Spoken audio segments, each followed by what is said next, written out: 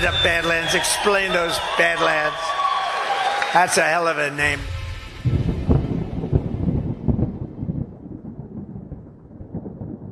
You're still looking good. I'm still feeling good. You know, I've got all your MyPillow products. Mattress topper, bed sheets, MyPillows, towels, slippers, blankets. I'm interrupting this commercial to do something I've never done before. Get 2 MyPillows absolutely free on orders of $100 or more. I can't do this forever, so get on board with this great sale today. Our best-selling 6-piece bath towel sets or kitchen towel sets, just $29.98. Our famous standard MyPillows only $14.98. Queens $18.98. King size only $1 more. Body pillows $29.98. Multi-use MyPillow 2.0s with pillowcase $9.98. Save $40 on our Spring Percale and Giza Dream bed sheet sets. Any size, any color. So go to MyPillow.com or call that number on your screen. Use your promo code to save up to 80% on all MyPillow products. And when you spend $100 or more, get 2 standard MyPillows absolutely free. Needs to consider 2 critical nominations: Scott Kupor to be Director of the Office of Permanent Personnel Management and Eric Ueland to be Deputy Director of the Management at the Office of Management and Budget. These 2 positions are quite important to the functioning of our federal government. Together, they steer policy, hiring policy, benefits administration, performance metrics, and the size and scope of the civil service itself. The federal workforce has ballooned to over 2 million civilian employees, not including contractors, grantees, and uniformed military. This means that hundreds of thousands of bureaucrats writing rules, managing programs, and often dodging accountability, sheltered by a system that protects performance mediocrity and resists reform. Over the past few years, we've seen agencies like the IRS and CDC fail the American people in real time. And yet, what was Washington's answer? More funding, bigger payrolls, less accountability. It's not just bad policy, it's a complete misreading of the problem. You don't fix a broken machine by adding more broken parts. That's why this hearing matters. That's why it's important what we do here today. Together, I believe Mr. Ueland and Mr. Kupor will help President Trump achieve the goals of reducing federal bureaucracy and ensuring agencies are accountable to the taxpayers they serve. I look forward to supporting both of their nominations. At this time, I will now recognize the ranking member for his opening statement. Thank you, Mr. Chairman. Today we are indeed considering nominees for 2 positions that are critical to the federal workforce. But before discussing these nominees, I must raise an issue that we have heard about the administration's use of unofficial messaging apps and non-government email addresses to discuss official and highly sensitive information related to this nation's security. This committee has jurisdiction over the federal government cybersecurity as well as federal records retention laws. And Mr. Chairman, I hope that we are able to have a hearing on this important issue. We're going to be talking later this afternoon, Mr. Chairman. Mr. Chairman will be talking this afternoon, and I hope that we can raise the issue about having a hearing on what we have seen. Now, turning to today's hearing, let me be clear. For the past 2.5 months, this administration has engaged in an unprecedented assault on federal workers across government. The Office of Management and Budget and the Office of Personnel Management, along with Elon Musk and Doge, has been the center of the administration's reckless approach to eliminating programs as well as personnel. OMB and OPM have led efforts to indiscriminately fire tens of thousands of probationary employees, including long-time public servants who were recently promoted due to their exemplary performance. The administration has engaged in mass firings without any analysis of the impact to services and programs communities across our nation rely on. This includes eliminating entire offices dedicated to fighting infectious diseases, ensuring the safety of infant formula, technology modernization, public transparency, and civil rights. Just last week, the president unilaterally stripped longstanding collective bargaining rights from 1.5 million workers across the federal government. These are not actions that will make government more efficient or more accountable. These are actions that will cause permanent damage to agencies and their ability to effectively serve the American people. Past administrations have pursued reforms, restructurings, and reductions in force aimed at saving taxpayer money and increasing efficiency. But what has been happening since January is the destruction just for the sake of destruction. Not only are some of these actions clearly chaotic and clearly senseless, but many of them have been found by the courts to be actually illegal. Mr. Kupor and Mr. Ueland, I appreciate meeting with each of you to discuss these concerns in my office. And while there is a lot we may disagree on, I believe that we share some of the same goals, including attracting and retaining top talent to serve in the federal workforce. I'm deeply concerned about how this administration's actions will undermine our ability to attract the best and the brightest to work in the federal government. Americans are watching as federal workers, some of who have dedicated their entire career to public service, find out that they are fired from a Friday night email, or when they show up to work and are turned away by security. People considering entering the civil service are hearing top officials in the administration demonize federal workers and promise to put them, quote, in trauma. Some of the most successful and innovative recruitment programs have been halted. This is not the way to attract the next generation of talented and dedicated public servants. I've repeatedly called on the administration to explain and justify their actions, but I have received no engagement from the current leadership at OMB or OPM, no information in response to oversight requests, no attempt to work with Congress on thoughtful bipartisan reforms. Mr. Ueland, you have been serving at OMB since January. I hope you will be transparent with us today and provide some answers about the administration's recent actions. Mr. Kupor, if confirmed, you will lead the agency responsible for driving personnel policy across the government. And I hope to hear from you today about how things will change under your leadership and how you will work with Congress and this committee to pursue reforms in a thoughtful and collaborative manner. And I look forward to having a productive discussion with both of you. It's the practice of this committee to swear in witnesses. Mr. Kupor and Mr. Ueland, please rise and raise your right hand. Do you swear that the testimony you will give before this committee will be the truth, the whole truth, and nothing but the truth, so help you God?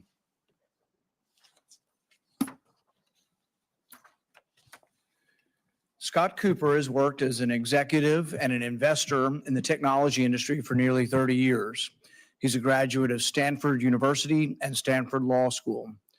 Mr. Kupor joined one of the earliest web hosting businesses in 2000, where he led a variety of operating functions leading up to the company's acquisition in 2007. In 2009, Mr. Kupor joined with Mark Andreessen and Ben Horowitz to start a new venture capital firm focusing on backing promising early-stage technology startups. He has invested in and sits on the boards of numerous healthcare technology startups and has written a seminal book on venture capital industry. Mr. Kupor, you are recognized for your opening statement. Chairman Paul, Ranking Member Peters, and distinguished members of the Homeland Security and Government Affairs Committee, thank you for the opportunity to appear before you today. I'd also like to thank President Trump for providing me this important opportunity to be a part of his administration. By way of brief introduction, I grew up in Houston, Texas, and have mostly lived in Northern California for the better part of 35 years. My wife, Laura, and I have been married for nearly 28 years and have been blessed with 3 amazing daughters, Ashley, Lexi, and Amanda. I spent nearly my entire professional career in the technology industry, first as an investment banker, and then as an operating executive in both a startup and a Fortune 500 company. For the past 15 years, I helped build one of the most successful venture capital firms, growing from 3 people and a single $300 million fund to more than 600 people and $45 billion in assets. Having spent my entire career in the private sector, you might rightly ask, why am I sitting here today and what do I bring to OPM? I'm here for 2 reasons that I believe fully align with the broader goals of the Trump administration. First, the U.S. is on an unsustainable fiscal path. We have $36 trillion in debt and compound that each year to the tune of approximately $2 trillion. Getting our fiscal house in order is not only necessary, but I believe it's a matter of fundamental fairness to the American people. It's simply unfair that ordinary Americans must find a way to live within their financial means, yet the government is free to spend as it wishes and pile up an insurmountable of debt on our America's children and grandchildren. If confirmed, I will work with the President, Congress, and the agencies to help right our financial footing. Every American knows that they can't afford to be all things to all people. It's time the federal government recognizes the same. Restructuring is no doubt hard, but we can and should do this in a way that is surgical, as President Trump has said, is transparent, and that respects the dignity and humanity of the hardworking members of the federal workforce. Second, just as the U.S. leads in many important industries, the federal workforce should also be the envy of the world, and not just in terms of efficiency. Rather, we should also enable committed federal employees to do their absolute best work every day on behalf of the American people, working in an environment that rewards innovation, measured risk-taking, and merit, versus one that rewards legacy, risk avoidance at all costs, and tenure. This, too, is a matter of fairness. Dedicated federal employees should not be hamstrung by an organizational system that prohibits them from best serving the American people. We can and we should do better. If confirmed, I will work with the President, with Congress, and with the agencies to design a talent recruitment, development, and management system that empowers federal employees to provide the very best services to all Americans, one in which innovative thinking and efficiency drive decision-making. And why am I the right person for the job? Yes, I come from the private sector, and yes, I recognize that the government is not the private sector. Rightly so, the government may have different goals and objectives that should inform our thinking. However, the fundamentals of organizational design are largely the same, whether in nonprofits, the government, or in the private sector. I've led numerous organizations from 5 to 10-person single office teams to a 1,300-person globally distributed $1 billion business. Through trial and error, I have learned the following principles that I believe pervade most organizations. First, everything starts and ends with objectives. I think we can all agree that the federal government should do two things. First, provide the best services to the American people. But two, do so while preserving and protecting the long-term viability, fiscal stability, and national security of our incredible country. Sustained excessive deficit spending violates these objectives. Second, incentives drive behavior. If we want high-quality services delivered efficiently, then we need a set of incentives, corresponding metrics, and a performance management system that rewards the desired behavior. A system that largely rewards tenure and where power is derived from who has the biggest budget and the largest headcount does not achieve that. Third, accountability matters. We have a broken performance management system, as evidenced by the fact that 69% of federal employees are ranked above average and 0.4% are ranked as below average. Other than in Lake Wobegon, this simply defies logic. More importantly, this system is unfair to federal employees who are in fact top performers. A players, rightly so, want to be surrounded by other A players. We owe that to them. Fourth, communication, leadership, and transparency matter. Great leaders rally team members around the mission, communicate not just the what, but also the why, and are transparent in their actions, whether popular or not. Particularly during restructurings, the remaining employees will judge their leaders based upon how well they manage this process. Getting this right is absolutely critical. If confirmed, my hope is simple, albeit ambitious. The federal government should be the shining beacon on which all great organizations are modeled. We should honor, reward, and enable those current hardworking, dedicated members of our team, and we should also attract the best and brightest from our universities, community college, and trade schools, and from the private sector. As a matter of fundamental fairness, every federal employee should be surrounded by other smart, hardworking people, have a manager who cares about and invests in their career development, be able to progress in their career and develop new skills, and be fairly rewarded for the value they create, and held accountable to the organization's overall objectives. As Americans, I believe we should demand no less. I thank you for your time and look forward to your questions. Thank you. We're pleased this morning to be joined by former Senator Don Nichols, who will be doing an introduction for Eric Ueland. Mr. Nichols. Chairman, thank you very much. And Ranking Member Peters, thank you. I served on this committee many years ago.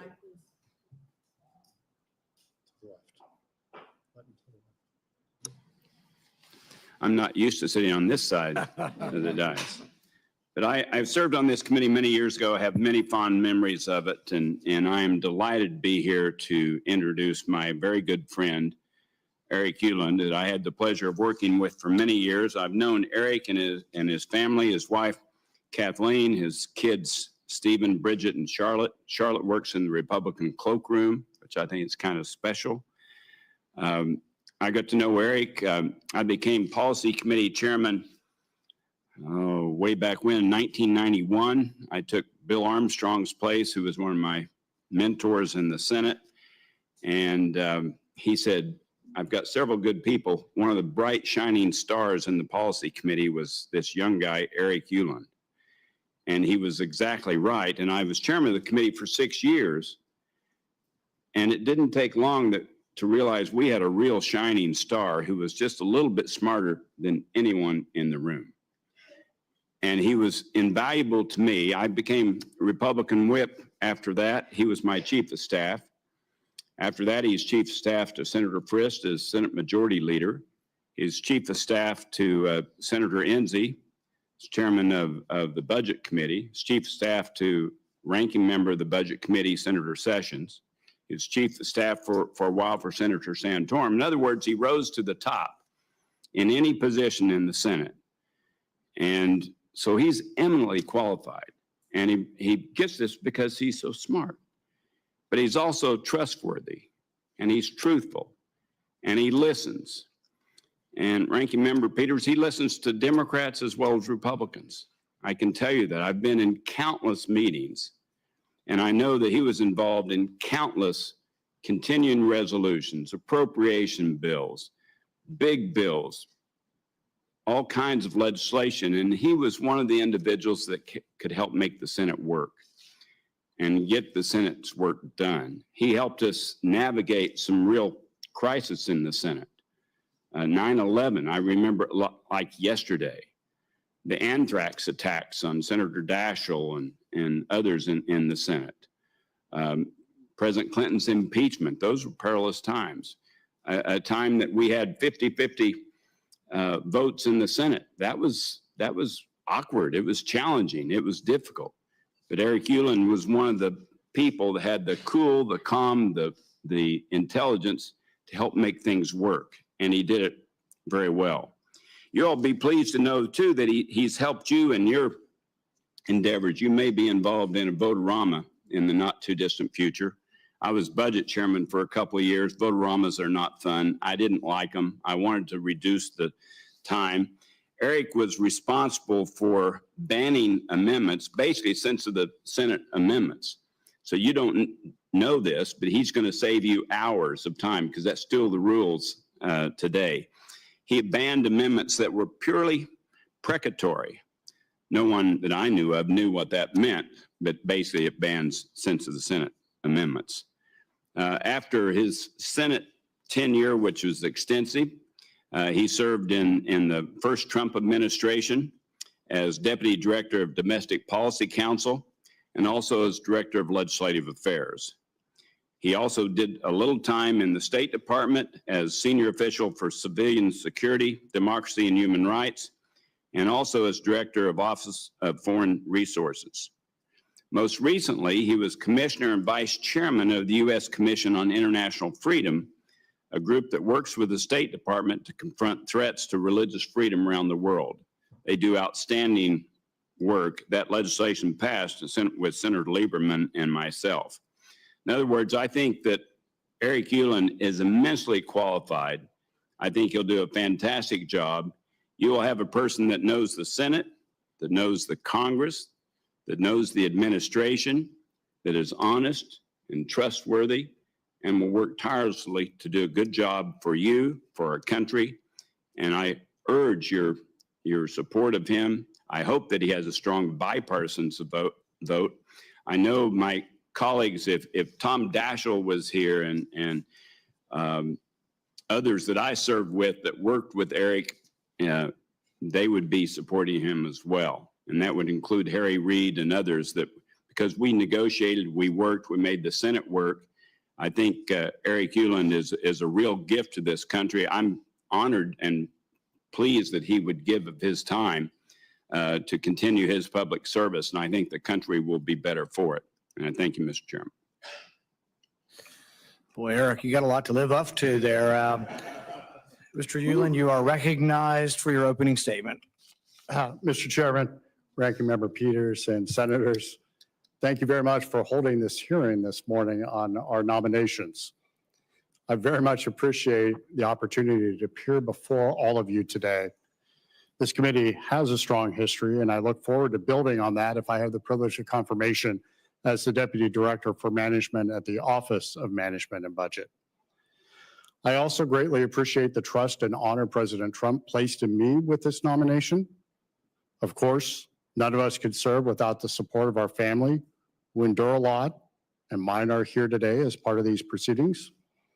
I owe them and I thank them. As well, I am grateful for the introduction by a former boss and friend of mine, Don Nichols. It's just an incredible honor that he's here speaking on my behalf here this morning. Mr. Chairman, the Deputy Director for Management at OMB celebrates its 35th birthday this year. Created as a key official to support the best financial management of the federal books, the DDM over the years has become a go-to resource for a variety of tasks, including federal performance and improvement, e-governance and information policy, procurement and linking data to spending, and how best to provide service to the American public. Now, as a result of the presidential election, the Deputy Director for Management is positioned to assist and support departments and agencies as they drive change and bring long-needed reforms to the federal government. Under the direction of OMB's Director and Deputy Director, the DDM and its staff can be leaders in assessing and reforming the processes and operations that have made the federal government too large and too inefficient, while ensuring that the American people receive the government services they deserve and need. This cannot be done successfully without partnerships and communication. If I am confirmed, I will make it my mission to wear out this committee and any interested members in Congress to solicit input and share our course. I'm hopeful that we can find places to cooperate and collaborate to tackle the many challenges we all face together. And I will also make sure that as we clarify problems, think through solutions, and help agencies and departments build a more responsive federal government in the 21st century, we take every opportunity we can to find, to explain the problems we discover and the fixes that we propose. Any change is hard, but change with clarity to the workforce, to Congress, and to the public of what is at hand, the plans we have, and what we are implementing will reduce confusion and concern while driving better results that everyone has a stake in seeing succeed. The DDM works to ensure departments and agencies create the best policy and delivery of strong federal financial management through our Office of Federal Financial Management. We handle key aspects of federal procurement, including policy and delivery through the Office of Federal Procurement Policy. We work hard to help departments and agencies with their personnel management and performance evaluation through the Office of Performance and Personnel Management. We heighten cybersecurity and enhance the functionality of what the public expects through the Office of Federal Chief Information Officer. The DDM works hard to understand the data the federal government has and how it relates to the programs and projects the government and Congress funds. OMB is responsible for figuring out how oversized the federal real estate footprint is, how it is misaligned with taxpayer needs, and then right-sizing what we have, what we rent, and what we do. Under the direction of the Director and the Deputy Director, it will be my job to ensure we meet our statutory responsibilities while pioneering new ways to deliver. Everywhere I've worked, I've tackled new challenges, mastered ways and tools to deliver results, collaborated closely with colleagues, built outstanding teams, and ultimately delivered success. I'm excited about the work we face and the chance to serve and learn as the Deputy Director of Management at OMB. I look forward to answering the questions you have and a strong partnership with this committee if I have the privilege of confirmation. Mr. Chairman, Senator Peters, thank you. It's the standard practice of this committee for the chairman to ask the nominees the following question. Do you agree without reservation to comply with any request or summons to appear and testify before any duly constituted committee of Congress if you are confirmed? Mr. Cooper? Yes. Mr. Ueland? I do. I'll reserve the remainder of my time and at this time recognize Senator Johnson. Thank you, Mr. Chairman, and thank both of you gentlemen for your willingness to serve your nation in this aspect. Mr. Kupor, you're obviously from the private sector, and the private sector has certain disciplines. You know, they have to balance the budget, they go bankrupt, and then everybody loses their job. But also, in general, it should be at will employment. Federal government doesn't have to balance its budget, which is why we're approaching $37 trillion in debt.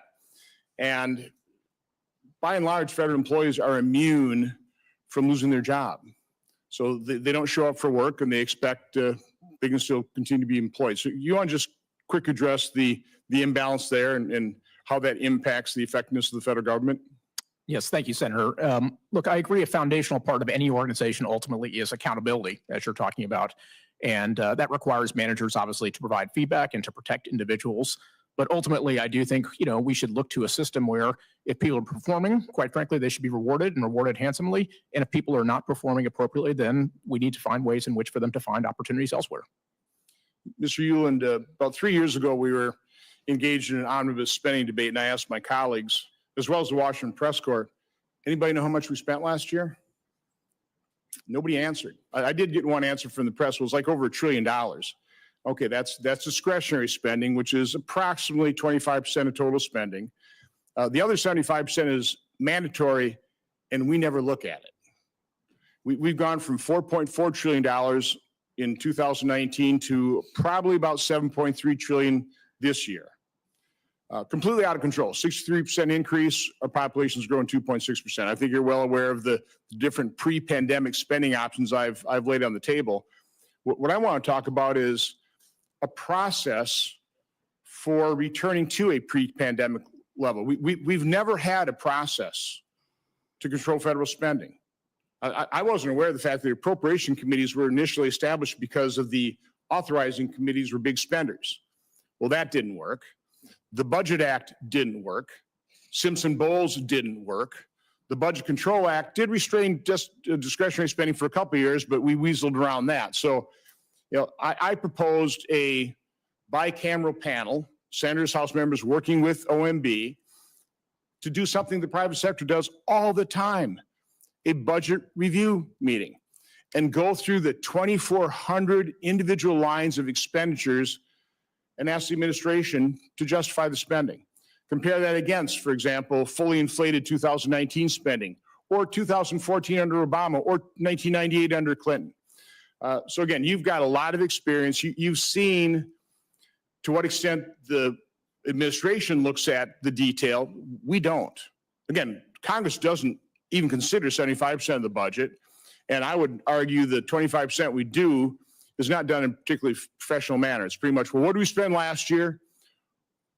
We're going to increase it 2, 3, 4% and then pat ourselves on the back, I guess, when we don't increase it. Wow, by the way, we're sliding discretionary spending into other mandatory. We've gone from $642 billion in other mandatory, not Social Security, Medicare, or even Medicaid, $642 billion of other mandatory to $1.3 trillion this year. So again, with short time remaining, talk to me about how we can develop a process like the private sector to go line by line through the federal budget cooperatively, the administration with Congress, so that the end result is something we can all embrace. I appreciate your question, Senator, and absolutely, we've discussed this before, and I know you've had a chance to discuss this both with the president and the director and the deputy director.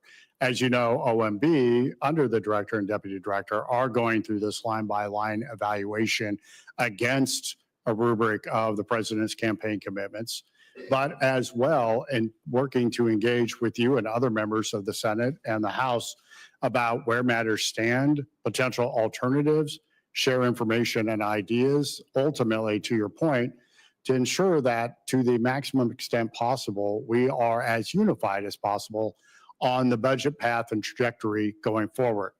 To your point about the amount of money being spent, One of the challenges, as you know, that has oftentimes not been as easily noticed by the press is how much of that spending is obligatory interest payment on the federal debt, which is something, again, when you joined the Senate, was much lower, around $100 billion a year, and now is $1 trillion a year. It exceeds almost any other domestic discretionary aggregate big spends, including the Department of Defense and Labor and HHS.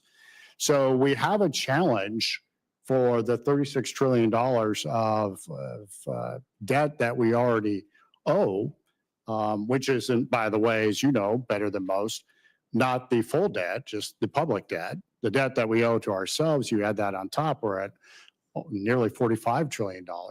And so being very methodical, very careful, very clear about where to go is something that I hope there is both ends of Pennsylvania Avenue's ability to engage and work through.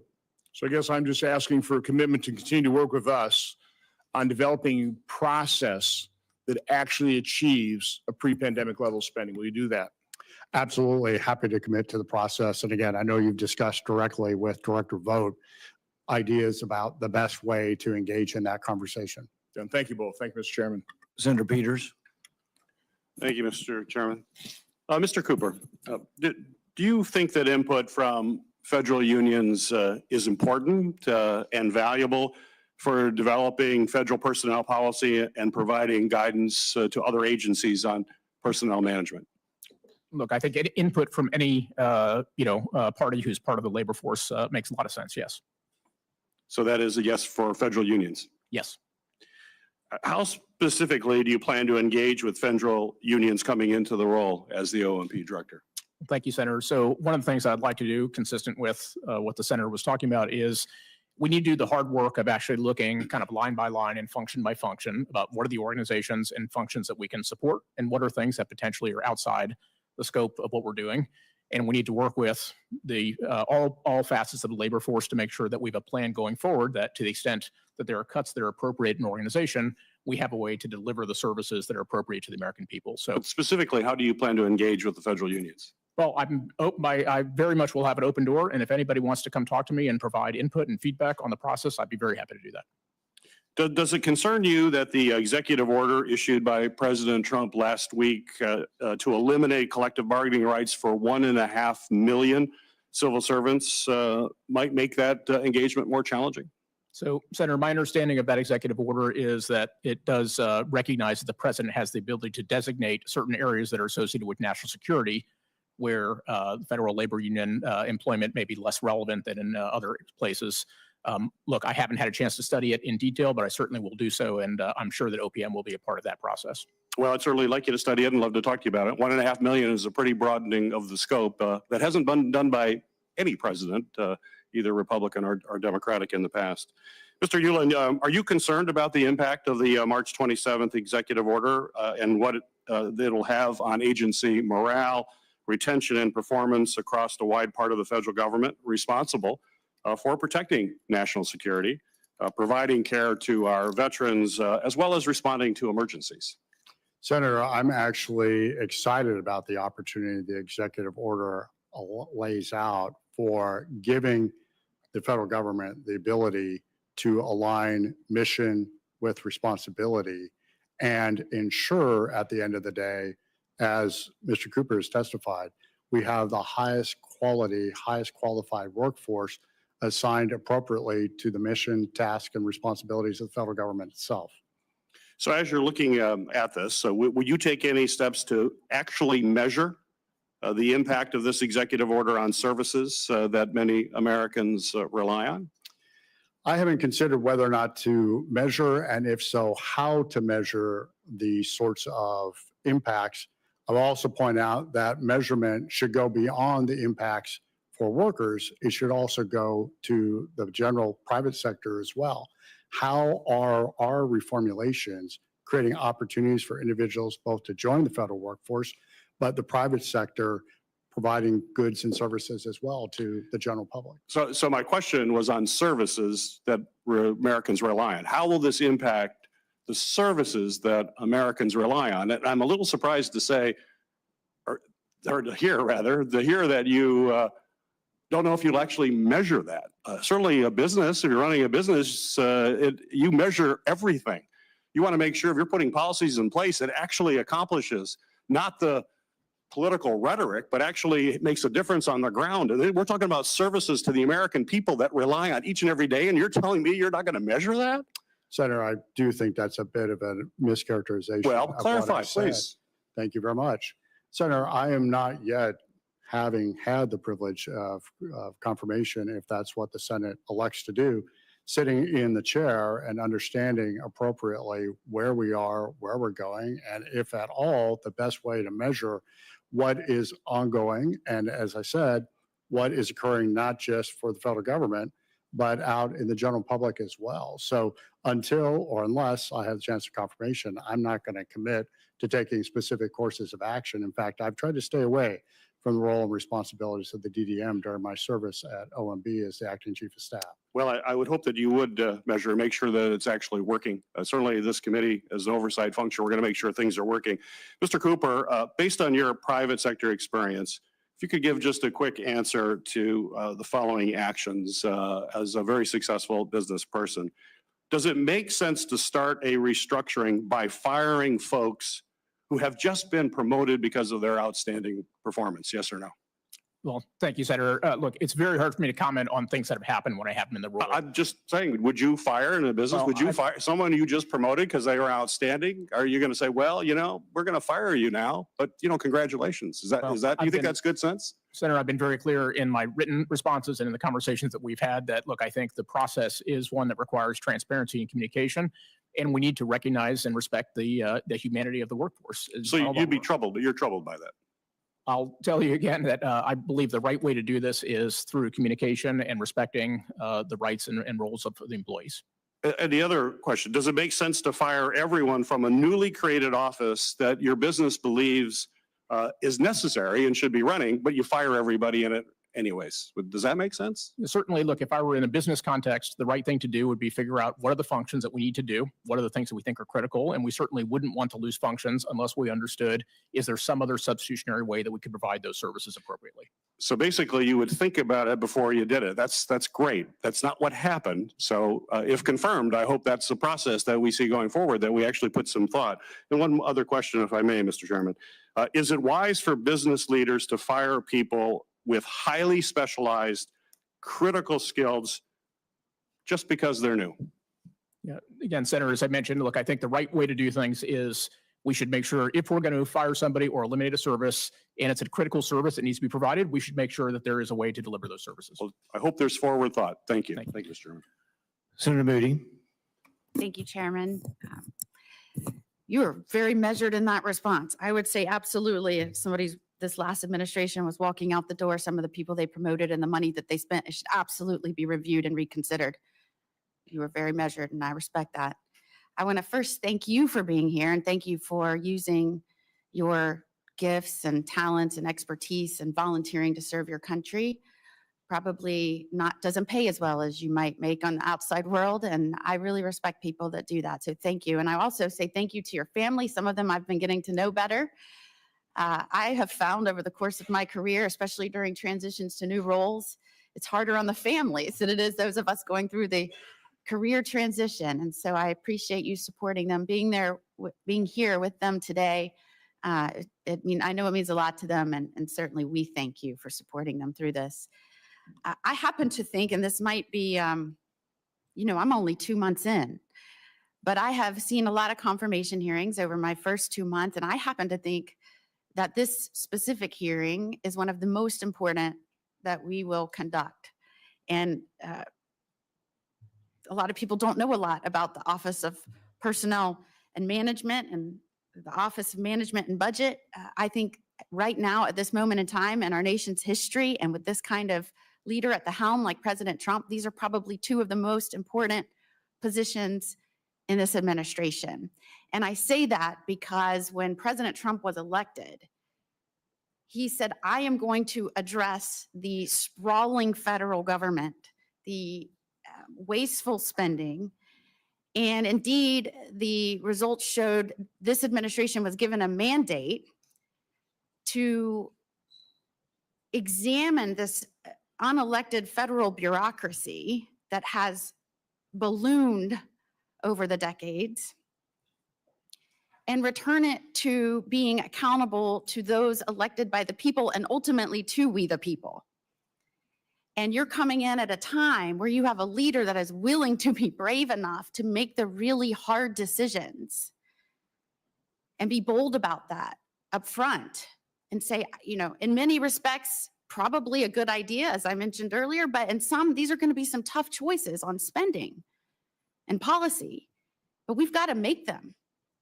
I mean, at some point, some leader's going to be in the position where they're going to have to say, some president's going to have to say, enough is enough. We've got to do something. It's not right for the future of this country and our children and grandchildren not to do something and step up. And now you're coming in at a time where you're expected not only to bring your expertise and experience to these roles, but I believe one of the reasons President Trump has put together such a great team, the things that he's looking for is not just expertise in the role, but a very crucial trait is the ability to communicate the importance of the actions that are being taken to the American people. Because rightfully so, in any time of transition and change, if the public doesn't understand how we got here or what's going on, I happen to think as things are coming out, Americans are like, what do you mean we spend our hard-earned tax money on this woke and wasteful, nonsensical program that totally conflicts not only with my own values, but American values and interests? I think they're shocked in many respects. I also think they're shocked in many respects how fiscally irresponsible we have been. And now we find ourselves, and we've got to have people step in and take charge for the sake of this country. So coming into these roles, and I'll start with you, Mr. Kupor, how do you expect you will be able to take on that role of communicating transparently and responsibly in a way that understands the American public's anxiety with going through a necessary reevaluation of American priorities and spending? Yeah, well, thank you, Senator, and I think you and I discussed this. Look, I believe communication is absolutely critical here. Having, unfortunately, in my private sector career, been through many types of restructurings, when you do things where you don't communicate the narrative and help people understand not just the what we're doing, but also why we're doing it, what the implications are, quite frankly, people create their own narratives, and unfortunately, that often does bring them to very dark places. And so I think one of the things that I hope to do through OPM is for us to be a leader in talking about what we're doing, why we're doing it. And again, I think we can take the very hard actions that you're talking about, but also respect the fact that we are talking about people's jobs here, and we have to be respectful of that. But I don't think we should confuse that with the requirement to actually bring people along and help them understand exactly why we're doing what we're doing. Mr. Ueland. Absolutely. I associate myself with both Mr. Cooper's comments, and one of the things that Senator Nichols didn't mention is part of my experience up here in the Senate and in Congress was on the communication side, and the need for clarity of message, purposefulness of advocacy, explanation, as I talked about, to the committee, to Congress, to the workforce, to the general public, is something that seizes me, and if I am confirmed, will be something that will be part of the work that I do as the Deputy Director for Management. Thank you, Mr. Chairman. Senator Hassan.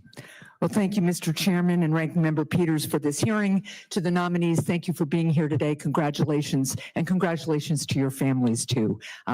This is a big day for you and for them. Before I ask you some questions, I do want to say a quick word on the Trump administration's use of Signal, with a journalist included in the chat, to discuss the recent U.S. attack on Houthi terrorists in Yemen.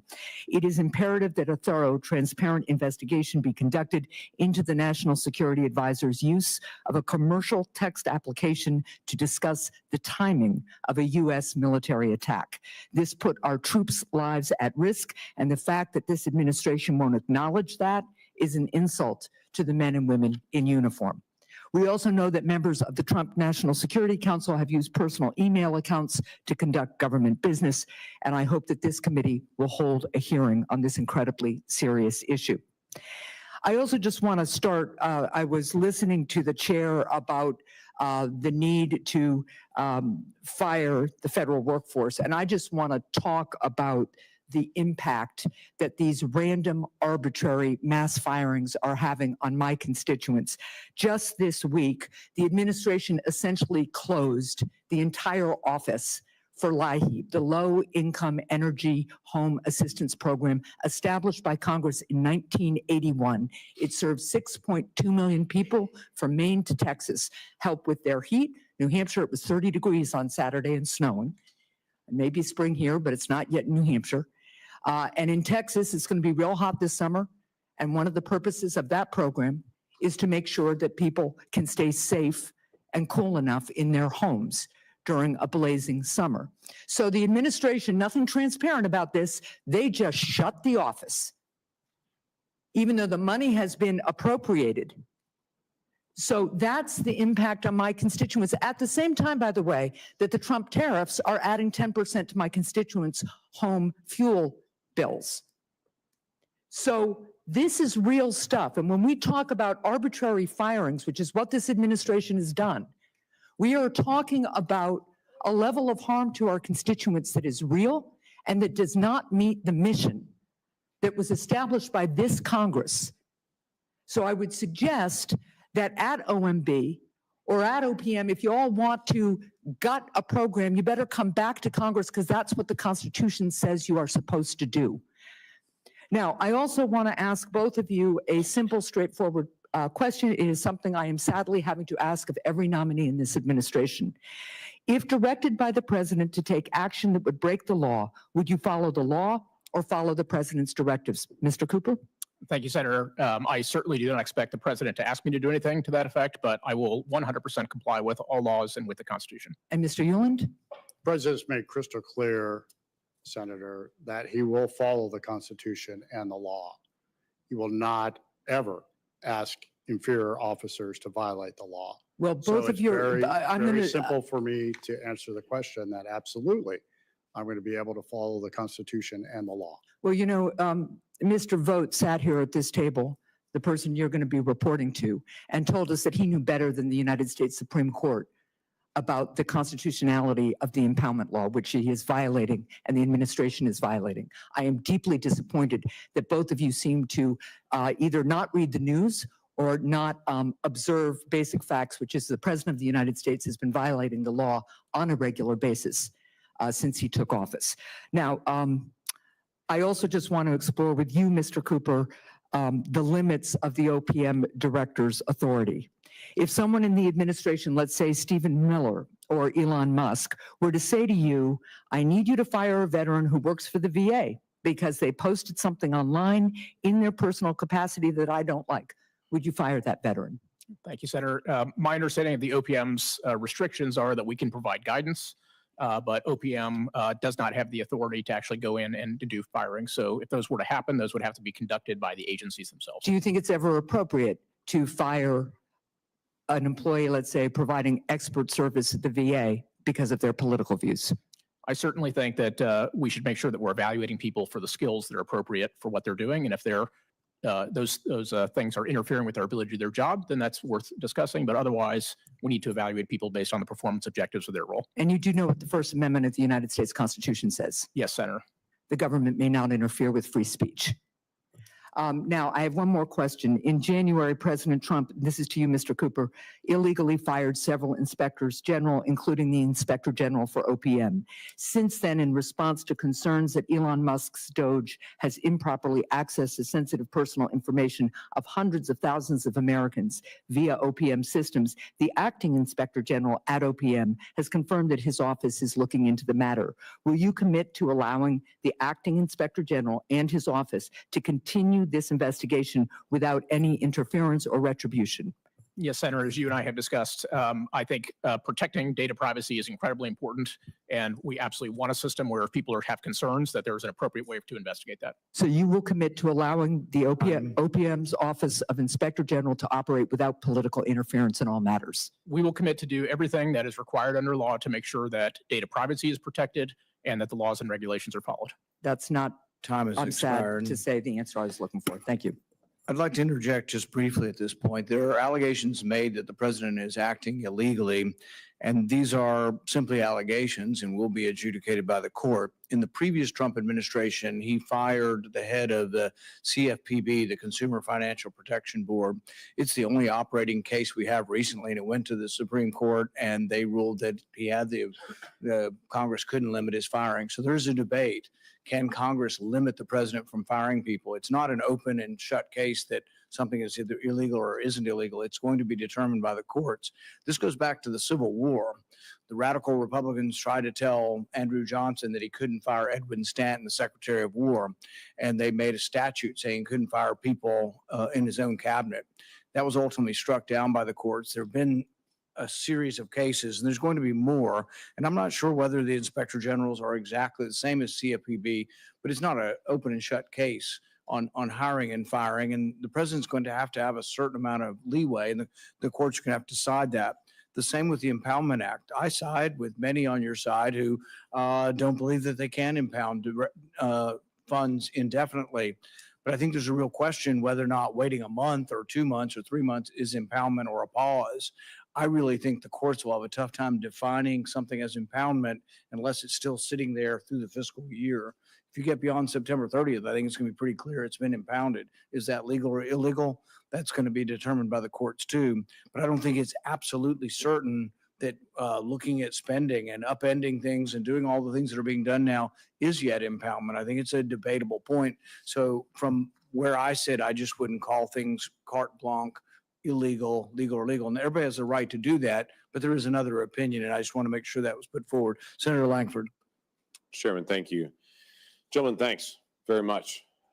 You've put a lot of years in to be able to serve your nation and to be able to serve people, and I appreciate you stepping through this process. It's not a fun process to be able to go through for you or your family, and so I appreciate very much the work that you've already done to be able to prepare for this.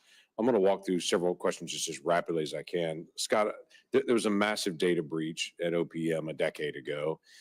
Every federal worker has still struggled with that and still feels vulnerable because of that. You've worked with data for a long time and have done a lot of great work on that. What are you going to do when you step into this role, if confirmed, to be able to help protect that integrity of that federal data?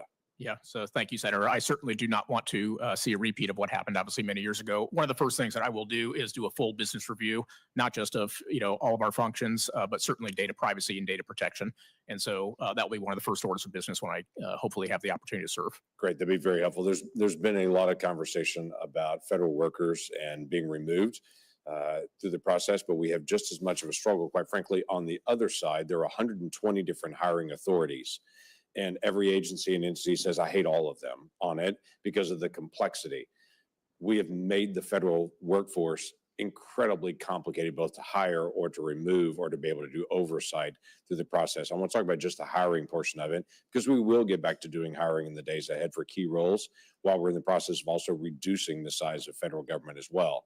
What are your thoughts on decreasing the complexity of the federal hiring process? Yeah, so as you may know, I think the president put out an executive order saying that we have a target now of 80 days to make sure from kind of imposition of a role to actually have somebody in seat. And one of the things that I expect OPM to do is to go through the entire hiring process. So everything from quite frankly, I think you and I have talked to us, we do a really poor job of hiring people out of universities, for example. Right. We don't utilize our internships for full-time employment. There's all kinds of things I think we can do and we should do, both to streamline the process and, quite frankly, to ensure that we get the highest quality applicants through the process very quickly. I think it would be shocking to a lot of the American people that they find out, because a lot of people have served as an intern in some spot or as a journeyman in a different role and everything else, and we just assume those folks are trying to be able to get to that job. But in the federal workforce, that's incredibly difficult to move from an intern that some supervisor may say, gosh, they're really good at this, we should bring them on. And it's, yeah, they've got to go through a 120-day process. And by that point, they're gone on it. And so it is a real challenge. It's got to be able to be fixed. Telework is one of those things that there's been a lot of bashing on telework. But quite frankly, I have spoken out frequently on an issue for things like spouses of federal law enforcement or for active duty military, that they, by their job and their family, move every 3 years. It's very difficult for them to get to careers. There are some jobs that you can do by telework, where you're answering a phone and answering a question, for instance. You could do that literally from any place on earth. This is a great opportunity for people that are already serving in our military or serving in law enforcement for their spouse to also develop a career if they get into that job. That's one example of many on that. How would you handle the supervision of telework once we actually balance this out? Yeah, thank you, Senator. As you know, the president also has issued an executive order on that. And even in that executive order, his entreated OPM was, let's make sure we do this in a way that recognizes some of these cases that you're describing. So I want to make sure as we provide guidance through OPM that we do recognize, to your point, there may be instances where it does make sense to have a policy, particularly in the case of military spouses, or as you mentioned, other law enforcement individuals. So I think we need to approach those as individual matters. Great, thanks, I appreciate that. Eric, all you had to do was have Don Nichols introduce you and I'm done. Okay, that was it. So once that occurs, I'm ready to vote, to be able to go from there. But Thank you. thanks for your many years of service, and you've served in so many ways for the American people. Many folks have not met you before, but they got a chance to be able to hear a great introduction of you and be able to hear just how much you have done behind the scenes for so many people for so long. So thanks for that. Thanks for stepping into this role on it. You and I have talked about the federal program inventory. This was something that started years ago that we finally got passed in the first Trump administration.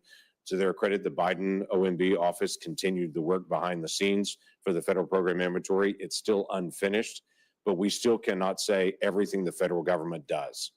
We cannot ask the American people, cannot do a quick internet search to say how many job training programs does the federal government do. We don't know on that. So the federal program inventory is incredibly important to be able to finish out. If we're going to fight duplication, we got to be able to see it. So what are your thoughts on finishing this out for the federal program inventory? Well, thanks for the question, Senator. And right, you can't manage what you can't measure. And right now, we just don't know. And that is incredibly exasperating to anybody going through line by line of the federal budget, trying to determine whether or not we've got it right. So my commitment is to drive the team to finish that inventory, to provide that roll up and ultimately that information to Congress, to taxpayers, the general public, and then from there help Congress and the director make decisions about what's appropriate in the federal fiscal envelope that ultimately Congress and the executive branch are going to. Great, thanks. Two things that you and I talked about, I'm not going to ask you a question on, but just mention again publicly. One is making sure that OMB is actually pushing on our contractors and subcontractors to actually use the E-Verify. That is something that is required by federal law, and my understanding is it's just not being done. So we want to make sure that federal tax dollars for federal projects are actually going to American citizens on it. And the other one is to have OIRA review for independent agencies. They're not a fourth branch of government. They do need to have some oversight in that process. Thank you. Thanks for bringing those both up. And very briefly, Mr. Chairman, yes, absolutely. We're committed to both of those. Obviously, the president has spoken very directly on these things. And at OMB, we are well underway. And if I have a chance to be confirmed, dive deep on implementing those thrusts, those steers. Senator Kim. Thank you, Chairman. And Mr. Chair, I just wanted to also just flag that I also agree with my colleagues that the importance of this committee taking action to be able to shine a light on what happened in terms of this administration's use of unsecure, unclassified commercial channels, including Signal and Gmail. I think that this is something that's important, something that we should be investigating, something that we should have a hearing on in this committee. So I urge the chairman to work with us to be able to bring that to light.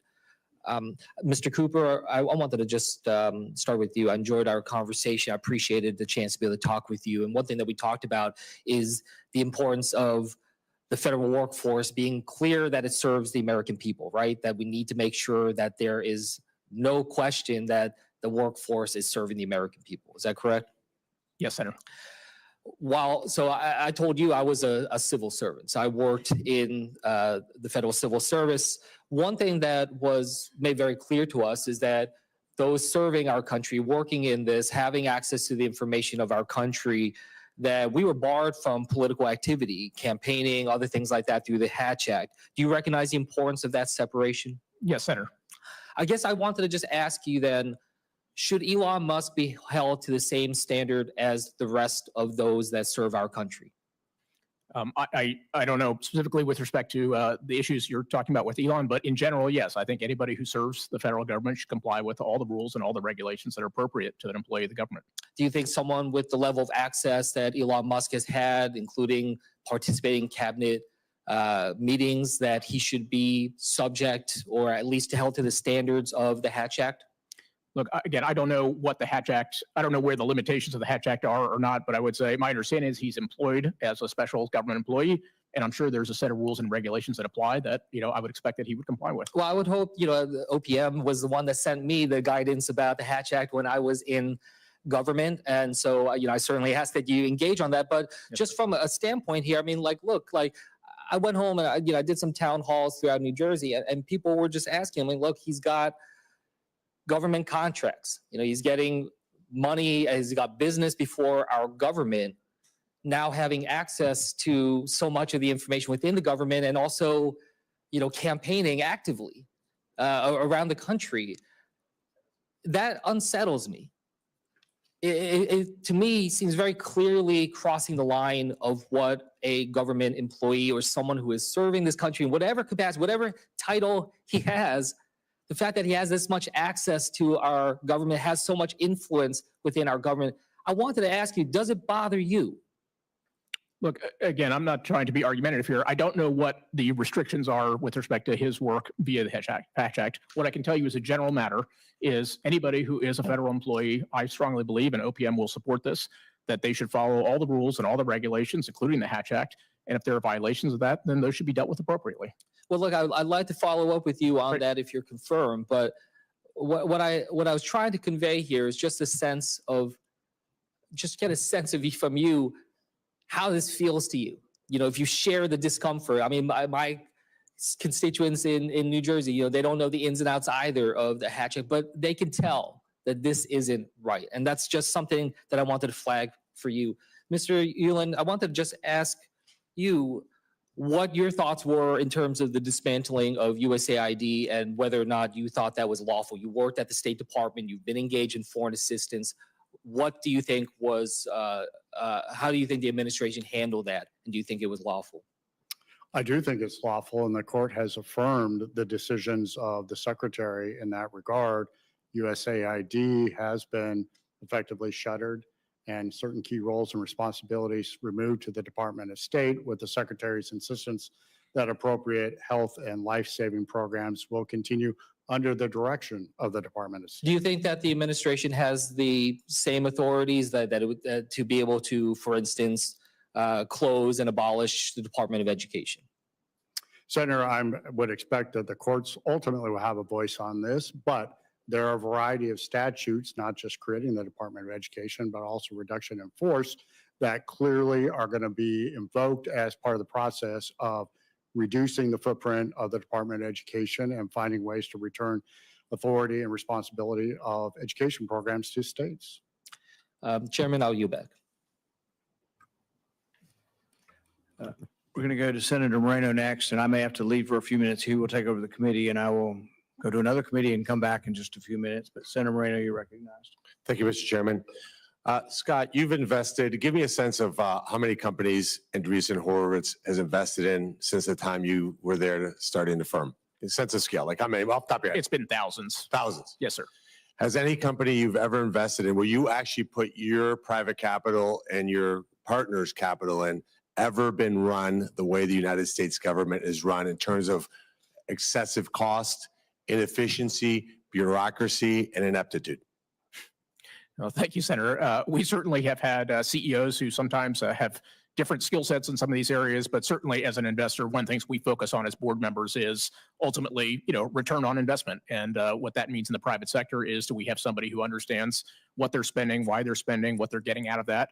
And we've certainly had times where those CEOs have had to make changes, unfortunately, in employment and otherwise, in order to affect those outcomes. Do you think $2 trillion a year in deficits, paying $1 trillion a year in interest is a sustainable path?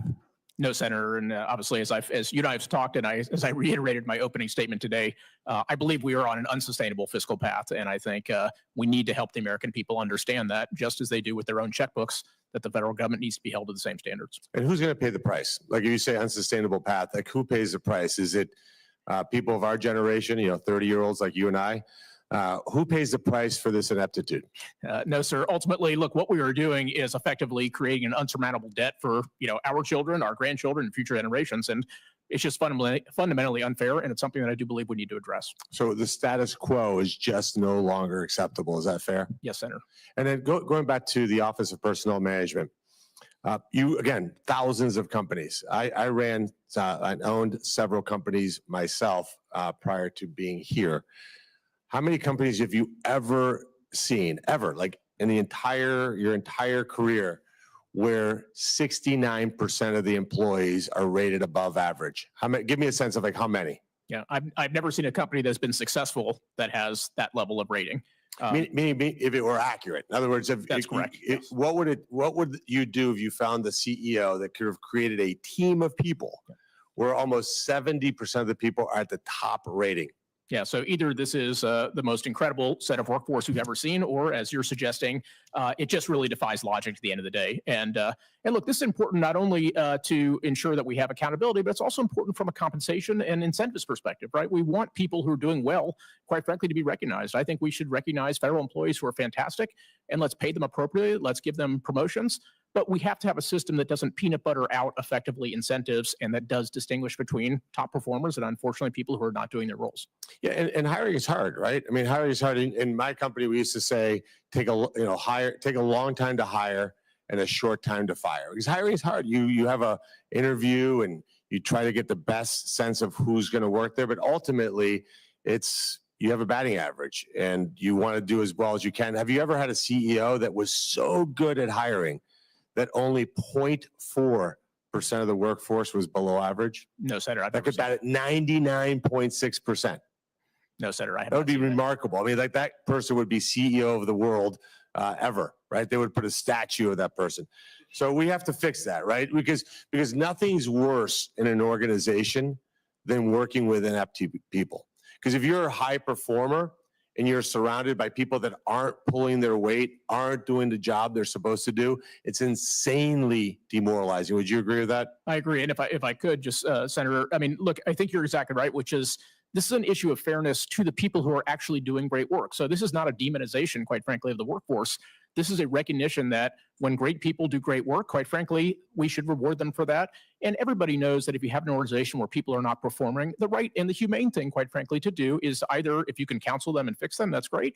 But if they can't perform, it is to go have them do some other place where they can actually exercise their appropriate skills. Well, thank you, Scott. I look forward to confirming you. Thank you for doing this. I'm sure there's a lot of other things in your life that you could do than this. So thank you for serving your country. Thank you. Eric, mind if I call you Eric, because Ueland, I don't know, that's too complicated to pronounce. But Tell me about it. first of all, your daughter's always a shining star in the cloakroom. I don't know how she always smiles like that, but she's great. Real briefly, in 20 seconds or less, do you think it's fair that the taxpayers of this country do not know that we have people here in Washington, D.C. that are willing to send $40 or $50 billion a year to foreign countries to help foreign citizens in foreign countries when our people need help? Our seniors are struggling. Our middle class is struggling. We have a problem with housing. And yet we have a government that prioritizes sending tens of billions of dollars to foreign countries. Do you think the average American understands that this government has done that? No, Senator, I still don't believe that the average American understands it, but I believe the average American understands where President Trump stands, the agenda he set, the objectives he's laid out, the goals he expects all of us to accomplish, and the mission set that we have to deliver courtesy of his mandate. And as the temporary chairman, I'm going to tell myself I'm out of time and I have to move on. So I will recognize my fellow Colombian Senator Gallego. Gracias. Thank you, Mr. Chairman. And before I begin my questioning, I do want to take a moment to call for a committee hearing focus on Signal Gate, since that is part of our coverage and jurisdiction here. Messages containing war plans or other highly sensitive information on unsecure apps like Signal can easily be intercepted by adversaries. This reckless move is particularly concerning because sophisticated adversaries like Russia and Iran, which provide support to the Houthis, could have intercepted these messages and passed them along to the Houthis, who could have acted on that information to kill American service members. In light of even most recent news regarding widespread use of Signal by top administration officials, we owe it to these brave fighters and the American people to get to the bottom of this to ensure it never happens again. So thank you for indulging me. Now I turn to my questions. Mr. Kupor, thank you for joining us as we consider your nomination to Director of OPM. My guest at the President's State of the Union address is one of thousands of veterans who have been fired due to Elon Musk's cuts to the federal workforce. My guest's 16-year career as a dedicated employee at the Department of Defense and Department of Homeland Security exemplifies the arbitrary and haphazard approach currently being undertaken by Musk, OPM, and the U.S. DOJ service. So yes or no, if you're asked to fire additional veterans, will you follow the continued targeting of these men and women who put their lives in line for our country and who embody their highest standards of discipline, or can we find a pathway to at least give them some opportunity to keep their jobs? Yeah, thank you, Senator. Just two things, if I could, very quickly. Number one, just to reiterate, as you know, OPM does not have authority to fire individuals, so any activities would be through the agency. And secondly, one of the things that perhaps we could work on together is I do think there's an opportunity to meaningfully reform how we think about the reduction in force rules, including things like VSIP and otherwise, that I think would allow us to have a very rational process when we unfortunately find ourselves in situations where we have to identify spending cuts. Right, and so one of the things, so you kind of just went into that, which I would appreciate. Will you commit to prioritizing transparency and providing lawmakers and the public with accurate, up-to-date information on the number and types of personnel being laid off before coordinating or executing additional layoffs? As a personal peeve of mine, for example, I also sit on the VA committee, and the VA committee announced 15% cuts to the Phoenix VA, which for us that have lived there and used the Phoenix VA seems both arbitrary and just pure crazy, and we have zero insight into what the process was, what the thinking was, where did the 15% come from, how is this going to affect services, is it going to affect services? And so this is where I think, OPM could be much better at communicating, what is, even if we're going to disagree, I want to see what the thought process is. I want you to show me your work. Yes, Senator. Look, we want to do this in a way that is transparent and responsive to the needs of Congress and the needs of the American people. And so I look forward to working with you on that. Great, thank you. Mr. Cooper, another casualty of this administration mass sales has been is the CHIPS program officer. So far, a third of its staff has been decimated, creating chaos for the semiconductor companies trying to invest in Arizona. And it's one of our fastest growing economies in Arizona in terms of also just high wages. So we're very concerned, obviously, that if we can't effectively distribute some of the funds from the CHIPS program, that we're going to have some of these companies either not invest, move away, and who knows what's going to happen when it comes to the effectiveness of this, some of the tariffs now. So additionally, some companies may not be able to obtain their funds, and new grant programs may not be announced. So already semiconductor companies have reached out to our office saying that they are extremely confused because their points of contact have just absolutely departed. They have no one to talk to. So given this critical importance to Arizona's burgeoning semiconductor industry, both obviously for national security and for trade, and of course the president's stated goal, he was very happy when TSMC said they're going to add 3 more fabs in Arizona for a total of 6 fabs. Do you commit to protecting the CHIPS program office from future workforce reductions, which would be in line also with the president's goal of making sure that our chip manufacturing returns to the United States? Yeah, Mr. Senator, as you know, look, it's very hard for me to make a specific commitment with respect to a specific program, but maybe if I can answer your question more generally, one of the things that I expect OPM to do as we look at the plans that the agencies are providing to us is to ask these hard questions, which is, okay, if we are reducing headcount, what is our plan if these are critical services for how we deliver them and make sure there is no interruption? And I certainly hope that we will have an influence on that. And in some regards, like what, a lot of us are just questioning why didn't it start the other way? I think many of us actually were looking back at the Clinton days where there was just joint agreement of working together in a bipartisan manner to find where we can find cuts, find efficiencies, cut bureaucracy. Instead, it seems like we're cutting first and then asking questions later, which may work, in the VC world, but when you actually have services to deliver to, for example, veterans that expect someone to pick up the veteran crisis hotline, or you have seniors that need to get their Social Security, it doesn't work like the VC world. So as much as my Colombian brother over there thinks everything is analogous to the business world doesn't have to defend, 2 borders, doesn't have to take care of millions of seniors, whether it's on Medicare or Medicaid or Social Security, doesn't have to take care of hundreds of thousands of veterans.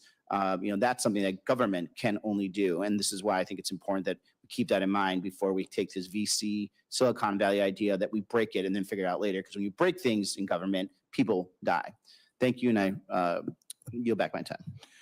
Senator Hawley. Thank you very much, Mr. Chairman. Congratulations to the nominees. Nice to see you. Mr. Kupor, I enjoyed our conversation the other day. Nice to see you here in person today.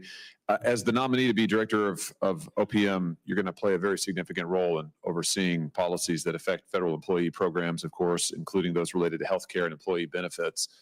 And I just want to get your sense, your views about pro-life policies and how they may influence your approach in this role, because it's going to be very important to what you do. Are you familiar with the Smith Amendment? Does that ring a bell? I'm familiar vaguely, but not with specifics. Okay, well that's fine. Let me just give you a little refresher. The Smith Amendment is a longstanding pro-life provision of law since 1982 that prohibits financial services and government appropriations from being used, and here I'll just quote the statute, for an abortion or the administrative expenses in connection with any health plan under the Federal Employees Health Benefits Program, which provides any benefits or coverage for abortions, except for in cases of rape, incest, and life of the mother. That absolutely includes OPM, and it's significant because prior to the Smith Amendment's enactment, OPM administered plans, these are federal health benefit plans, funded approximately 17,000 abortions nationwide yearly. This is with taxpayer money, I want to emphasize, costing the taxpayers almost $10 million a year. Now, that was 40 years ago. So the Smith Amendment has been in effect since that time. It enacts and represents this bedrock commitment that we have, that we don't use, whatever your position may be on abortion, and I'm 100% pro-life, but even if you're not, we have long agreed in this country we don't use taxpayer funding for abortions and for the administrative expenses associated with abortion. So with that background, will you commit to upholding the Smith Amendment and ensuring that OPM funds are not used in any way to support or promote or pay for abortion services? Yes, Mr. Senator, look, if I have the opportunity to serve at OPM, I'm going to follow all of the laws and regulations, including the Smith Amendment, as you described. So good. Anything that is appropriate under the legal framework, I can assure you we'll follow. Good, fantastic. Your predecessor in this role used her post to promote with a vengeance, if I might say, critical race theory, intersectionality, DEI. I mean, let me just hit a few of the highlights. This is Karen Ahuja. While she was chief of staff for OPM during the Obama administration, she praised civil unrest in the United States, praised it as a means of finally coming to terms with our racist history as a country. While she was OPM director, she published the government-wide strategic plan to advance DEI and accessibility, diversity, equity, inclusion, and accessibility in the federal workforce. She created the Chief Diversity Officers Network Council. She issued guidance on gender identity, directing agencies to set internal policies and procedures on how to handle transitions, gender transitions, that is, and how to support transitioning employees. That's a quote. She banned agencies from assessing salary histories before hiring because it could exacerbate pre-existing inequality. So let me just ask you, are you going to unwind all of that nonsense that the American people got a good hard look at in November, I might add, and said an emphatic no to the trans ideology, no to men in women's locker rooms, no to critical race theory and calling this country a racist country that's systemically evil and ruined and terrible? Are you going to put a stop to that in OPM and get OPM focused back again on its core mission? Yeah, Mr. Senator, I want to make sure that we focus on how do we create a great workforce that is responsive to the needs of the people and that does so in a way that's efficient. As you well know, of course, the president has already issued executive orders with respect to the DEI departments in government, and we will fully comply with those. Fantastic. You'll vigorously enforce those, I would assume. Mr. Yes, Senator. Yes, very good. Mr. Ueland, it's nice to see you again, and I've enjoyed working with you over the years. Congratulations on this nomination. Thanks for being willing to do it. And the committee has just a tremendous letter in your support from the Susan B. Anthony list and the National Right to Life Committee, talking about your longstanding commitment to the pro-life cause, to the basic principle that every child born in this country deserves to be treated with equality and fairness, welcomed and protected. And it's a tremendous letter. It's great to see a member of the administration get this kind of support from the pro-life community.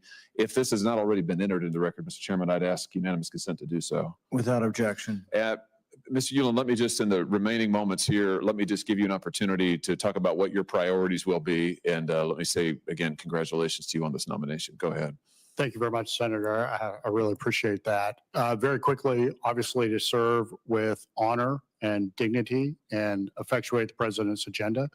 In terms of the DDM specifically, make sure that what we're doing to protect our cybersecurity, the information of taxpayers and employees, is advocated and ensured. See what we can do with newer technology and ways to help downsize, rescope, and reorient the federal government as the president has directed, and ultimately serve at the pleasure of the director and the deputy director for any other duties that might be assigned to me. Very good. Congratulations to you both. Thank you, Mr. Chairman. Thank you. Thank you, Senator Slotkin. Thank you. Thanks for being here today and Mr. Kupor meeting in my office. My concern, as I raised with you in my office, is the security of the data of the people who serve in the federal government and in the U.S. military. We had a conversation about how when I was at the Pentagon, myself and tens of thousands of others had our data stolen by the Chinese government, a foreign actor who hacked our system and got a ton of some of our most sensitive information from OPM, right? So the agency that you're hoping to take over here. At the same time, we have reports that the DOJ folks are getting access to taxpayer information, to information for folks on Medicare, so sensitive health information. We see them now pointing their sort of sights on military and veteran information. You are the ultimate arbiter of personnel policy.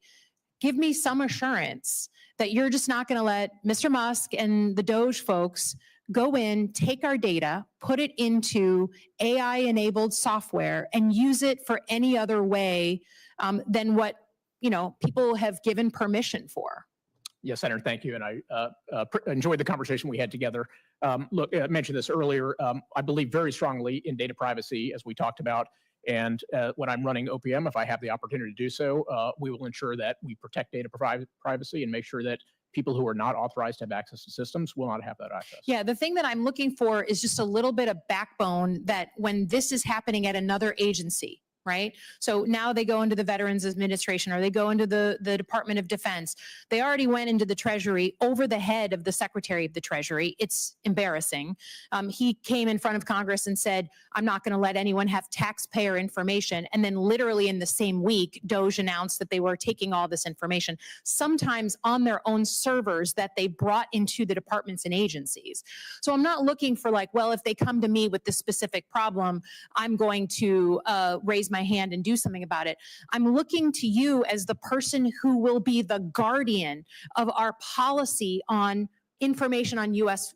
persons, that you will stick up and say, hey, I'm concerned that I'm hearing these reports. I'm going to go out and I'm going to proactively do something about it. So how do I know that you're not going to just be another Secretary of the Treasury who tells us one thing and then goes and gets his authorities just rammed over by DOJ and a bunch of 20-year-olds?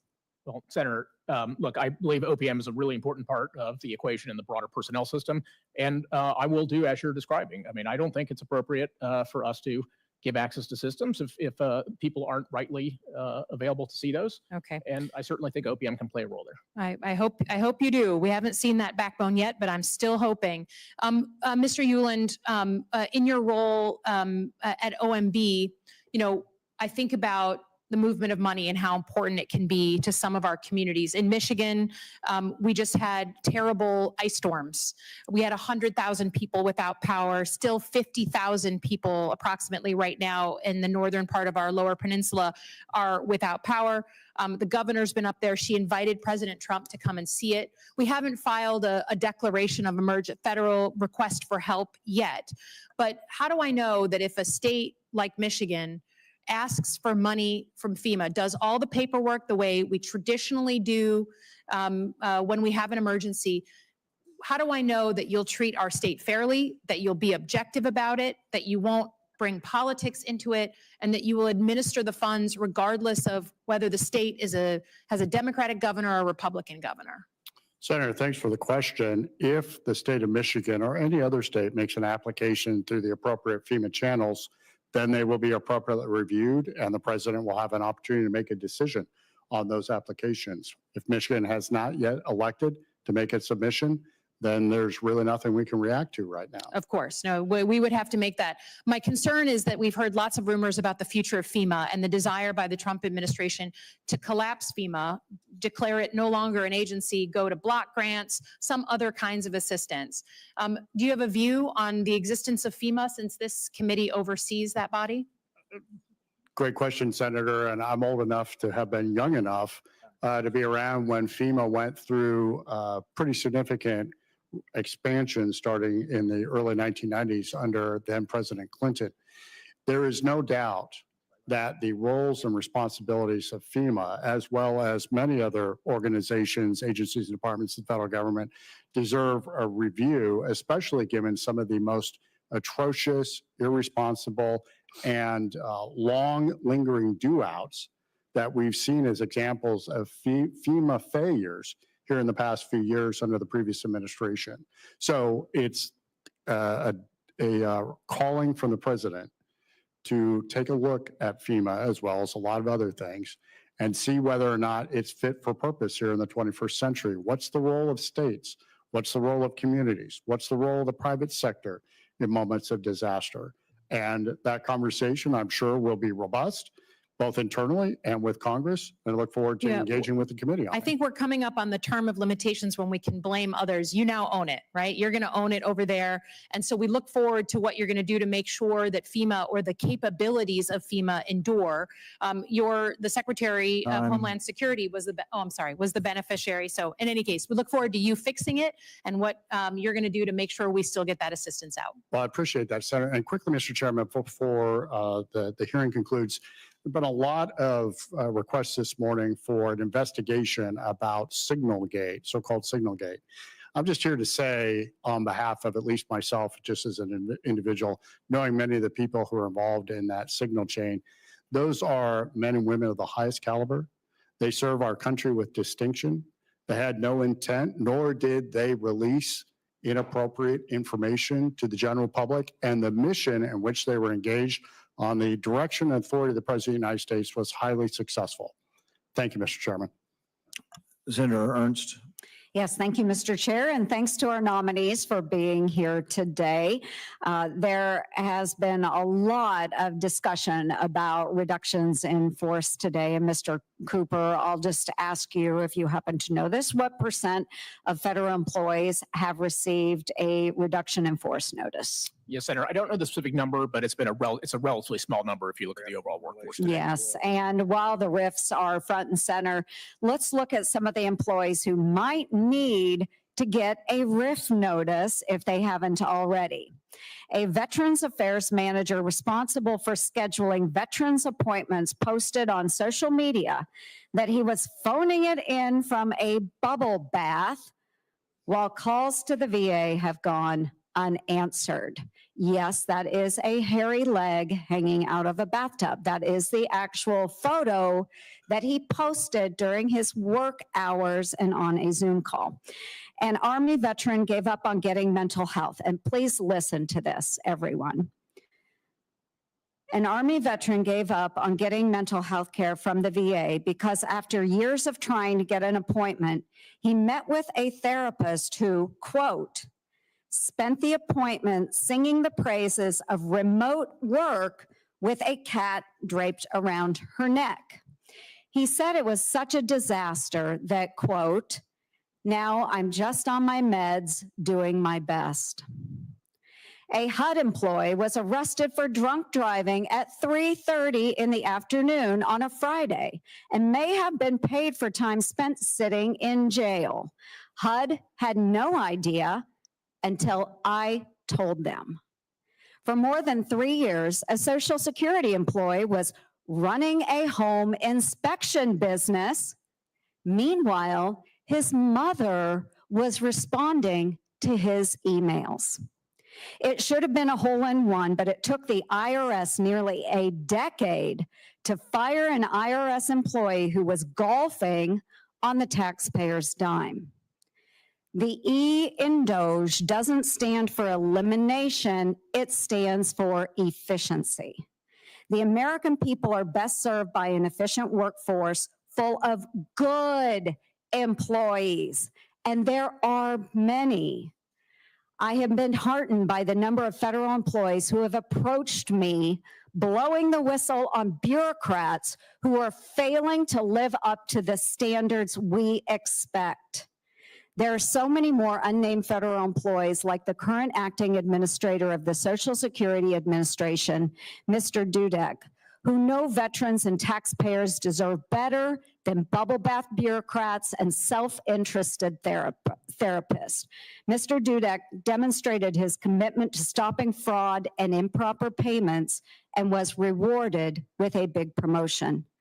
So Mr. Kupor and Mr. Ueland, how can agencies be empowered to not only dismiss bad employees quickly, but also provide positive incentives for good employees like fast-tracked promotions and other rewards? And I'll start with you, Mr. Kupor. Great. Thank you, Senator. We talked about this a little bit in your office, so I'm happy to return to it. Yes, look, one of the things that we would like to do if I have the opportunity to lead OPM is completely relook at the entire talent management process. One of the most critical ones, as you mentioned, is the overall performance review and promotion process. And so it's very clear from my perspective that we want a high-performing, high accountability organization. I mentioned this in my opening statement, but we should not have a situation where 69% of the workforce is ranked above average. That just kind of defies logic in many respects.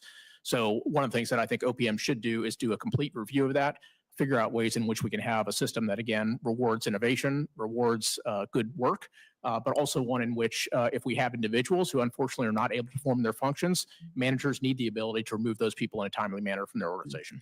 No, and thank you. I will assume your confirmation and say that I look forward to working with you on that. Thank you, Mr. Ueland. Thank you, Senator. And just very quickly, that's what President Trump expects out of us. To take a look at the rules of the road for the federal workforce, find ways to innovate, create, and ultimately set new norms about high performance and the accountability that comes along with the opportunity and the privilege of federal service. We are all at will employees. You are at will of the electorate. Everybody behind you, I've served my entire life up here in other roles in the private sector as an at-will employee. It's invigorating. It's exciting. You learn what the expectations are, and you work hard with a high-performing team to deliver results. I'm excited about the president's charge here to rethink, reimagine, and renew for the federal workforce here in the 21st century, and that's my commitment to this committee.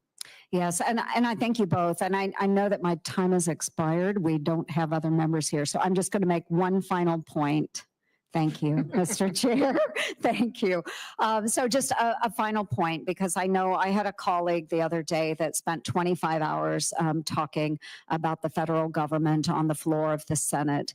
And part of what he said really bothered me, because there were insinuations that there would be cuts to the Social Security Administration and people wouldn't see delivery and you know, all of this talk. It was talk. But what I wanted to do was stand up on the floor and say, and I know from personal experience, again, because I had to take issue with this, the Social Security Administrative Office in Northwest Iowa had been closed, and the workers were doing remote work for 4 years. COVID? I think not, folks. We're beyond that. 4 years, constituents came to me complaining because they couldn't get their calls returned, they couldn't get emails returned, and they couldn't go to the office and see anyone. These are people seeking disability services.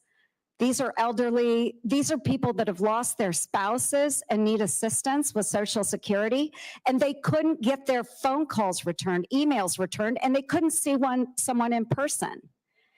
I had to call the Social Security Administrator into my office to answer why these people are not at work and assisting our citizens. So don't tell me that everything has been rolling just so smoothly under this last administration. We need people that care about our constituents. They need to show up to work and do their work. We should reward good employees and get rid of those that truly don't want to work for Americans and only are working for themselves. So I do expect that from both of you. And I know that we will get that from both of you. Thank you, Mr. Chair. Thank you, Senator Ernst. You're almost done. We're saving the best for last.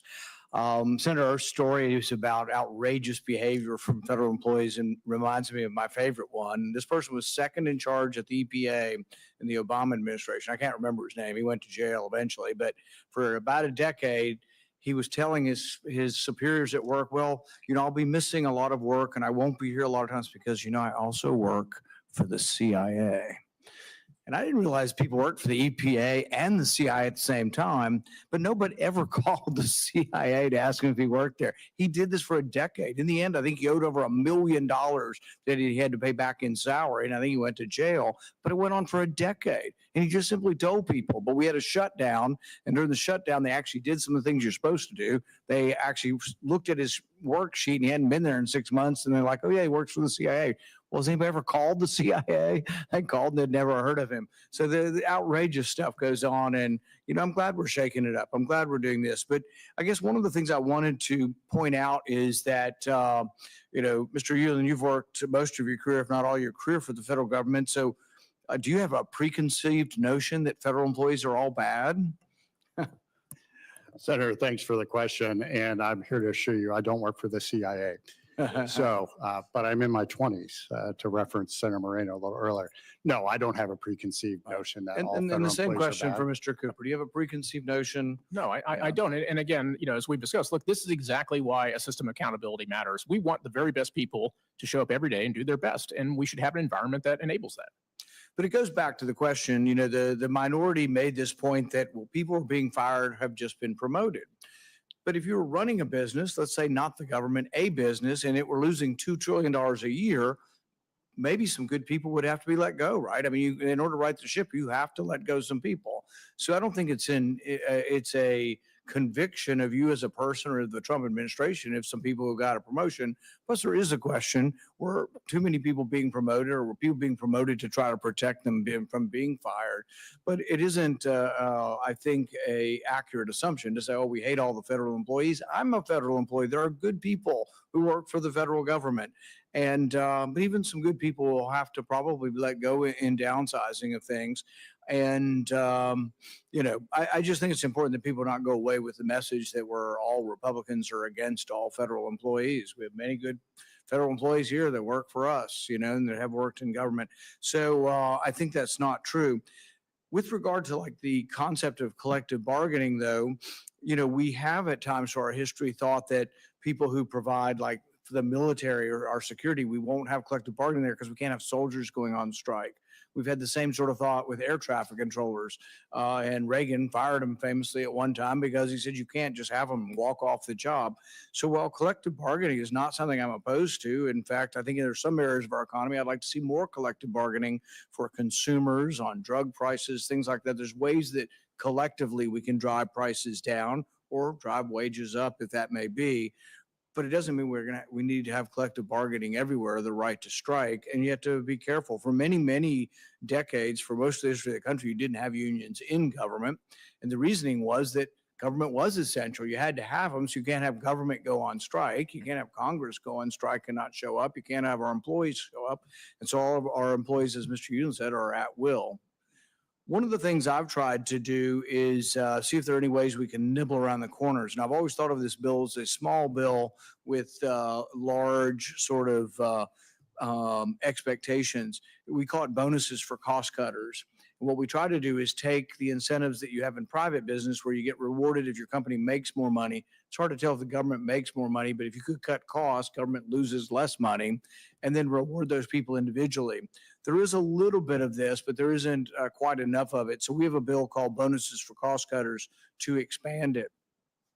We've occasionally gotten some bipartisan support, often though the debate runs this way, that they say, well, that's fine. We'll give the bonus to the employee. If you're in charge of a $12 million budget and you save $1 million, we'll give you $10,000. I think that's a great idea, but they want the $1 million to still be spent. And my whole point is, if you save $1 million, let's send it back to the Treasury, which we'll get back into this debate over impoundment. We're not going to solve that today, but ultimately it's going to have to be solved. And in the meantime, as I've told you both privately and everybody who will listen, we hope the administration will send us back a rescission package. It's a special vote. It's a simple majority. Everybody talks about the budget reconciliation, all these things we can do. That's true. But there's also something called rescission that comes out of the Impoundment Act, and it's a simple majority way to cut money. The president is very popular. He won a well-deserved election, and I hope the president will use his political capital to come to us and say, $2 trillion in debt. The way we get rid of it is, why don't you accept this money back, take it back. And once we do, it'll send this message. The public's behind him. The public, frankly, mostly is behind the, not spending $2 million doing sex changes in Guatemala, not spending $3 million on girl-centric climate change, not spending $4 million on social media influencers in Ukraine. The public is with us on this. But I've been advocating to have it sent back, have it sent back through rescission so it's voted on by Congress and it has some permanence. Senator, can I just quickly respond on rescissions? The director has been very public, the president as well, very clear to us at OMB. We will be sending a rescissions package, at least one, to Congress. We do expect success. We are excited about the partnership, and we're looking forward to the president being able to sign into law actual provable spending eliminations through the process of rescission. And we'll end with this. Mr. Cooper, I don't know if you've heard of one of your predecessors. His name was Don Devine, and he was OPM director for Reagan. And he's a friend of mine. He's written several books. One of his books is America's Way Back. I highly recommend it. Sort of the thesis from my point of view is that freedom requires tradition, or another word for tradition is virtue. Washington talked about this, a lot of our founding fathers, and the reason you need virtue and you need some kind of religious foundation or sense of right and wrong is that there aren't enough policemen. We don't think about it. It's like, well, why do people not steal? Because they'll go to jail? Some people don't steal because they'll go to jail, but most of us don't steal because we think it's wrong. But if 98% of us quit believing in right and wrong, there are dangers to that. And it's just the importance, and government can't create that. That's something you accept personally. Your religion, your tradition, your faith, right and wrong. Maybe I'm a big fan of Don Devine's, and maybe when you're done, you'll go on to write famous books like Don Devine. But we wish you both, we wish you both success. Thank you, Mr. Chairman.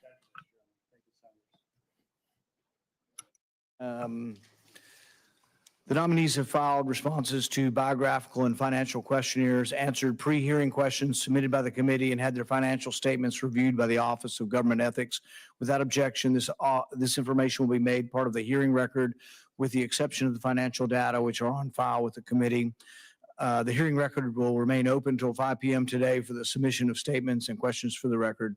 We are adjourned. Thank you very much.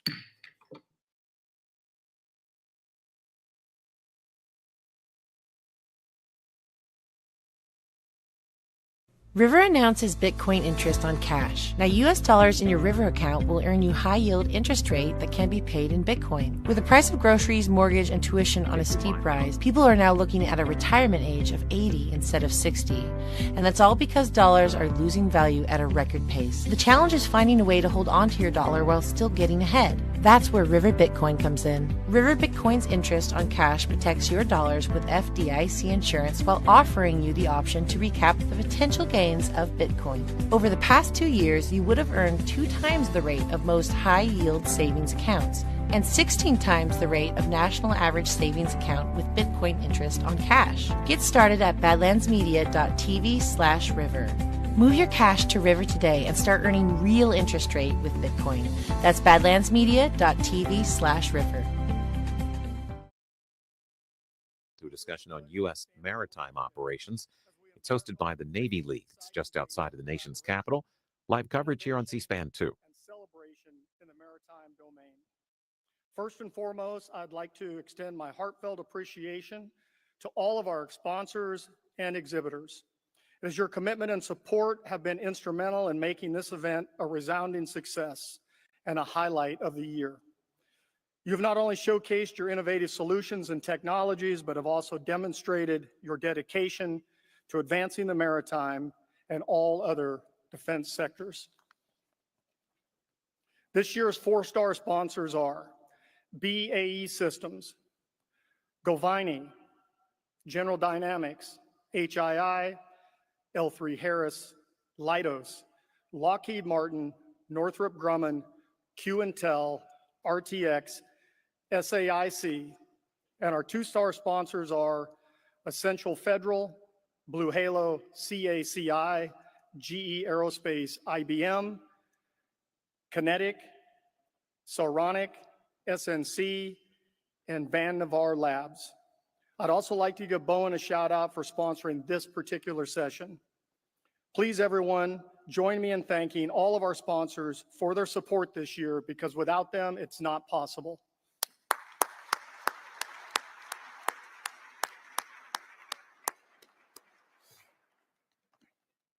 I also want to thank our distinguished speakers who have taken the time to share their expertise and insights with us.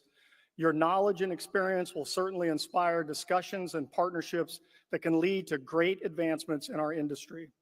We are honored to have leaders from various sectors who will lend their voices to the challenges and opportunities that lie ahead. To all the members of government and military leadership in attendance today, thank you for your ongoing commitment to our national security and defense.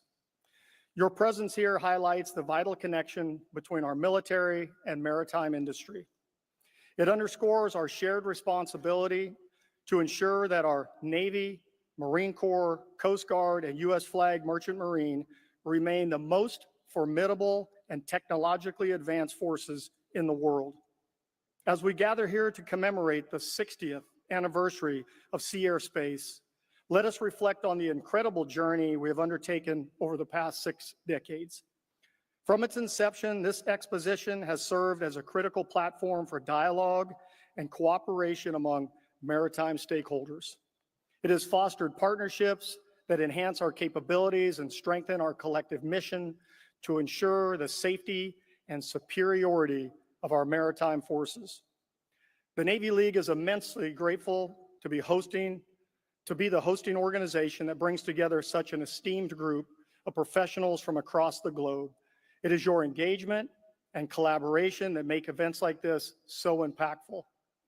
I want to take a moment to express my deepest gratitude to the Navy League staff.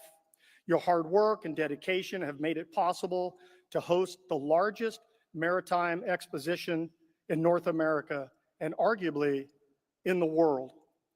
From planning the logistics to curating information sessions, your efforts have not gone unnoticed. Thank you for your passion and resilience during the months of preparation leading up to this very moment. As we move forward with Sea Airspace, I encourage all of you to take full advantage of the opportunities that lie ahead. Engage with one another, share ideas, and foster connections that will carry us into the future. The dialogue that occur here can shape the maritime landscape for many years to come.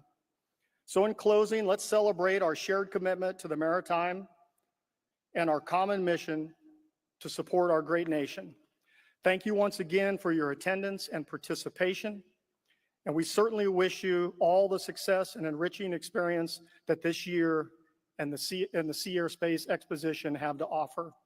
It is now my pleasure to introduce our 52nd National President and Chairman of the Navy League of the United States, Mr. Chris Towney Townsend, who will say a few words to kick off this incredible event. Thank you very much.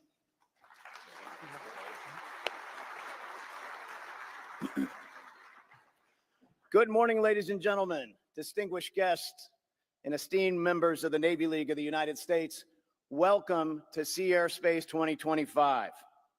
As we gather here at the Sea Airspace Exposition, I want to take a moment to echo the critical sentiments expressed by our CEO, MCPON 13, Mike Stevens. We have much to be thankful for, and I wholeheartedly join him in extending our gratitude to all of our sponsors, exhibitors, speakers, and the esteemed government and military leadership present with us today. Your support not only enhances the quality of this symposium, but underscores the importance of our collective mission. I'd also like to recognize Mike's incredible leadership and the hardworking staff of the Navy League.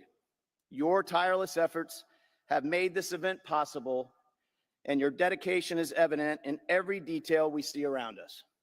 Thank you for your commitment and passion for our Navy League cause. The Sea Airspace Exposition is more than just an event.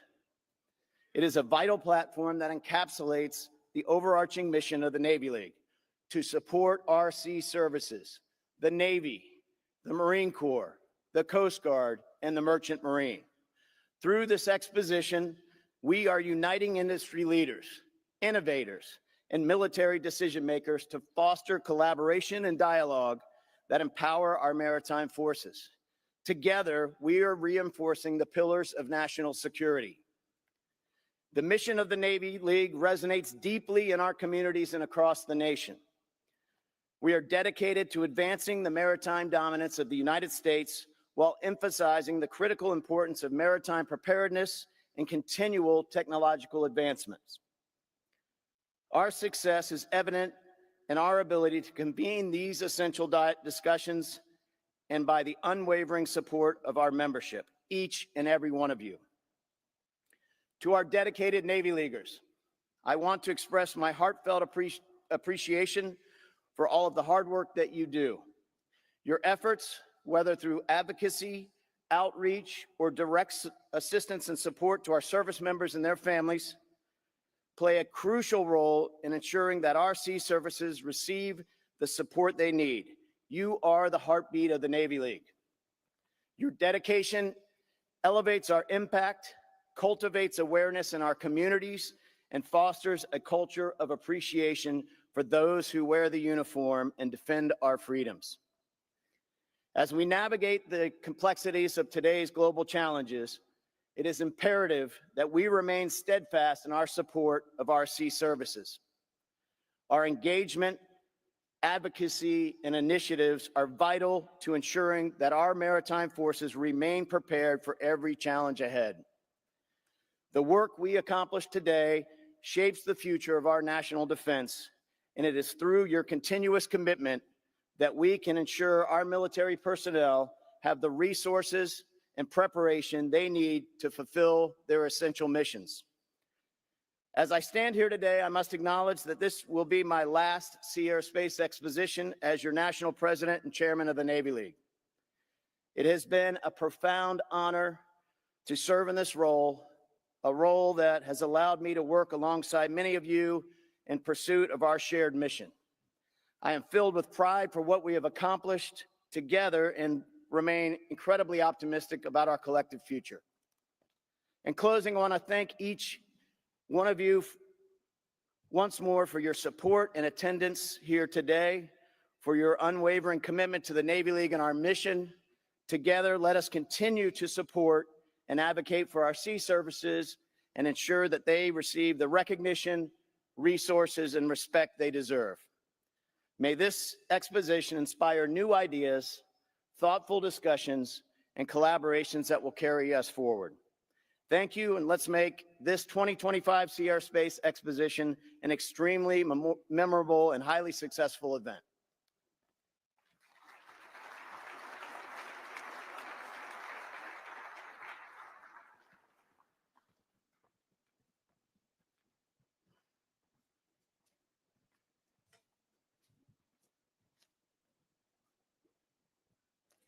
Ladies and gentlemen, esteemed guests and fellow maritime professionals, welcome to Sea Air Space 2025 conference.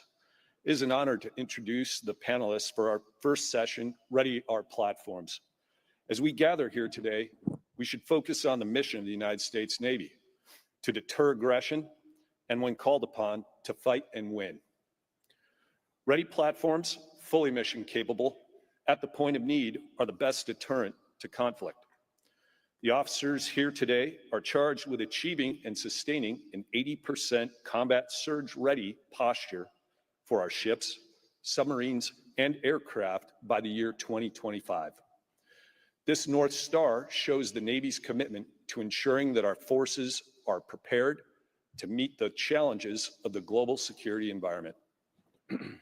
This challenge requires innovative approaches to get platforms in and out of maintenance on time, and novel approaches to training, manning, modernization, production, and sustainment.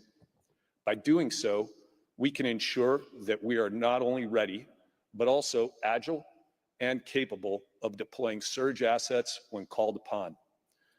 Moderating our panel today is Admiral Jim Kilby, the Acting Chief of Naval Operations. Admiral Kilby brings a depth of experience to this panel and is charged with achieving this goal. Joining Admiral Kilby today are the following officers: Vice Admiral Carl Chetty, Commander of the Naval Air Systems Command, who oversees the development and sustainment of our naval aviation platforms. Admiral Daniel Cheever, Commander of Naval Air Forces and Naval Air Forces U.S. Pacific Fleet, who is responsible for ensuring our Naval Air Forces are ready to meet any challenge. Vice Admiral James Downey, Commander of the Naval Sea Systems Command, who leads the charge in delivering and maintaining our surface fleet capabilities. Vice Admiral Rob Gauscher, Commander of Naval Submarine Forces and the Submarine Force U.S. Atlantic Fleet, as well as the Allied Submarine Command, who ensures our undersea capabilities remain unmatched. Vice Admiral Brendan McLean, Commander of Naval Surface Forces and the Naval Surface Forces Pacific Fleet, who is dedicated to maintaining the readiness and effectiveness of our surface fleet.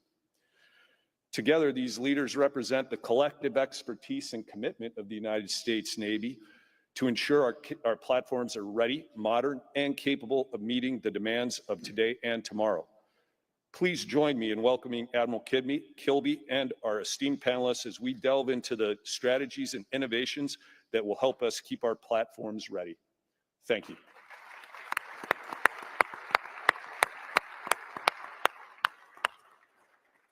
Hey, well, good morning, and thanks for being here today and joining us for this panel. Our Navy, your Navy, is focused on increasing lethality and readiness by 2027. A ready Navy provides deterrence. A ready Navy is ready for action if called. We are driving on 7 targets to achieve a ready Navy.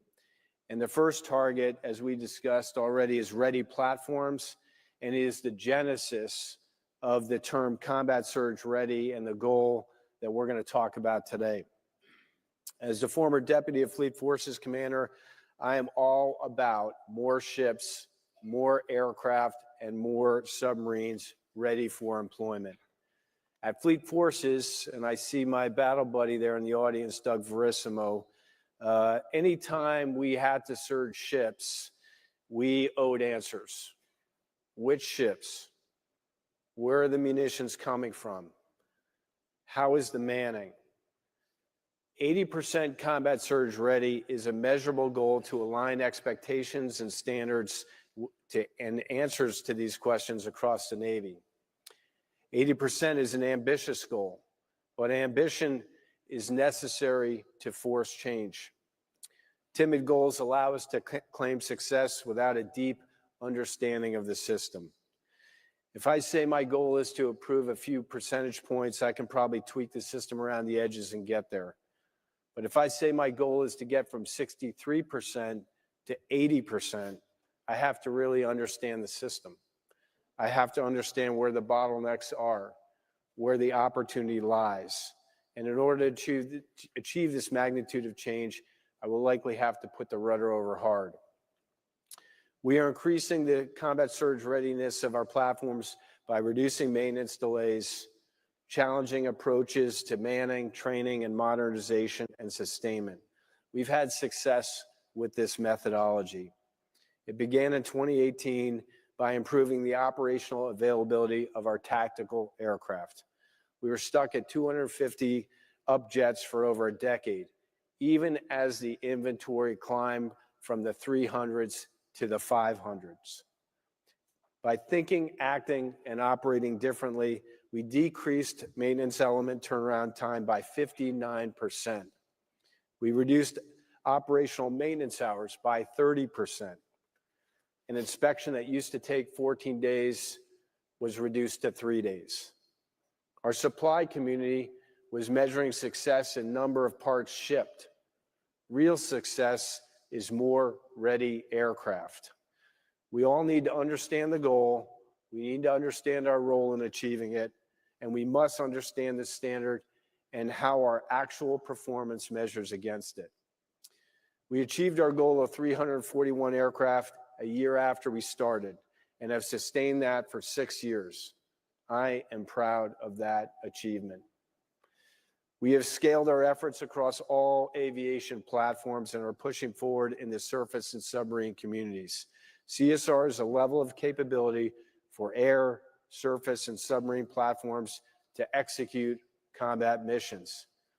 It is distinct from global force management, which provides forces in response to the combatant commander demand balanced with available supply.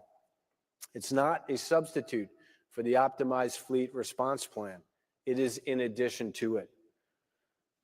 Combat surge ready certified units meet a minimum condition requirement for material condition, training, manning, and munitions. The type commanders seated with me today are designated as the single accountable officer to ensure their respective forces achieve 80% CSR. I chair a regular forum with all of them called Perform the Plan, designed to get after these goals. Their accountability, along with reforms, has resulted in fleet-wide cultural shift to aggressively prioritizing readiness. We have the TICOMs and the SysComs here, so I'd like to take an enterprise approach for how we are discussing getting after these goals. Air Boss and Vice Admiral Chebby, please walk us through the aviation journey in achieving the 80% combat surge ready goal, including lessons that we have scaled across all type model series. We'll start with the Air Boss first, and then we'll go to Admiral Chebby. Air Boss. Thanks, Admiral. It's great to be here at Sea and Air. Thanks to everybody who set this up and who's participating. The combat surge ready journey started in about 2018 when Secretary Mattis challenged everybody to get 80% mission capable rates. That's when we set the target for 341. Prior to that point, our self-talk was that we could take 250-ish aircraft and make them into 341 aircraft quickly. The truth is it took well over a year to get there, and now to sustain it takes a all-hands effort all the time with the Naval Aviation Enterprise, OpNav, SecNav staff, the whole team. It's pretty exciting. We've scaled it into 22 type model series. And probably one of the best things that's happened during this journey is we truly partner with industry to share our truth, to have some real pointed discussions, but have them in on every discussion we have on the iterative process that we have. So we don't have a lot of government-only meetings anymore. We have a lot of industry-informed meetings, and we hold each other accountable, and they're helping us pull a lot of things left and recover as fast as possible when there's issues that pop up. And it's an exciting journey.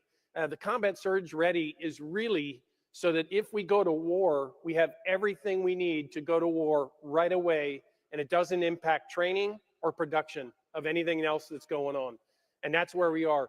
We've teamed with Chebs, who'll tell you more about the NavAir piece of this, but he's been the stalwart of our journey to perform the plan, the naval sustainment system, aviation, and to really get better across the board, across all of our platforms, sort of the forcing function. And now we're sustaining everything that he's done and the acting chief of naval operations has done to get us here. And it's pretty exciting. With that said, there's more to it, but I think that covers it. I will say that we're teaming with Jim Downey for our aircraft carriers to get our aircraft carriers done with maintenance on time and quickly out there so we have them. With that said, in 2024, we deployed 7 of the 11 aircraft carriers, one that went twice in 2024. So we're seeing the fruits of this labor, and we're seeing a ready force. And with that said, I'll pass it down to Chebs. Thanks, Air Boss. Good to see many folks, even though I can't see with these lights right now. A couple of years ago, if you've heard me talk, my mom asked me, what does NavAir do? And it's a great question. And I answered back to her, we are in the business of naval aviation. And our business is to deliver the warfighting capability that a fleet needs at a cost we can afford. To run that business, we need to know our numbers. And I'll walk you through our journey and how we're running a better business today across all 5 of our North Stars. We have a North Star for availability. VCNO and Air Boss kind of mentioned it. We started with F-18s. We figured out how to improve the outcomes, and then we've taken that playbook and scaled it across all of our other TMSs. We've taken that same playbook and applied it to affordability. How do we more effectively apply the resources that we have so we can achieve the outcomes that the fleet needs from us? We run a better business, and we can walk you through that. Capability is the next one we're applying this playbook to as well. How to deliver the warfighting capability that we have on contract with industry on time, meeting the performance requirements. This has been a challenge so far. We continue to work with industry, that partnership with industry, setting those North Stars, baselining our current performance, putting a plan together with metrics and holding ourselves accountable outcomes. It works. I've seen it work too many times, time and time again. We're also applying those same practices to safety. If you look at our safety record from an aviation perspective, I wouldn't call it, we're not getting worse, but we've just been stagnant.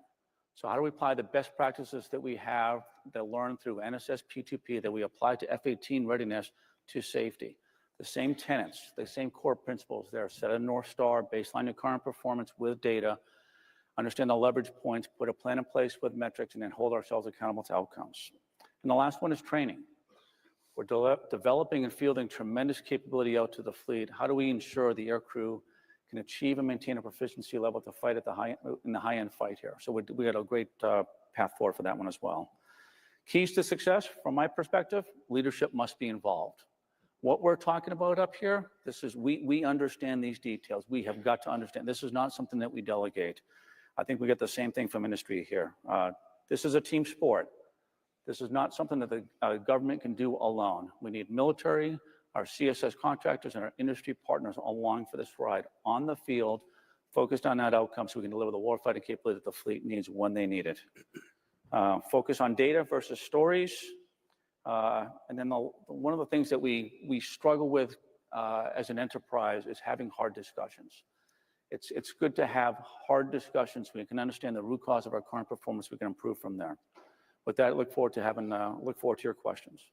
Hey, Chebs, thank you. Thank you, Andrea. We're going to go to surface ships now. So we'll ask Admiral McLean, the SWO boss, to start and be followed by Jim Downey. But he and I also worked in our last lives when I was a Deputy Fleet Forces Commander. We had a standing meeting at 1300 every Tuesday where we talked about his ships. So I've watched Brendan grasp what's happening to his ships and understanding perhaps potential for different approaches, different ways to attack the problem, and partnering with Jim Downey to do that. So Brendan.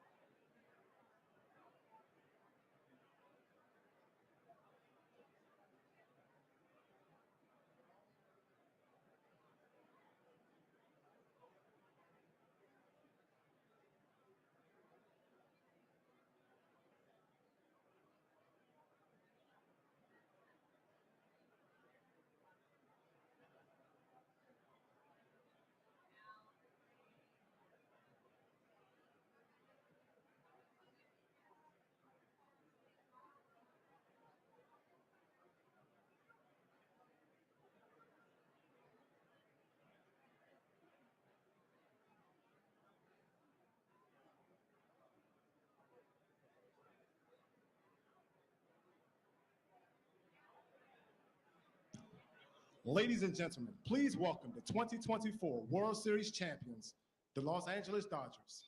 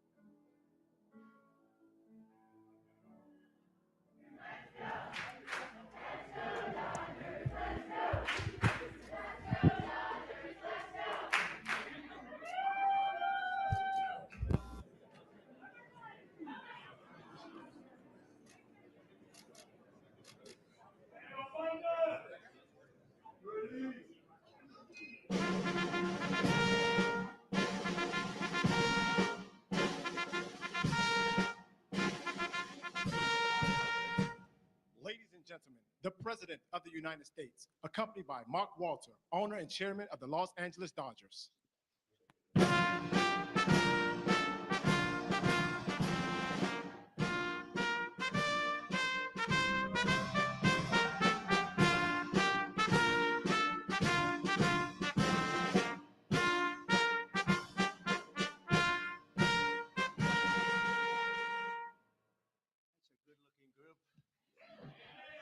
I see some people oftentimes, like politicians behind me, it's not so pretty. That is a very good-looking group of people. And I'm thrilled to welcome to the White House and very special people, actually, very talented people, the 2024 World Series champion, the Los Angeles Dodgers.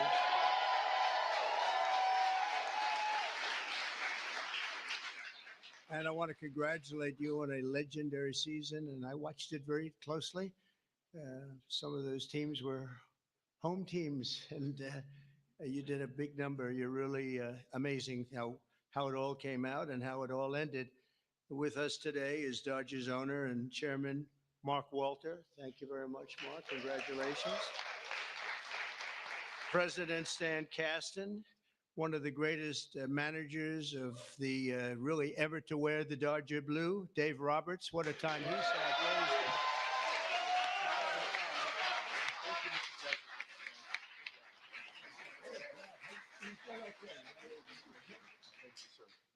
That's great. What a job.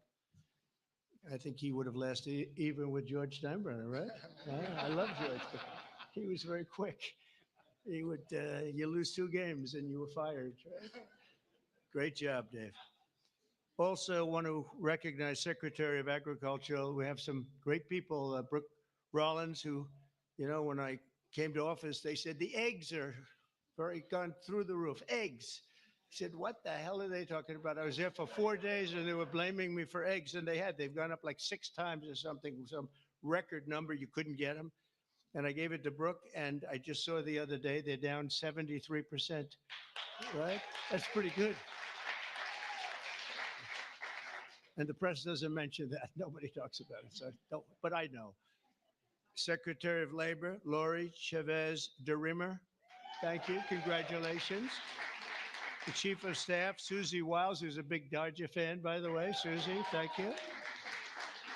And we have also Representatives Kevin Kiley, Congressman Kevin Kiley, Young Kim. Thank you. Congratulations. Great job. Jay Olbernolte. Jay. Thanks, Jay.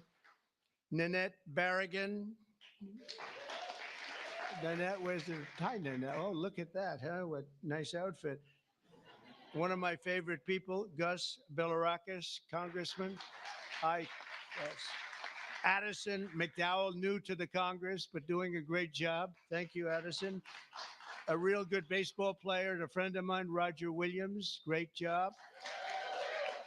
And another new congressman, but he's been there a long time in a mental sense, because he has really done a job and he knows Congress very well. He was with me for 7 years.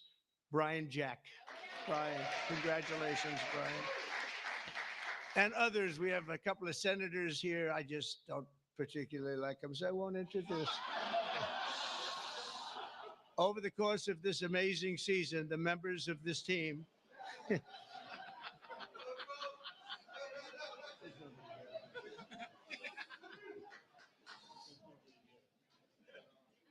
I didn't think it was that big a deal, actually. Washington. Over the course of this amazing season, the members of this team gave us some of the most incredible performances ever seen in the baseball diamond. In all of baseball history, only 6 players have ever hit 40 home runs and stolen 40 bases in a single season. And an elite group known as the 40-40 Club. It's a 40-40 Club, and very few people make it. But unanimous National League MVP, Shohei Ohtani.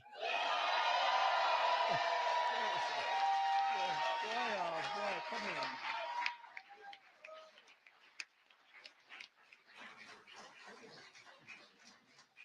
Looks like a movie star. He's got a good future, I'm telling you. He shattered all of those records last year. Think of it, all of them. And he did something even more, because he became the first ever member of the 50-50 Club. So 40-40 is top. Hitting 54 home runs and 59 steals, and an accomplishment unparalleled in 149 years of Major League Baseball. Think of that. That's just incredible. Even more incredibly, Shohei clinched that achievement in what some have called the greatest game ever. Was it that good of a game? That was a pretty good game, actually, right there? Is he good? Only getting better. And he's getting better. Getting better. That's scary for a lot of people, huh? Even more incredibly, Shohei clinched the achievement. I mean, it really was, and at a time that, at an age that nobody ever thought was possible. On September 19th, 2024, he did the unthinkable by going 6 for 6. This is a pretty amazing. I didn't realize it was that good.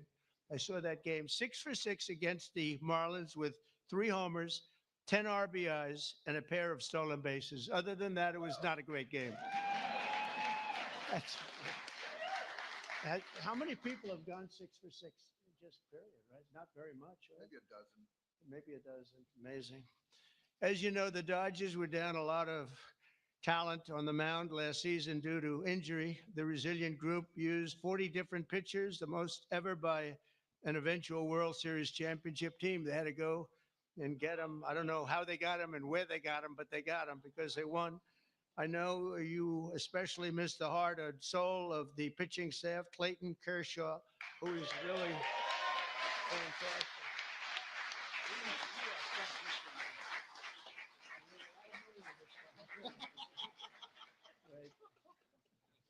these are the best looking people I've ever seen. It's incredible.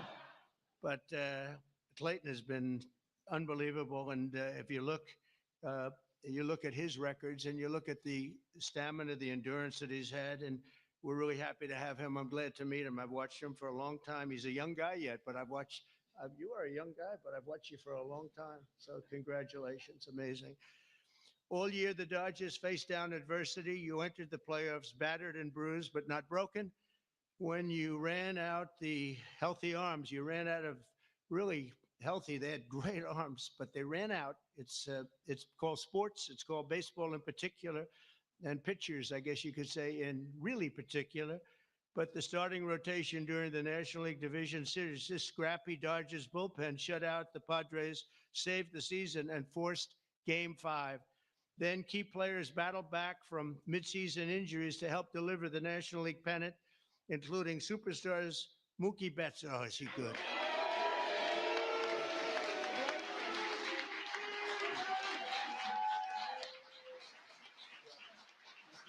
Good looking.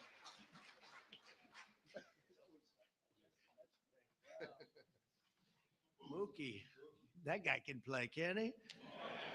I mean, unbelievable. You really, Mookie is, I've been watching it. I don't want to say I watched him when he was on Boston, but I did. I didn't think that was a particularly good trade when they made it, and I happened to be right. And Max Muncy, I want to congratulate Max. Max. Come here, Max. These arms are very strong when I touch them. I'm used to shaking politicians and hitting their arm, and it's like Jello. And now it's like steel. All these guys. But Max, that's great. And also Yoshi Yamamoto. Yoshi.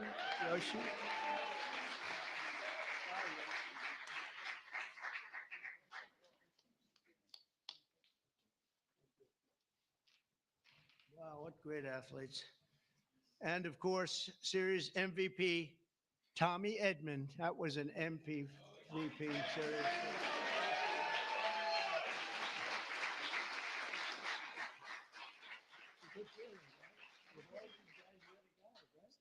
That's pretty good. That's a lot of talent you had to beat out there for the MVP, but they all had an incredible. Tommy was 407 with 11 RBIs in 6 games. That's not bad, right? That's not bad. Good job. When it counted, too. Next came the blockbuster World Series against another iconic team known as the New York Yankees. I love the Yankees. George was a great friend of mine. He had very few friends, but he was. And if you want to sit for 9 innings with a game watching the Yankees play with George, you were exhausted by the end of the game. It was actually hard work, but we love George.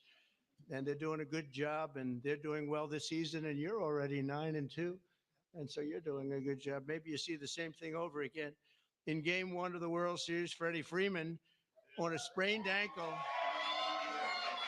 He's a great player with a broken finger and a broken rib. Channeled Kirk Gibson's legendary walk-off home run in Game 1 of the 1988 World Series. That was a game that pretty much everybody remembers. He could hardly swing the bat, but he swung it one time, and it was a shot.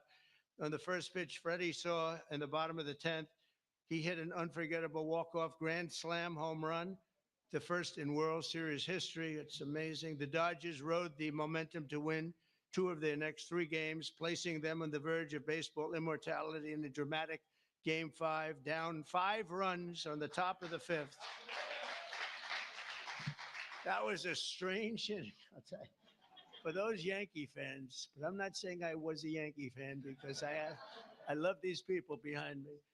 But down 5 runs in the top of the 5th with 2 outs and the bases loaded, the Dodgers gave us one of the grittiest half-inning World Series events showings that anybody's ever seen. Mookie started the rally by beating out a routine ground ball to first, which he's fast as hell. I don't know how the hell you can. Having that speed isn't that a great thing? I played baseball, but I was sort of slow. I wasn't fast. Driving in the phenomenal Kike Hernandez. Where's Kike?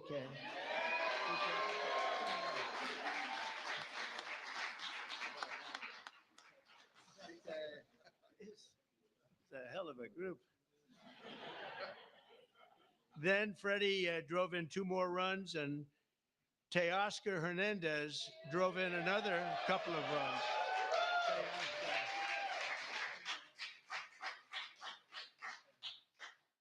That's a group. Teoscar, so you're doing well this season too? Yes, that's what I heard.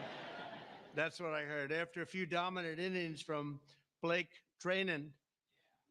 Where's Blake? I heard dominant, right? That's dominant.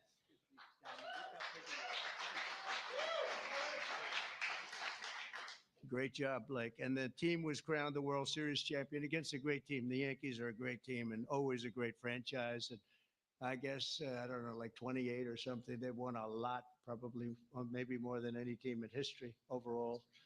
And you might be catching them pretty soon if you keep going. You've got a little ways to go, I guess. The scouting report at the start of the series said that the Dodgers could win by focusing on the fundamentals, and that's exactly what they did. You showed America that it's not about individual glory. It's about the team digging deep and sprinting right through first base, and you did that all the time. I watch some games. I love baseball. I don't get to watch as much as I'd like, but you always see a spirit on this team. I think a lot of that has to do with the ownership and the management, frankly.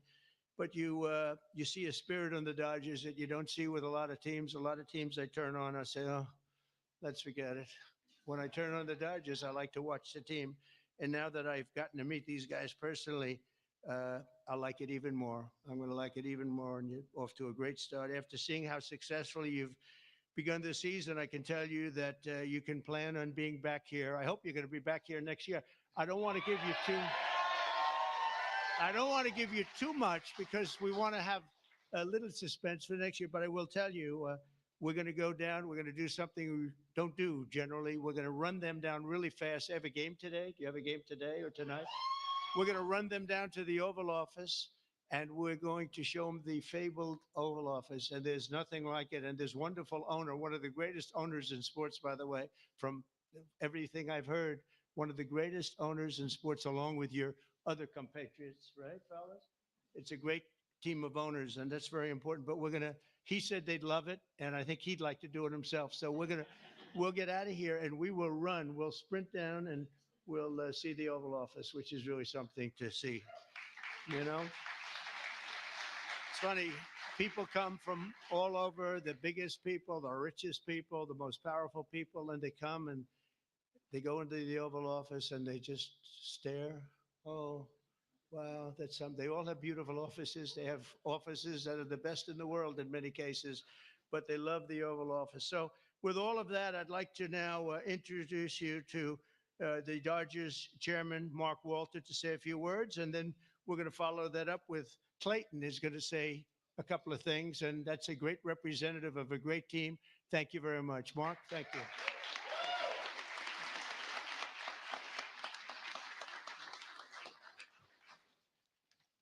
Well, thank you very much. We're very pleased to participate in the tradition of bringing champions to the White House. Last season was an incredible season. We won the World Series. Second time in 2020 and since 2020, and only 8 times in our seasons or our history.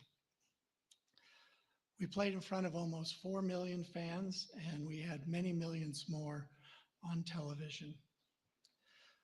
Our global following has soared, and not only from Shohei Ohtani, but also from Mookie Betts, Freddie Freeman, Clayton Kershaw, and many, many more.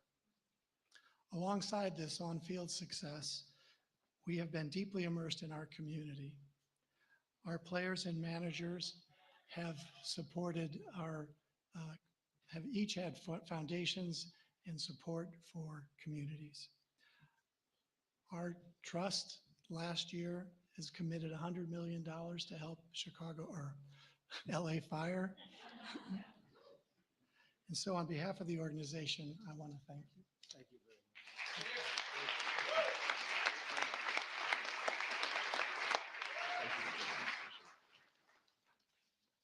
Okay, wow, this is an incredible honor for me, and to stand here today representing the Los Angeles Dodgers and this group of staff and players behind me today. The 2024 Los Angeles Dodgers season is one that will go down the history books, always holding a special place in the hearts of myself and those there with me, as well as millions of Dodger fans around the world. This organization exemplifies what it means to come together as one for a greater purpose and to represent something so much bigger than themselves. The selflessness and humility that each one of these players and staff have shown over the last year is truly an inspiration. They have constantly played hurt, switched positions, and taken the ball to put the team first. As a spectator for our championship run last year, I was in awe of this group. Their unwavering confidence, coupled with the selfless pursuit for team excellence, was an inspiration. That is why I'm so grateful to get to speak today on their behalf, as I know none of them would say this about themselves. Moving forward, I hope the 2024 Dodgers can serve as an inspiration to many like they were to me, not just in sports, but in life, remembering to put others before ourselves. It moves a team and a society forward. So thank you for allowing me to speak today, because the story of the 2024 World Series champion Los Angeles Dodgers is a true joy to get to tell. And it's because of the extraordinary people that are behind me and their incredible pursuit of excellence. Thank you. And Mr. President, we have a gift for you as well. Oh, I like that. Wow. Ooh, I like that.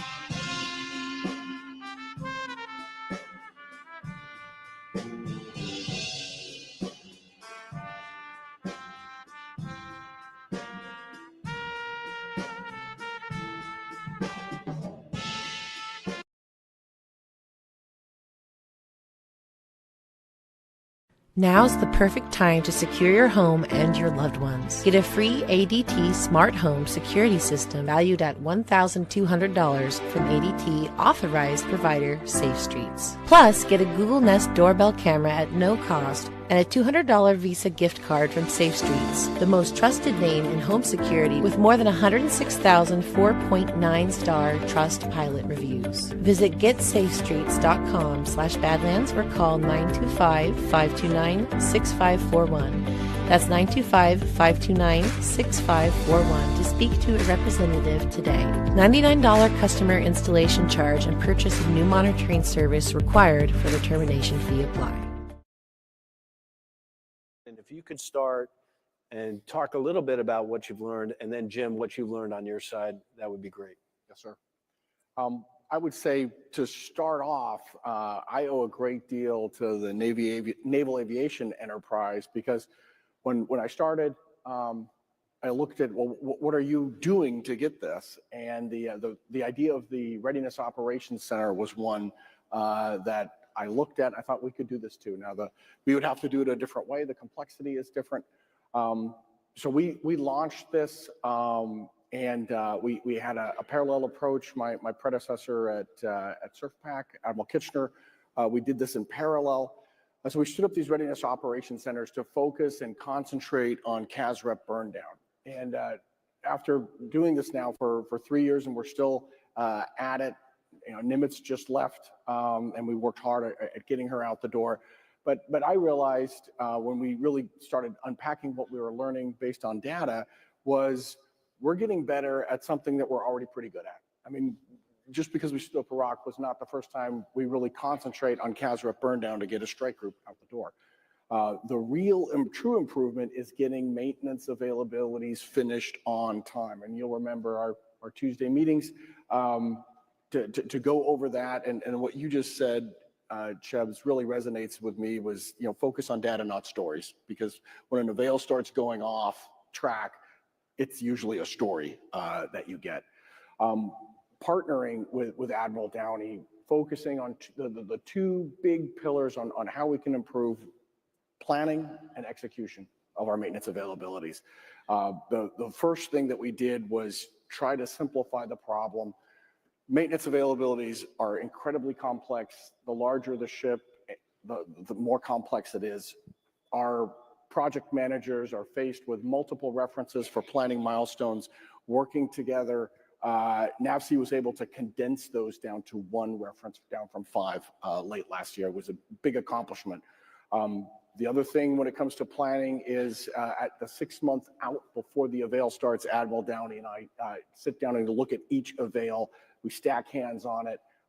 Lots of goodness comes out of probing questions get asked about where the planning is. We're now tracking our port engineer and project managers' experience and expertise who are assigned to avail, so you can kind of see the complexity of avail. Is the education, the experience right on both sides? And then finally, the last part on simplifying the problem when it comes to planning is in our task group Greyhound experience, we learned 100-day avails, those finish on time 100%. So a shorter avail is simpler just by design. So we're going to combine that with reducing the periodicity or increasing the periodicity of our docking from 9 years to 6 years. Again, another simplification. If you're doing it more frequently, you're going to get more maintenance done, and the packages themselves will be shorter, and we have a greater chance of finishing on time, which is the key performance indicator. And then on the execution side, the investment that we made in standing up our surface groups, we learned that as much as we try to manage at the TICOM level, getting down to the deck plates from the TICOM and get hands-on for each avail is impossible. But standing up surf crews where we have an organization that is just focused on maintenance and training, only those two things, we have a much greater chance of finishing those avails on time, because this organization that is hands-on, they'll be able to, they've been in run now for a year, learn from mistakes and apply them to the next. And to have the right personnel to do that, time and again, when we would hear the stories of why the avail went sideways, I kept thinking, I wish I had an engineering witty weapons tactics instructors. The investment that we made with them over a decade ago is paying off in the Red Sea right now. So we started that late last year, advanced engineering instructors, think engineering witties, first class graduated in December. These are going to be experts in fields of maintenance planning, gas turbines, diesels, and things like that are going to help us execute on time. And then the last part is partnering with industry, which we hear too. We can't do it by ourselves. I meet with industry on a weekly basis to talk about which avails are not going well. And the path that my predecessor, Admiral Kitchener, started with our North Star of 75 mission-capable ships has segued very well into our 80% combat search ready goal. All the things that we've learned over the last 2 years, we've been able to apply now and really focus in our perform to plan efforts. And the last part, getting to 80% combat search ready, gigantic goal, but the foundation of that is our ships have to also be at maximum redundancy. We've learned that from fighting in the Red Sea now for the last 18 months. We have 31 combat critical systems. We also think of them as 31 SWE systems, but those have to be operating, and the spare parts for those systems have to be in the storeroom of that ship. Brendan, thanks. A lot to pull on here in this panel, a lot of lessons we've shared. Your guidance to your COs about what they must do, vice what they could do, was critical, I think, because you were trying to narrow that possible variance you would get from performance, and you wanted to get them kicked off on the right step. Jim, what would you say from the NAVC perspective? Hey, thanks, Vice, and good morning, everybody. Quite the standing room in the back. Just like church or school, there's a whole bunch of seats up front. Anybody wants to move up.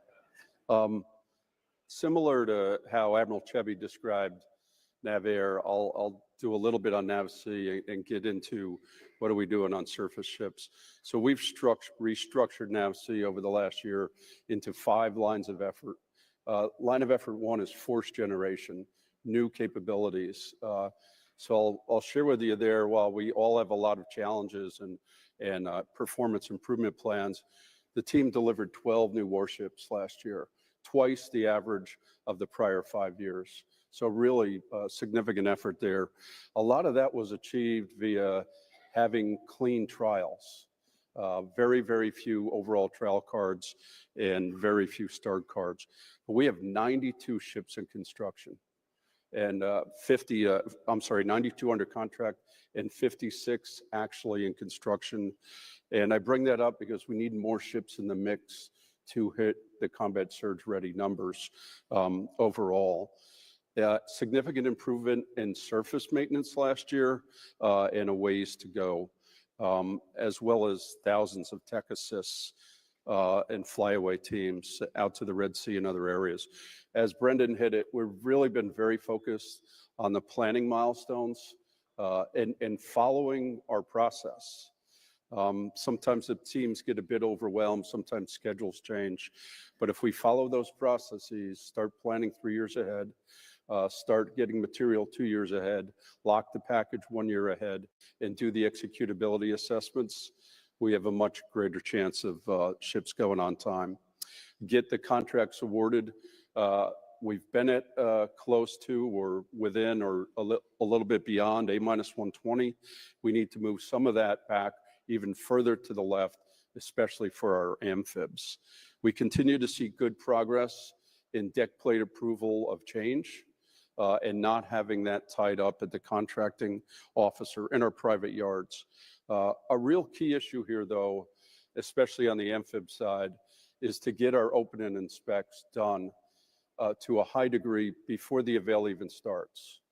We have America coming back for an avail later this year, and as the SWO boss and I reviewed it in the fall, it was an approach of this is a really large package. So one approach would be de-scope it and go with what you can achieve. But the end result of that is you're going to have unplanned work that you're going to experience in the avail. Overall, 191 open-end inspects, and the team is on track to get those done ahead of her coming back to CONUS for her availability. So really pretty significant effort there. The other one mentioned is Task Group Greyhound, getting our destroyers down in the 100-day category. 9 of the last 10 have gone on time or early. And as we look between 100 days and 150 days, you can get the vast majority of the modernizations done out towards that 150 days as well. And then studying in the other commercial environments, how do they change their class maintenance plans as the ships age? So that gets us to potential adjustments in our DDG class of moving dockings from 9 years to 6 years and overall shorter periods there. A key as we move out of readiness generation into data is we have done thousands of these evolutions, and we need to get into more predictive data to show us what the trends are going to be, and we greatly welcome any support there. The last 2 items, and I'll get back to some of the surface, is our people our line of effort 4. We're a large organization, hired over 7,000 people last year, all people we wanted to hire and want to retain.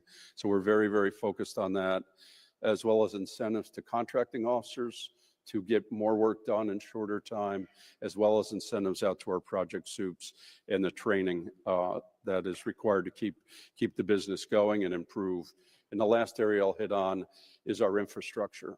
We have, the team has completed 40 of the SIOP projects and right now has over $6 billion of work going on.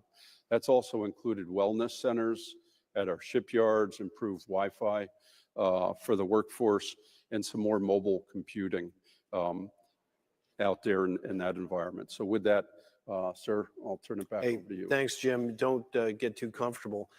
We're going to go to submarine maintenance now. It has a huge focus for me.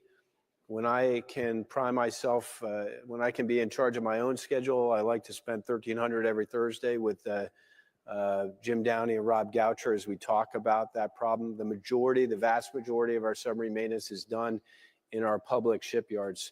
So Rob Goucher, the Sub-4 commander, I like to call him the Underlord. He will commence to talk about this very difficult problem, and then we'll toss it to Jim Downey, and then we'll go to a few questions and then open it up. So, Rob. Great, thanks, Vice Chief. Yeah, so in the submarine force, as I look at combat surge ready, there's really two pieces to it. So part one is I've got to get the submarines out of the shipyard and delivered to me so I can operate them in the fleet, put them into the fleet response training plan, and then I've got to make them ready for combat, so I've got to get them properly man-trained and equipped to go do their mission. So right now, the challenge is that the Vice Chief is grading me against both. And so Jim and I are joined at the hip to get after what is really my pacing problem, which is getting the submarines out of the shipyard. And the capacity in our public shipyards right now is 10 fast attack submarines. We have 17 fast attack submarines in the public shipyard. So crushing that delta down to 10 is really what's going to let me drive my combat surge ready to 80%. So that's the big problem we're working on. All the things that Jim just discussed in surface are common to submarines. So we've got to get to the places that we can't normally see and find out if there's more problems than we expected, which is the growth work piece, very early. So that's critical. We've got to minimize the work package size. So I have a piece of that. So I have to really minimize the good ideas, really after about 2 years. And when I get 2 years out from start, we're kind of at slap the table on the package size. I mean, we maybe can give a little bit beyond that, but at that point, we got to stop the good ideas.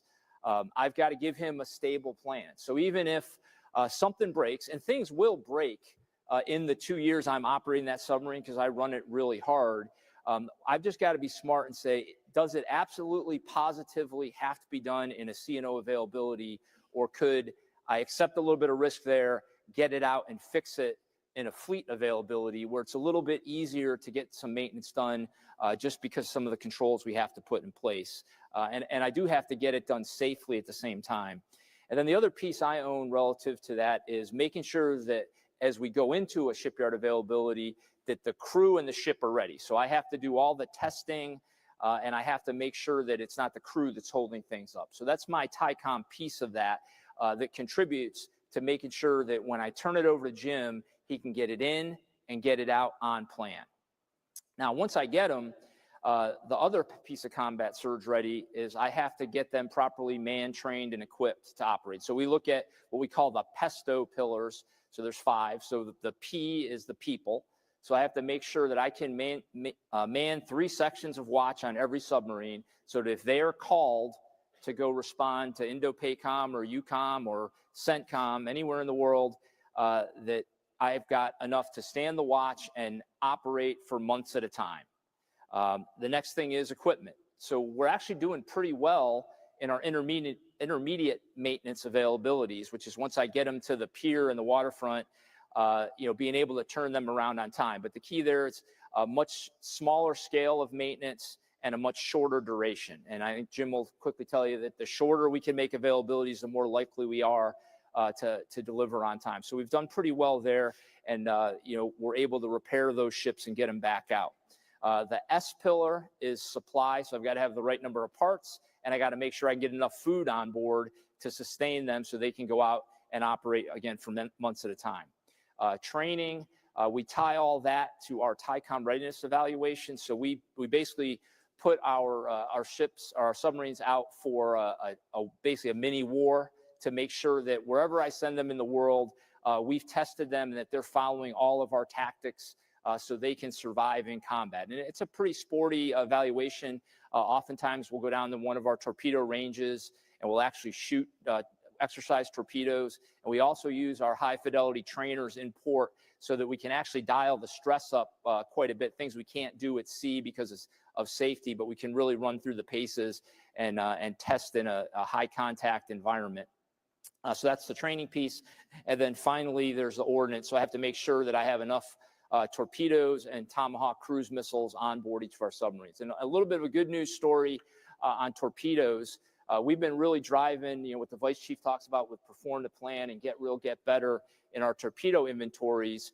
And we've driven that up over the last 6 months. So I actually raised the number in the Atlantic fleet by 2 torpedoes across the board because, and really thanks to industry there for working with us on that, we've been able to get our torpedo inventories up. And I expect in the next 6 months to raise it again, another 2 torpedoes, which drive us closer to being more ready for the call if Admiral Paparo tells us he needs us. So we have to manage those pesto pillars is the second part once they turn over to me to be able to get to that 80% combat surge ready. Thanks, Vice Chief. Hey, Rob, thanks. Jim. Thanks, sir. Just hitting on a couple of Rob's themes and a couple additional items. I'll go to planning and execution again. In planning, we saw, and we've been on this journey for several years now, and performance to plan. We saw several years ago that a significant amount of our material was being ordered after the start of availability. It wasn't a minor amount. It's double digits. It was closer to 50%. But it was a self-fulfilling prophecy here. We're overrunning on labor, so spending the money on that in the execution year and not buying the material. With a lot of help from Congress and the submarine PEOs, we're able to get and the sponsors, a significant reset in some of that material in the $1.5 to $2 billion category. So we're making sure we have the material going forward, and that's the major material. In addition to that, over the last year, the team's been pouring through the related drawings and sees, of course, there's contingent material needed as well. So we've gone to the point now, recently in the last 3 to 4 months, of codifying that we're just buying the contingent material. We're not going to wait to see the work stop and buy those extra bolts or whatever it may be. Just buy it out and manage it across the inventory. So two very logical issues, but with all the work going on, as Rob talks about, 17 in play, sometimes you got to get right into those very specifics and do the elementary change. Another big challenge we have here that almost will never change is a significant operation cycle and much harder to access a submarine, of course, ahead of the avail. But we are doing all of those assessments that we can possibly get to, working with the crews, working with the type commander. In execution, some of it's similar to surface, some a little bit of difference. We get into some significant test interruptions. And what we have seen, one area of improvement is the team would walk the test line, review the procedure, start executing, and if they have a problem, they would go order material. We think we're on top of that. The other issue is they'd call the SME from somewhere, the subject matter expert, from somewhere around the world when they needed them, instead of just having them positioned, him or her positioned for that test evolution. So we have some improvements there. Duration is significant in execution. These are notionally closer to 2 years than 1 year. And when an avail goes longer than a year, regardless of the ship type, 4 times more likely to overrun. This is one we still have a lot of work to do on, and trying to understand Are there ways to break up some of this? We've had some great work with naval reactors and Sub-4 on doing some things in the water versus in dock, but some more efforts to work on there. Another change, just as you may have heard in the other discussion, the MOC, we have shifted NAVSEA's Emergency Ops Center to an operations center. So we can see the material condition of the Navy off of common data sources now and share that across the CNO's data effort and manage those avails just as if it's a forward deployed ship with CAS reps. So significant opportunity there. Now, after working on this for a couple of years, I think we've made some significant progress this year.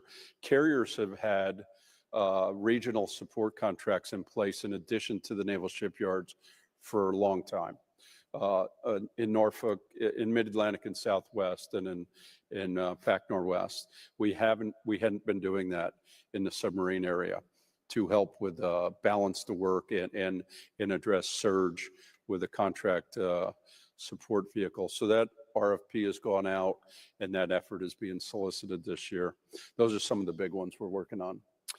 Okay, a quick couple questions to get folks warmed up, and then we'll switch to you. But you alluded to this, Chebs and Undra, a little bit about the maturity of the system, trying to stretch beyond 80% mission capable. Now it's 6 CVNs, 6 air wings. And then, Chebs, you alluded to some specific areas like safety, affordability, capability that were beyond the scope of the original journey. So can you just kind of update the team on where you are with industry, the conversation with industry, and what the next steps are to move forward? And I'll let you two kind of self-organize on how you want to answer that. Go ahead, Chebs. Sir, thanks for that question. Yeah, look, when we developed, we had F-18 readiness recovery. I'll be blunt. Naval aviation was not a willing partner. We had to be told to do it.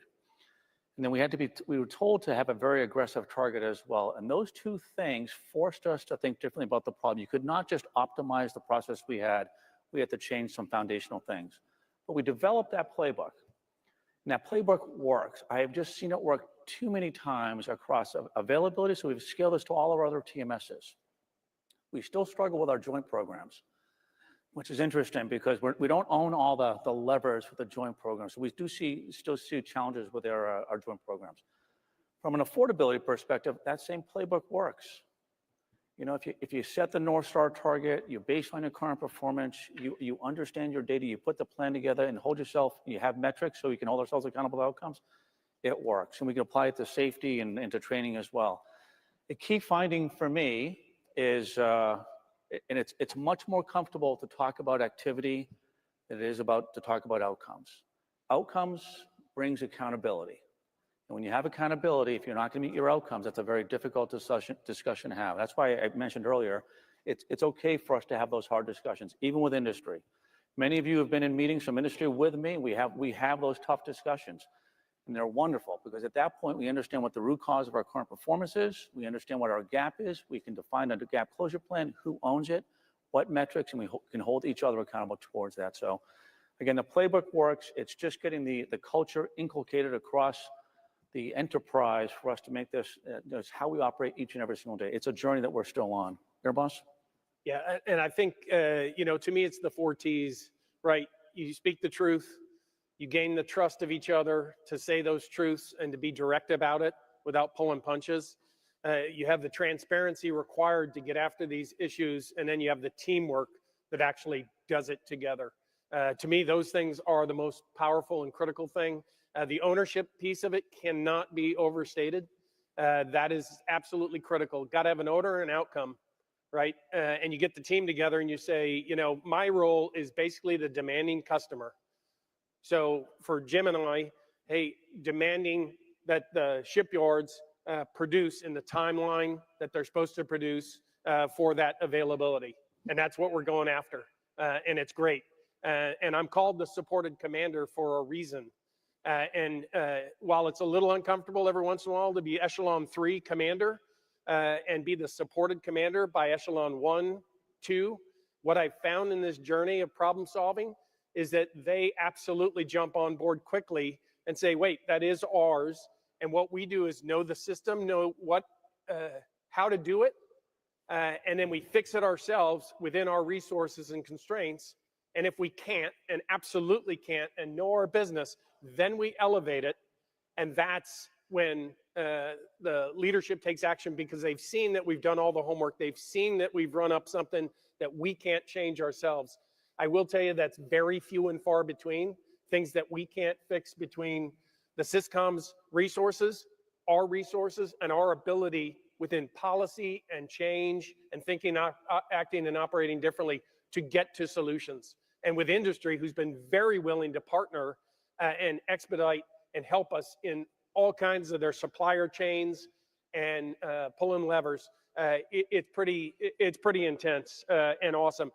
The last thing I'll say is, because of this problem-solving journey that Admiral Kilby has started us on and that we're all on, once you see it and do it in one thing, you can't unsee it, and you can't not do it in other things. So across the pesto pillars that Rob talked about, we're doing a similar perform to plan in each of those to make sure we understand the ordnance, where it goes and how you get there, the training, live, virtual, constructive, net-enabled weapons encryption, the personnel, when does enlisted manning get healthy, and all those kind of things. So there's a lot to this, and pretty excited about the journey, especially being the supported commander and the demanding customer of this.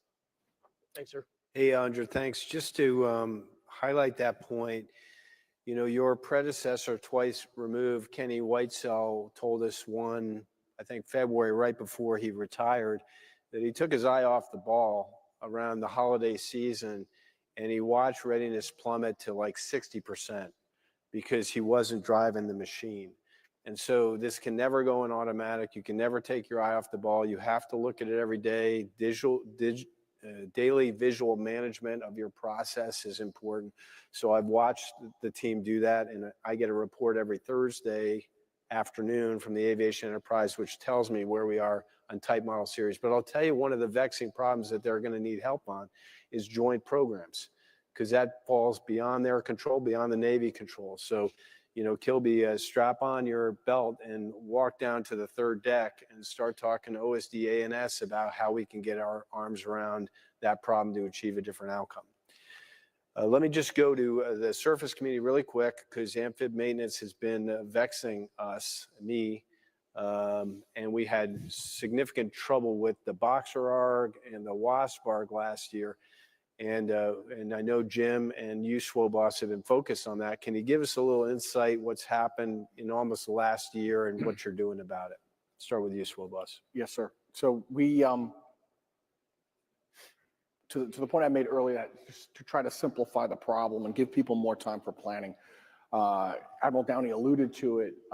With these complex avails for a big deck amphib, the lead maintenance activity is going to need some more time. The A-120 is not going to cut it. So what we're going to pilot this year is a signature avail. That's what we're calling them on the East Coast and West Coast, where we lock the package at A-500 and award at A-360.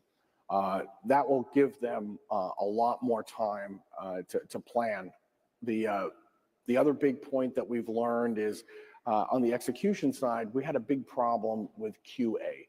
And this is to the point, again, we heard a lot of stories about how each avail goes wrong, but one of the common denominators is when we got around to the QA part, we found that the work didn't pass and we needed to redo it, and that sometimes took months.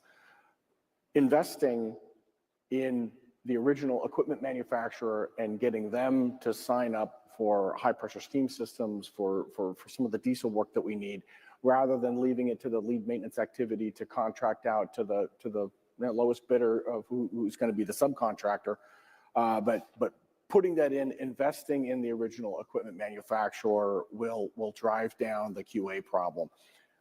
Admiral Downey alluded to this as well, getting our long lead time material ordered way in advance so that we have got a spare knuckle boom crane or a Cali davit on the shelf, so we're ready to have a rotatable pool of these one-off systems that we have on our LPDs, and then just really stocking up on diesel overhaul kits. And then the final part, one of the things that we learned last year is the complexity of ordering material. submarines in with carriers, they have somebody on the maintenance team that's just dedicated to ordering the material. For big deck amphibs, we need to do the same thing. And then the final part, Admiral Downey talked about this too, the America Avail, getting to the left on open-ended specs. That requires a lot of fleet partnership to invest time that the big deck was supposed to be doing something else, but getting them to realize we really need to do this if you want America back out on time in 26. We're going to need to invest the time now to look at what we have. Hey, Brendan, thanks. Jim, anything to add? Yeah, thanks, sir. On the provisioning, what we've found, an example is Boxer, life of ship components that aren't not a new ship, steering bearings fail. And as Swoboss was saying, we didn't keep that OEM going, but we did keep the shipyard going, the new construction yard. So with a closer partnering between in-service and new construction, we're able to divert some assets. We're able to get folks working both rudder systems in the water, nonstop 24/7 by some minor enabling of equipment for the team. I mentioned the O&Is, the open-ended specs. So how are you able to take a forward deployed ship that has ready for sea requirements and inspect 190 tanks ahead of the Avail? You've got to pump them down. You've got to gas free them, right? Not really. With some of the equipment we've worked on with NRL, we don't have to put people in the tanks to do some of this. So we're using some more new technology there. We also saw in the amphib assessment, project soups turning over quite a bit, and each one might be their first one. Really, really hard position to lead from. So we've looked at their qualifications as well as partnering with on what we're doing on the nuclear vessels on incentives. And then on the signature avails, what we're really talking there is move an award out closer to a year than 120 days. And how do we use a multi-year appropriation like we have in the OPN pilot to get after this work much earlier than we have been? Those are some of the big things we're working on. All right, thanks, Jim. Hey, last question for Rob and Jim is my view of watching this for a year. We could see ourselves having trouble to understand what was happening in the system at the normal Thursday afternoon meeting in our perform the plans. Huge group of people, maybe 70 that are looking at that, all the shipyard CEOs and their staffs as we try to nug our way through that problem. So we came up with a construct a little bit as a result of one of those meetings where we said, let's get a smaller group of people at the leadership level, me, you, and it was probably 12 people in the room, where we said, what are some big moves that only we can affect on the system to try to get a different outcome? And so, Rob, if you and Jim could just opine on that, not long because we want to turn over the team, but to me, that was a little bit of a deviation or in addition to our normal battle rhythm, because we just found that space is really challenging us and we needed to kind of elevate above. What's your view on that? And we still have a ways to go here to kind of land this thing, but can you talk about that a little bit? Yes, sir. So first of all, thanks for that question, Vice Chief. Yeah, so there's a number of these big moves. Just to give you a sense, we're looking at kind of the broad spectrum. So we're looking at how do we hire faster? Jim already mentioned, how do we incentivize? How do we outsource more of the work from the shipyards to balance out that capacity problem? We're looking at command and control. We're looking at how we take an operations center approach to things. And we're looking at material, among other things. But let me kind of tie it together for you. So we execute this P2P process, or perform the plan, where we look at what the drivers are to a plan not working, or a plan working, depending on which way you want to look at it. And so one of the areas we found that is not going well is work stoppage. And it makes a lot of sense, right? If you're stopping the work, you're not getting it done, so you're not going to finish. So not rocket science there. And so we identified that as an area that's not going very well. And so we said, why is that? And we figured out there's two big reasons why a job stops. And Jim's talked about one already, parts, right? So we get to a point and we're stuck because we don't have all the parts we need. So the big move there is let's go figure out how to buy contingent material for all jobs we might need to do. So we, around the turn of the century, we got very efficient, and we went into this, just-in-time inventory management. So, kind of learning some lessons from inventory. It hasn't really worked well for us in the unplanned work area. So we're now taking a just-in-case mentality to this, so that when we open up the tank or the valve and we find out there's something we didn't predict, we've already got the part ready for it. So that's a big driver for us. And so we're taking that on in this small group of, hey, how do we close on that to make sure that we don't just talk about it, we actually demonstrate it. And we've picked 3 availabilities that we're driving to get 100% of the contingent material there for. I mean, whether we hit 100% or not, to be seen, but we're going to get darn close. The second reason a job stops is because of technical resolution. So I get stuck. I'm not sure what to do next. It wasn't something I expected. Now I got to have an engineer look at it. And so, there's a lot of reasons we need those same engineers, and in particular, structural engineers. And structural engineers don't come from colleges. We take electrical and mechanical, maybe naval architects, and then we train them over 1 to 2 years at a shipyard to be a structural engineer. So that's a hard problem to get after. So we've taken that problem on to go increase our total number of structural engineers so that we can resolve these problems faster. And if you look at Pearl Harbor Naval Shipyard, who's doing really well, they have 25 engineers on a project, so that when the worker runs into a problem, they're not filling forms out and waiting for it to get resolved. They're just picking a phone up and saying, hey, I'm stuck on this. What do I do? And it turns out that a large portion of the time, that engineer just can tell them what to do, and they're right back to work. So we're trying to drive those numbers down. And I think it's safe to say that really over about the last 8 months, I think we've cut the total number of jobs in stop work in half, and we've cut the average duration down by about 5 or 6 days. So we're seeing the progress. What we haven't seen yet is the availabilities start to crush down and come out on plan. But we think if we keep this press on, that's the ultimate result that we're going to see. It's just working its way through. And with that, Jim has a comment on that. Yeah, thanks, Rob. I'll hit 3 others. Lines of effort of the yards, command and control of the yards, and the teaming on the avails. Puget and Norfolk are enormous. They range from 10 to 15,000 folks. Norfolk has 16 lines of effort. When you reflect on ships, you got LA, Virginia, Ohio, Nimitz, Ford. There's 11 more lines of effort than that at that shipyard. We've been successful in moving 2, whether they run the base or whether they run a foundry up in Philadelphia. But there's significant focus there on who should be overseeing what work. And then the C2 of the yards. How do we focus the leadership correctly on driving those various lines of effort, whether it be submarine or carrier, nuclear, of course, stays in a very controlled structure.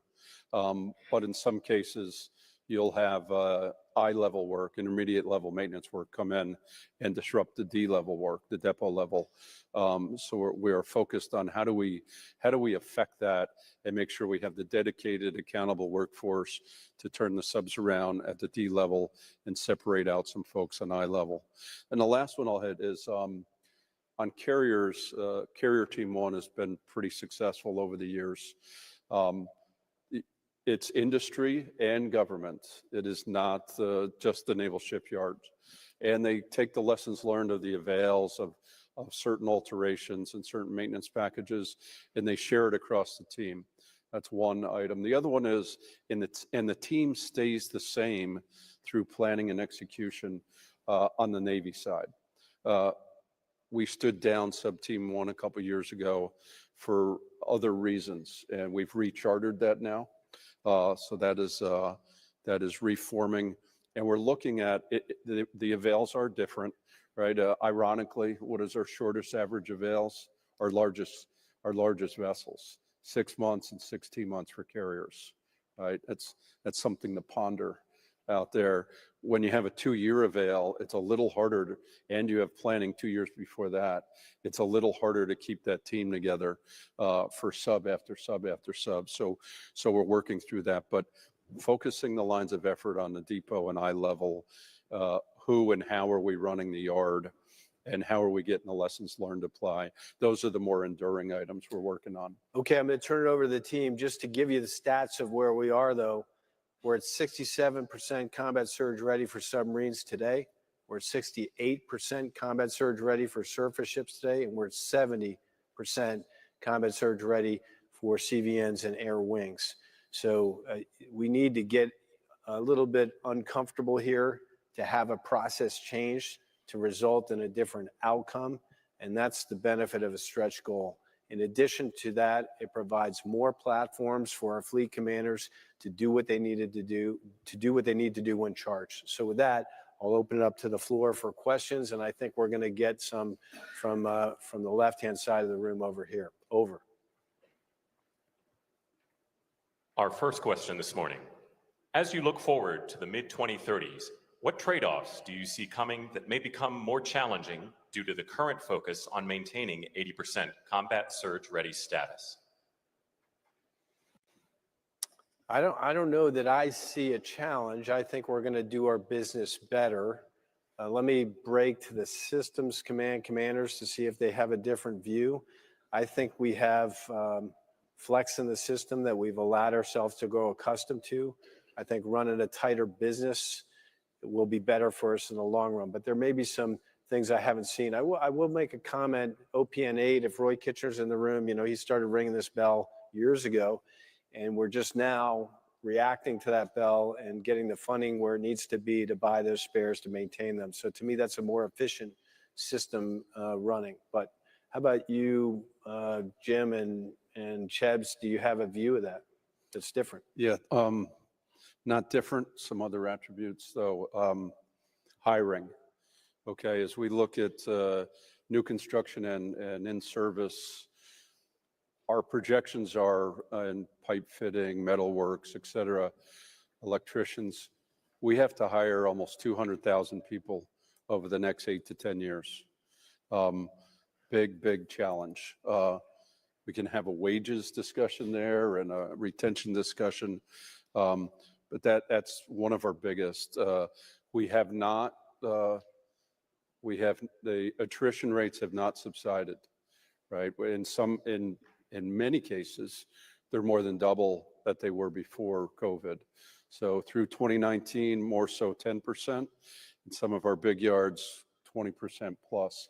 I'm referencing mainly the private yards. So that area is critical.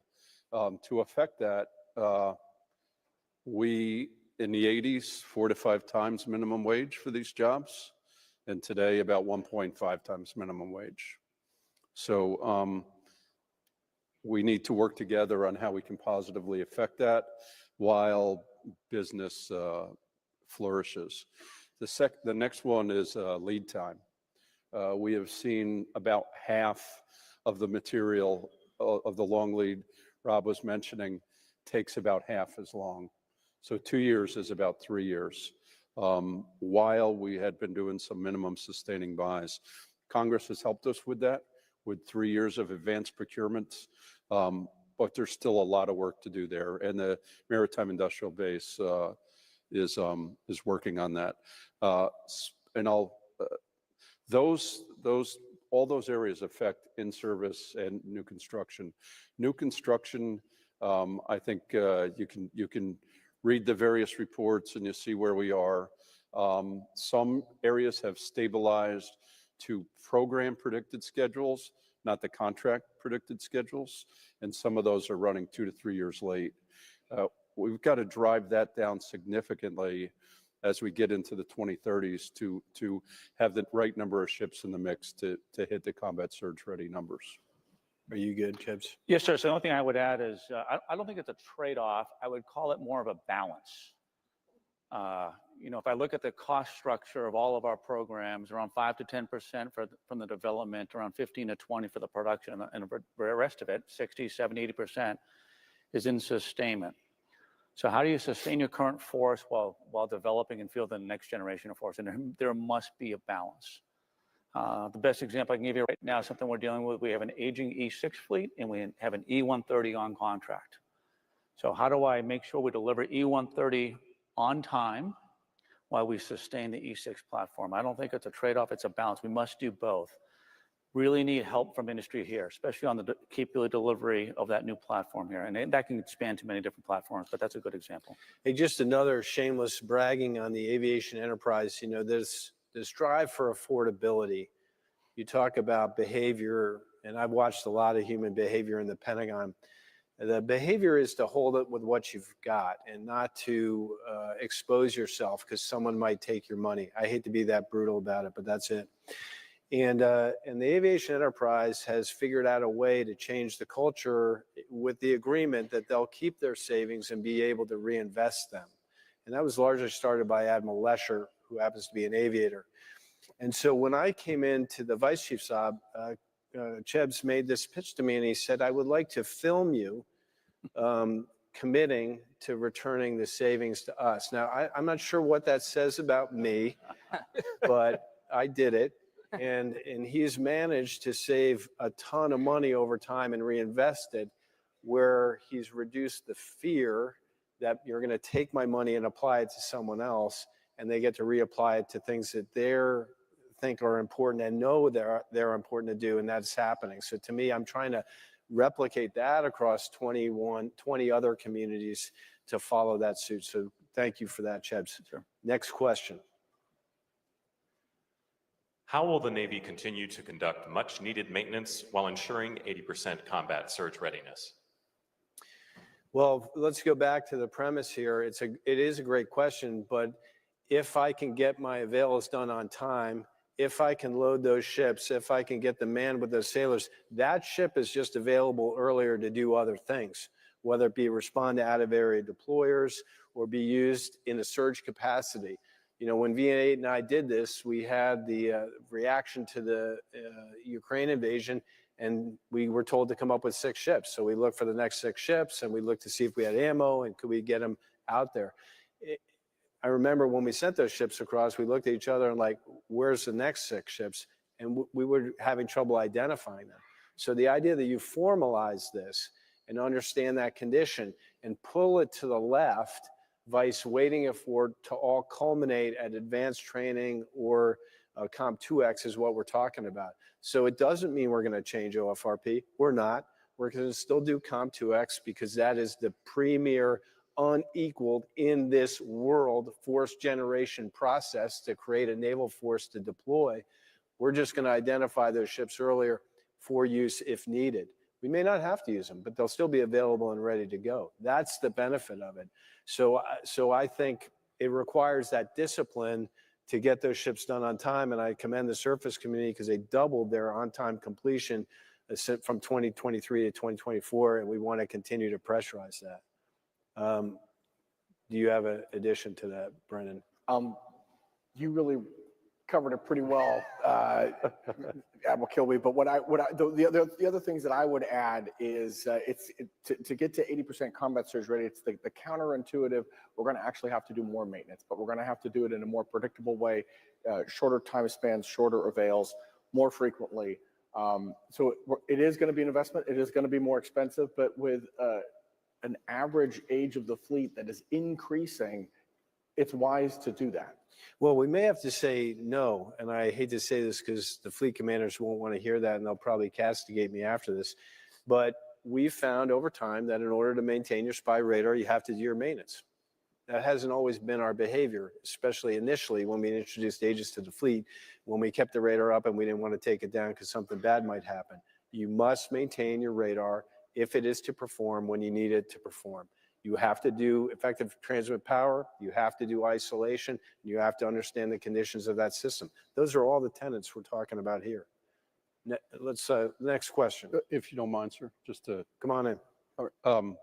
Couple more items. I won't get the planning or the shorter again, but additive manufacturing and additional parts and sources for parts, really, really important. The MIB is working on that.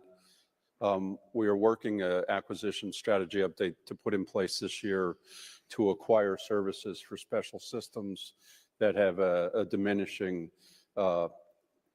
subject matter expert. Steam.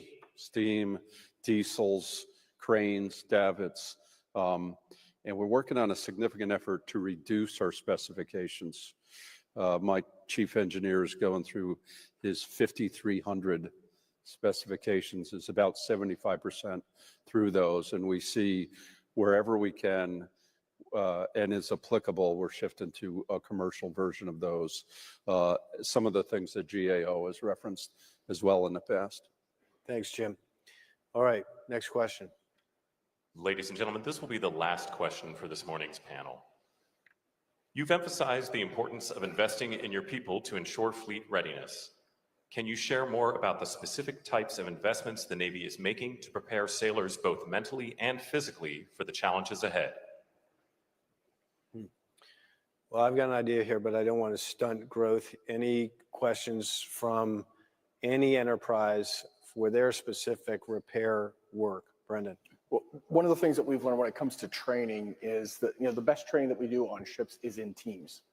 Damage control, combat systems, those are all team sports for us. And we weren't taking full advantage of that as we were going through the basic and advanced phase, getting ready for deployment. Our habit had been, in order to get the crew topped off with peak manning, would be to add the people right before the deployment. And then we realized, well, we do need to get them for the Comp2X, so we backed it up to that. But to get the My Navy HR system, as great as they are, to make that shift was considerable. But what we learned is to get full advantage of the basic phase, we need peak personnel at the beginning of the basic phase. So we had to get the My Navy HR system to pull even further left. We're going to be able to do that for the first time with our next West Coast Strike Group. They're going to be peak personnel at the beginning of basic phase to take full advantage of all the team training that we're doing through it. Yeah, thanks, Brendan. Anyone else? Andra, and then we'll go to you, Rob. Yeah, I look at the sailors today and they think and operate quickly. They learn fast. We need to change our training so that they learn fast and it's world-class training across the board. I've seen what's happening in industry with AR goggles and things like that that can really speed up learning and how you do maintenance. And then it gets all the way to corrosion control, cannibalization, the rest of how we do maintenance. And they're excited when they're getting delivered world-class training. And that's what we're going after, is world-class training, because that's what motivates sailors. And I think the indirect benefit of that is you will retain a ton more sailors when they're motivated and being trained to the highest degree. And now they are truly experts and expert warriors at their maintenance mission. Thanks, Andra. Rob. Yes. So kind of along the same theme that Andre's talking about, the quality of our trainers in the last 3 decades has really gone up significantly. So one of the things we realized is that we hadn't really changed our qualification process on board as a result of that. And so we started an initiative about 1.5 years ago called the Day One Ready Sailor. And the challenge was to our schoolhouse to deliver a sailor in certain skill sets that is ready to step aboard, do 1 under instruction watch and 1 interview, and then start standing watch, so that we get them part of the team contributing, pretty much on day one. And so we've started that plan out with a couple of basic sonar operators, 1, and electronic plots operators, the other. So very, kind of simplistic watches. But we're now gonna double that this year, and we're adding as we get feedback from the fleet, so that we're instantly getting those sailors ready. And they're really delivering. It's been great feedback from the fleet. It helps our watch bill. It contributes to our combat surge readiness. So that's been a big deal for us. Now, the part I worry about is, as we have these extended availabilities, particularly as we thought we're going to get out on one date and then we extend a few months at a time. And so it kind of hamstrings us, is how do we really commit to our sailors who aren't at sea to make sure they're getting at-sea experience? So as our deployed submarines come back, the last slide they show me as they brief is how many other submarine sailors they took to sea and got them qualified. And so that's something that, as a force, we're committed to. And, the Vice Chief has challenged us that, every first-term sailor has the opportunity to go to sea. And so, we're really working hard to make sure that we meet those marks and we get that at-sea experience for each one of our sailors. One addition is I'm committed to working with the type commanders and the systems commanders at our seashore rotation, because I'm not sure we've got that exactly right. People can gain expertise at shore, which then can be applied to sea. So I want to go back and look and make sure we didn't short sheet ourselves there in an effort to address a manning problem. And we may have had a second tier or third tier effect on that. So that's an area of growth work that we need to do to make sure we're building really world-class journeymen and masters. So thank you for that. And thank you for the ability to address you today on what we're undertaking. We've unveiled this publicly now, so I'm sure you will hold us accountable as you should. We will hold ourselves accountable, but I'm committed to getting more ready platforms available for our fleet commanders. Thank you.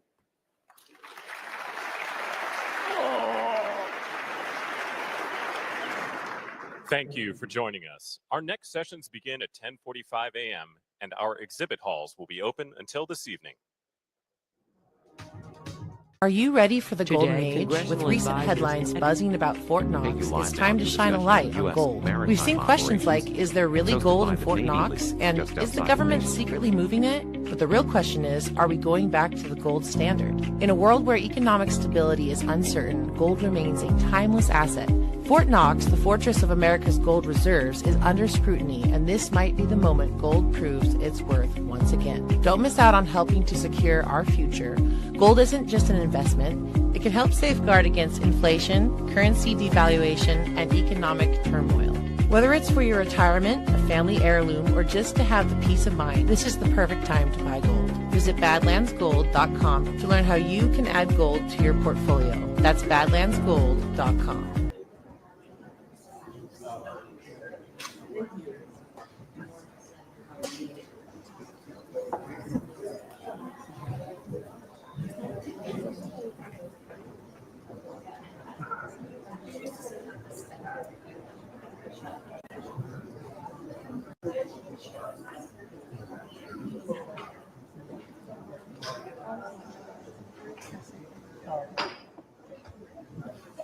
Foreign Relations Committee will come to order. We're going to do this in a little unorthodox way today. We have a business meeting. We're going to need more members here for the business meeting. So we're going to go ahead and start the nominations hearing. And then when we have the numbers here, we'll break. We have, as just on both sides, both majority and minority, particularly these days, we're all busy and we have other places we have to be. And so we need to accommodate everybody as much as we can to see that they get to where they need to be. So anyway, let's go ahead and start with the nominations hearing. And we will start with, we have two people we're going to hear today. We're going to hear Senator David Perdue and Ms. Monica Crawley. And we do have some introductions. Senator Daines is going to introduce. Are you going to introduce Senator Perdue? Okay, have at it. Chairman Rich, thank you. And Ranking Member Shaheen, fellow members of the committee. It is truly my honor to introduce a very good friend of mine and former member of this committee, Senator David Perdue, as President Trump's nominee for ambassador to China. Welcome back, David. In fact, David Perdue once served as chairman of the subcommittee on State Department oversight. I've known David for over 10 years. He's a friend, he's a colleague, he's a devoted husband, father, and grandfather. And we welcome his family who are here and those who are also watching today. David had a successful career as a businessman. Having worked at several large companies, he served as Senior Vice President of Asia Operations for Sara Lee, was CEO of the Reebok brand and Dollar General. And as part of his work, he frequently traveled to Asia and Europe, but most extensively to China.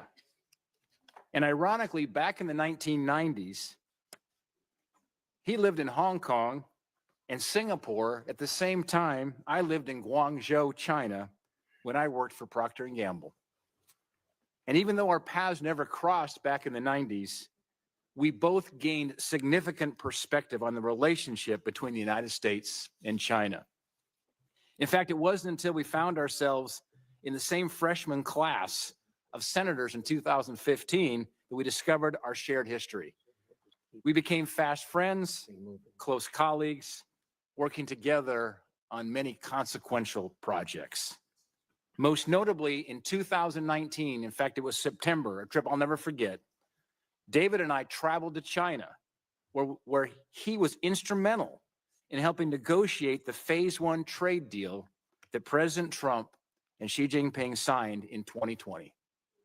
With President Trump back in the White House and with new challenges and opportunities facing us in the Indo-Pacific, the United States ambassador to China is one of the most consequential foreign policy posts in the administration.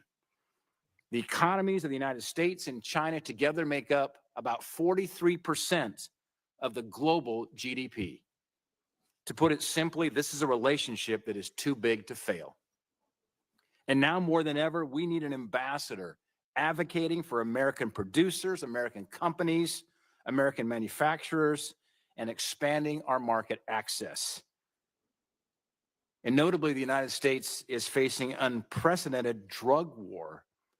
Last year, nearly 100,000 Americans died due to fentanyl poisoning. So where is this fentanyl coming from? It's Mexican drug cartels primarily that manufacture these lethal drugs, but it's chemicals coming straight from China to these cartels that are manufacturing the drugs. China must do its part to stop exporting these raw materials across the globe. These challenges are daunting.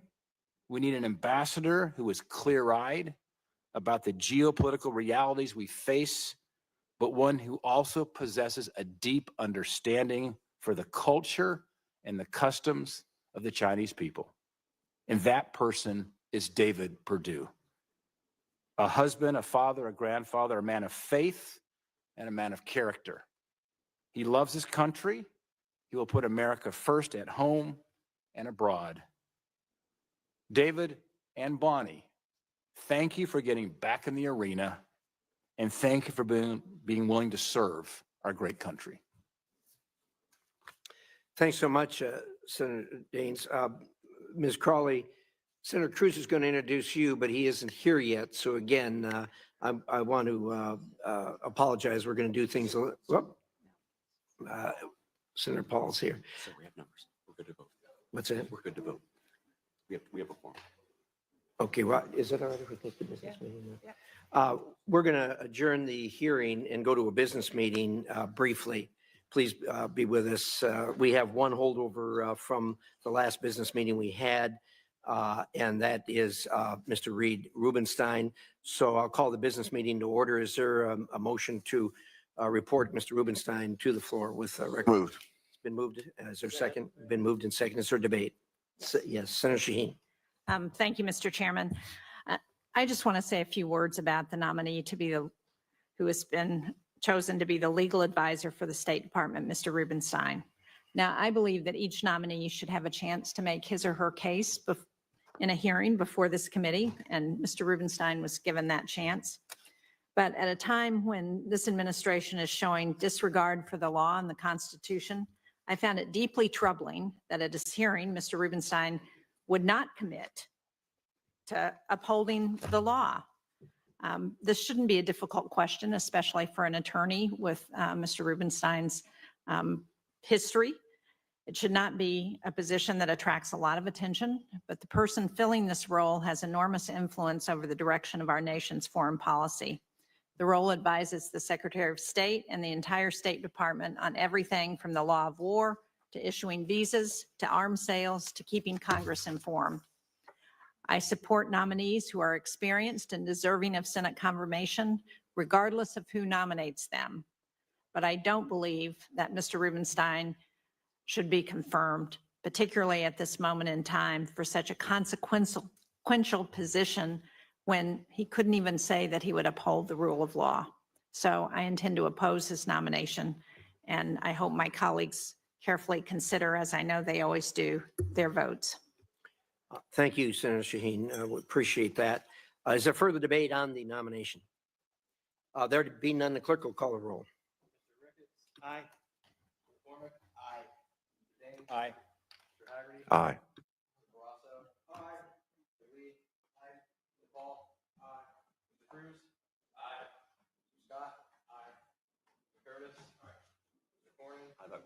Aye by proxy. No. No by proxy. No by proxy. No by proxy. No by proxy. No by proxy. No by proxy. No by proxy. No by proxy. No. Aye. Clerk will report. The motion has carried. We'll adjourn the business meeting and return to our nominations hearing. With that, Senator Cruz having arrived, would you care to introduce Ms. Crowley? Thank you, Mr. Chairman, Ranking Member Shaheen, members of the committee. It is with great pleasure that I get to introduce a leader, a patriot, and my longtime friend, Monica Crowley. I've had the pleasure for knowing Monica for decades now. In fact, she was one of the very first people to have me on her radio show some 20 years ago when I was the SG of Texas. And we have been friends. She later became one of my very first supporters when I decided to run for Senate. So for everything I have done wrong to you, you can blame Monica. It is her fault. This is not good. I may be lobbying for votes against you on both sides of the aisle. I apologize for that. Apart from her distinguished character and her exemplary leadership, Monica has all the credentials for the position of Chief of Protocol. She has multiple master's degrees and holds a PhD in international relations from Columbia University. She is a New York Times bestselling author, and she's had an extremely successful media career. On top of that, Monica's worked for 2 presidents. At just 22 years old, Monica was hired as a research assistant under President Richard Nixon. And she remained quite close to President Nixon. And I will say to this day, both Monica and Hugh Hewitt are angry at me because I wrote a book chapter blasting Nixon as a crook. I apologize, Monica, but he was a crook. She later served as Assistant Secretary of the Treasury during President Trump's first term. Monica is dedicated to service and has been a leader in the academy, in media, and government. Once again, she is stepping forward to serve our nation at the highest level of diplomatic engagement, and she is well qualified to represent the president and the interest of the American people overseas and at home. Mr. Chairman, Ranking Member, members of the committee, I highly encourage you to support the nomination of Monica for Assistant Secretary of State, Ambassador, and Chief of Protocol. Thank you. Thank you very much, Senator Cruz. What we'll do now is I'm going to make a few opening remarks. I'm going to then yield to my distinguished colleague to do likewise. We will then hear from the 2 nominees. We'll then open it up to a round of 5-minute questions in the second round if there's a desire to do so. So let me say that today we will consider 2 more President Trump's nominees. Ms. Monica Crowley to be the State Department's Chief of Protocol, and Mr. David Perdue to be the Ambassador to China. Senator Perdue, I might say about many of our nominees that we see here that they have a big job ahead of them. That goes really very strongly for you. This is China's our biggest challenge over the rest of this century. We all know that they challenge us in many ways. I would say that President Trump and I agree that China is America's greatest long-term competitor, to put it as kindly as I possibly can at this moment. But as you know, the previous administration treated China like an ally who we disagreed with, rather than an authoritarian aggressor that takes advantage of America and our allies at every level. The Chinese government is fundamentally different than that of the United States. Where America promotes free markets and innovation, China clamps down on business, steals IP, and dumps its products, distorting American markets.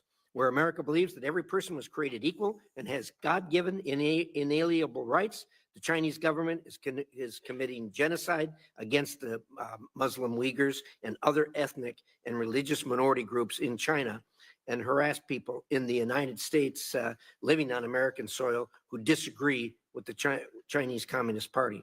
And where America believes in protecting a free and open Indo-Pacific, the Chinese government coerces its neighbors and pursues the opposite. China isn't acting alone here, but rather it is building an authoritarian alliance with Russia, Iran, and North Korea to undercut the United States. And through its Belt and Road Initiative, China looks to recruit non-traditional allies around the world, luring them in with predatory investments to draw them farther away from America.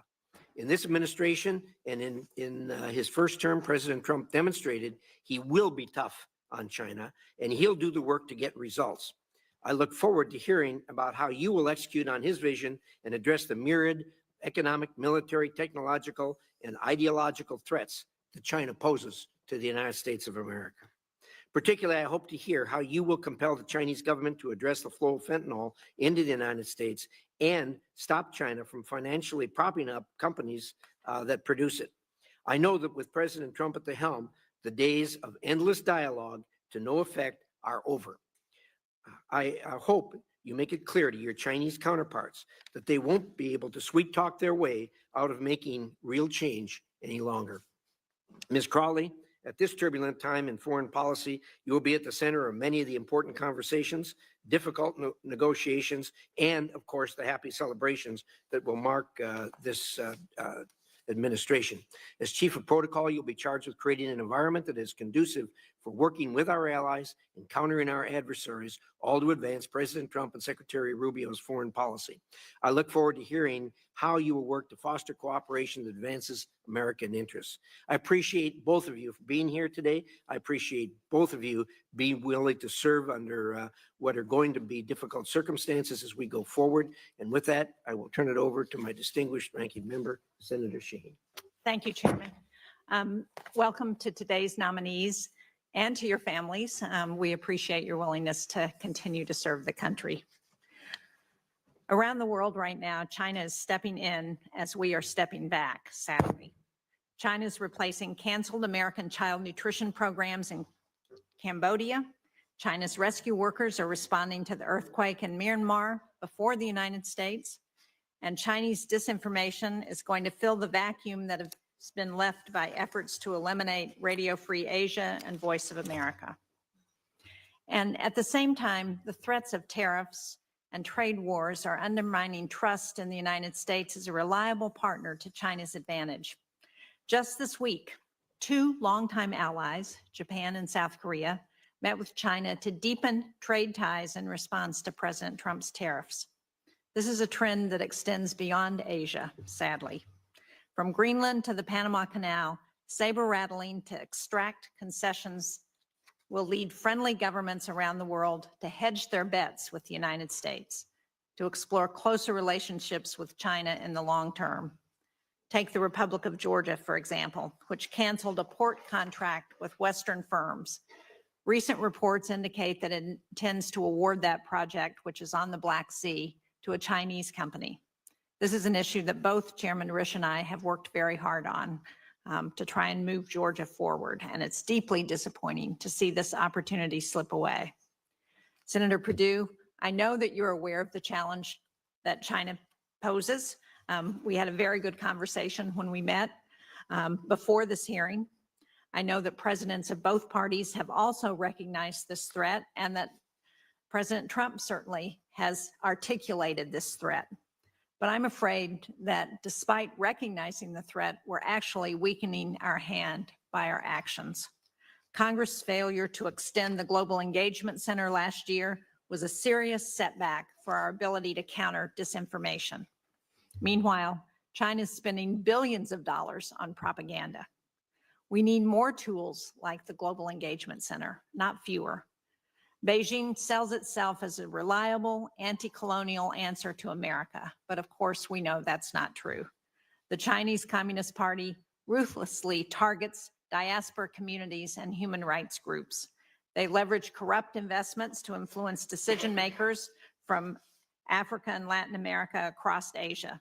And they've tried to buy off politicians in Australia and New Zealand to undermine democratic elections. And Beijing is not afraid to use hard power. China's Coast Guard harasses Philippine forces. Beijing is stepping up military exercises over the Taiwan Strait, including just this past week. And in Ukraine, China and North Korea have been actively supporting Putin's war machine. In light of President Trump's tariffs, Mr. Chairman, I would like to enter into the record a foreign affairs article by Stephen Brooks, who's a professor at Dartmouth College in New Hampshire. It's titled, "The Real China Trump Card, the Hawks Case Against Decoupling." That will be entered in the record. Thank you. It says that, and I quote, "A peacetime decoupling would cost Washington one of the strongest tools it has to deter Chinese aggression." Senator Perdue, you certainly have your work cut out for you. I look forward to hearing your plans for what you hope to achieve if confirmed to lead the U.S. mission in the People's Republic of China. The dismantling of U.S. foreign assistance, ending support for independent media, and the erosion of alliances means you'll go into this position with fewer tools to counter the PRC. So I'd like to understand how you plan to manage one of the greatest adversaries of our time in this context. Ms. Crowley, I've noticed, I'm sure you noted that I have focused the bulk of my remarks on the issue of China, but I also want to hear from you on how you would approach the post of Chief of Protocol should you be confirmed. Thank you. Thank you, Mr. Chairman. Thank you, Senator Shaheen. Well, David, you've heard Gene and I lay this thing out. You're sure you still want to do this? Yes, sir. All right, have at it. You got 5 minutes to tell us why. Thanks so much. And we'd ask you both to keep your remarks to 5 minutes. Anything else you want to put in the record, we'll extend it as long as you'd like in the record. Thank you. Well, thank you, Mr. Chairman and Ranking Member. Chairman Risch, Ranking Member Shaheen, members of the Senate Foreign Relations Committee, and staff. Good morning, and thank you for this opportunity to meet with you today. Senator Daines, thank you as well for that generous introduction. It's my high honor to have been nominated by President Trump to become our country's 14th ambassador to the People's Republic of China. As a former member of this committee, though, I have to tell you, it feels very strange sitting over here, Mr. Chairman, instead of sitting over there. Supporting me here today is my wife, Bonnie, whom I met in first grade. That's a true story. Our sons, David, Blake, their wives, Danielle and Charlotte, our grandsons, Hudson, David, and Jack are all watching from home. They have other responsibilities today. Unexpectedly, also joining me today is my other family. My past alumni of my Senate staff are here. I think they're here, Mr. Chairman and Ranking Member, to make sure I don't embarrass them. So I welcome them as well. As a Fortune 500 CEO, as a U.S. Senator, and as an expat living in Europe and Asia, I developed a global perspective on the relationship between our two countries. As chair of the SFRC State Department Oversight Subcommittee and the SASC Sea Power Subcommittee, I've witnessed firsthand the complexities of our relationship with China, which is the most consequential diplomatic challenge of the 21st century. Since establishing formal relations with the PRC in 1979, the United States has opened its markets to China and has supported its economic rise. More than 2 million Chinese students have been educated in American universities. With U.S. support, China has taken full advantage of most favored nation, WTO membership, and developing nation status, but has often failed to live up to commensurate responsibilities. China has also expanded its authoritarian influence in international organizations like the United Nations, NATO, the World Bank, not NATO, WHO, and the World Bank, sorry. Marxist nationalism is reshaping China, and their global ambitions threaten the current world order. Since 2000, China has doubled its nuclear arsenal, grown its military at a pace unseen since World War II. They've militarized the South China Sea and violated their agreement in Hong Kong. Their social credit score system and extensive policing capability are designed to enforce domestic state control. Their Belt Road Initiative and their Made in China 2025 statements demonstrate their global ambitions. They speak of a global, quote, community of common destiny for all mankind. Put simply, they want a world order more in line with their authoritarian principles. Complicating the current situation, unfettered globalization with minimal national security constraints has led to the situation today where many of America's key strategic supply chains are in the hands of our adversaries. President Trump's America First strategy is not isolationist, just the reverse. America will be a stronger ally and partner by rebuilding our strategic supply chains at home and with our friends. It is not inconsistent that while we are negotiating for fair trade, we're also seeking to strengthen our ties with our allies. Our relationship with members of the Quad, AUKUS, ASEAN, and NATO will continue to be extremely important. The Chinese respect strength, and President Trump's strategy is focused on making America safer, stronger, and more prosperous. That means that reciprocity in the U.S. security should be considered in all dealings with China and the United States. Our approach to China should be nuanced, nonpartisan, and strategic. Our two countries will naturally have areas of disagreement, and we should actively engage on these. We should seek areas where our interests align to develop better and safer working relationships. As ambassador, I will support our strategy to lead with diplomacy, to ensure our own national and economic security remains uncompromised.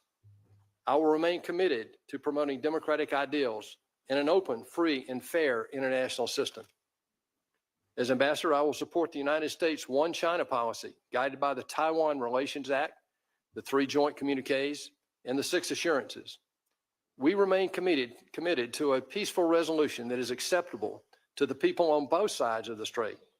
We oppose unilateral changes to the status quo. As ambassador, I will ardently communicate our objections to China's penetration into our power grid, our ports, and our personal lives. Having participated in U.S. FONOP exercises in the South China Sea, I've seen firsthand China's militarization and will work to support open and free navigation whenever international law allows. I will also ensure focus on our priority to eliminate fentanyl precursors and hold China accountable on human rights. I will work to increase the tempo of diplomatic dialogue to get results and to achieve fair and reciprocal trade between the two economies. I will uphold American values, represent American interests, and support strong partnerships with our friends. Finally, if confirmed, I look forward to working with America's dedicated Foreign Service civil service personnel and their families who are at the tip of the spear promoting and protecting American interest in a very challenging environment in China. Mr. Chairman, Ranking Member, I approach this nomination with a strong sense of responsibility. I'm energized and sober about the opportunity to impact the most difficult diplomatic relationship of our time. Thank you for your consideration, and I look forward to your comments and questions. Thank you, Senator. Ms. Crawley. Well, good morning, and thank you, Mr. Chairman, Ranking Member Shaheen, and distinguished members of the committee. It's truly an honor to appear before you today as President Trump's nominee to serve as Chief of Protocol. It was the honor of my life to serve in the president's first administration, and if confirmed, it will be an even greater honor to serve once again by representing this extraordinary president and our exceptional country. I am deeply grateful to President Trump for his faith in me and to this committee for its kind consideration. I also want to thank Senator Cruz for his kind words, support, and friendship over the years. And it's a privilege to share this hearing with my fellow nominee and friend, Senator David Perdue. I would not be here today without the unconditional love and encouragement of my mother, Patricia, my sister, Jocelyn, the rest of my wonderful family, and my dearest friends, some of whom are with me here. I love you, and I'm forever grateful to you. Above all, I thank God for truly blessing me as he has. I appear before you today as a proud patriot who loves America with her whole heart. I was born at Fort Huachuca, Arizona, where my father proudly served in the United States Army. My mother, who is an awe-inspiring person, was a devoted elementary school teacher, and later built a career in hospital administration while raising my sister and me as a solo parent. She's truly my heroine. My beloved maternal grandparents went from experiencing near poverty during the Great Depression to building successful small businesses and sending the first generation in their family, my mother and aunt, to college. I believe in the American dream because my family and I have lived it with all of its blessings. While studying international relations at Colgate University, I was profoundly inspired by one of former President Richard Nixon's best-selling books on foreign policy, which ultimately led to my first professional position as foreign policy assistant to the former president during the last years of his life, which is a critical point to make, Senator, the last years of his life. I worked closely with him on his final 2 foreign policy bestsellers and many influential policy speeches, joined his international trips, met with numerous chiefs of state and other high-ranking foreign officials, and served as a sounding board for his groundbreaking thinking on foreign affairs. His extraordinary mentorship and unparalleled real-world experience were invaluable, particularly as I completed my graduate studies in international relations at Columbia University, earning 2 master's degrees and a doctorate. I've also enjoyed a prominent career as an opinion journalist on politics and foreign affairs for many national platforms and as a New York Times bestselling author. During President Trump's first term, I was honored to serve as Assistant Secretary of the Treasury for Public Affairs. During my tenure, I and the team I led conceived, developed, and executed communication strategies for the Secretary, the Department, and the Trump administration more broadly, including for complex policies such as the Tax Cuts and Jobs Act, international economic sanctions, and the unprecedented economic response to the COVID pandemic. For exceptional service to the nation, I received the Alexander Hamilton Award, the highest honor bestowed by the department. I am now humbled to be nominated to serve as Chief of Protocol, an office with 7 distinct divisions which carry out various elements of protocol-related programs: visits, the historic Blair House, ceremonials, diplomatic affairs, diplomatic partnerships, management, and major events. Each division is responsible for planning, supporting, and executing various aspects of diplomatic engagement for the President, Vice President, and Secretary of State, as well as other high-ranking officials. It's a critically important role to enriching our diplomatic partnerships and advancing our interests around the world, and if confirmed, I will treat it with the committed dedication it deserves. The Office of Protocol can, should, and will showcase the very best of American leadership, strength, dynamism, and diplomacy. As chief, I will bring my considerable understanding of and experience in foreign affairs to the position and will, first, ensure that the office is managed with the utmost professionalism. 2, serve the interests of the American people by helping to set the stage for robust, successful diplomacy. 3, infuse our major events with a patriotic vibrancy reflecting President Trump's golden age of America. And 4th, ensure that the talented and dedicated team of political appointees and career civil servants work together in harmony to accomplish this mission with excellence in every detail. Throughout my career as a leader, I've believed in embracing a clear vision, hiring and empowering the best, listening to wise counsel, enforcing accountability, and moving forward toward positive goals. If confirmed, I will follow those principles to help President Trump set a new gold standard for effective diplomacy. I pledge to be a faithful partner to this committee and to work with you to protect and advance our diplomatic partnerships and promote American values in service of a stronger, more secure, and prosperous nation. Thank you so much for your time, and I look forward to your questions. Well, thank you, Ms. Crowley. We'll now do a round of 5-minute questions. And as I said, more if people want to go back. Senator Perdue, let me ask your thoughts on the no limits partnership between Russia and China. There's been a lot made of this, and of course it's concerning and it needs to be watched. I've kind of thought of this when I watched them make that announcement. It kind of falls under the adage the old adage of there's no honor among thieves. You know, these two are not natural allies by any stretch of the imagination. And what we know about both of them is they'll throw anybody under the bus for their own good. What do you make of this, and how do you see this going forward? Well, thank you, Mr. Chairman. First of all, I think this is primarily about trade between those two and also about the geopolitical position of China right now. About 1/3 of Russia's total revenue comes from China. China imports 73% of its oil. Iran, you haven't mentioned Iran, but I'll throw this in the mix too because it's a similar conversation. 90% of Iran's oil goes to China.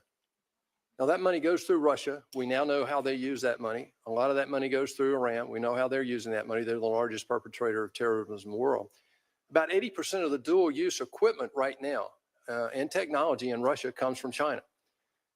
The oil that's being researched and drilled in the Arctic right now between these two is very troubling, and that's why China wants to become an Arctic power.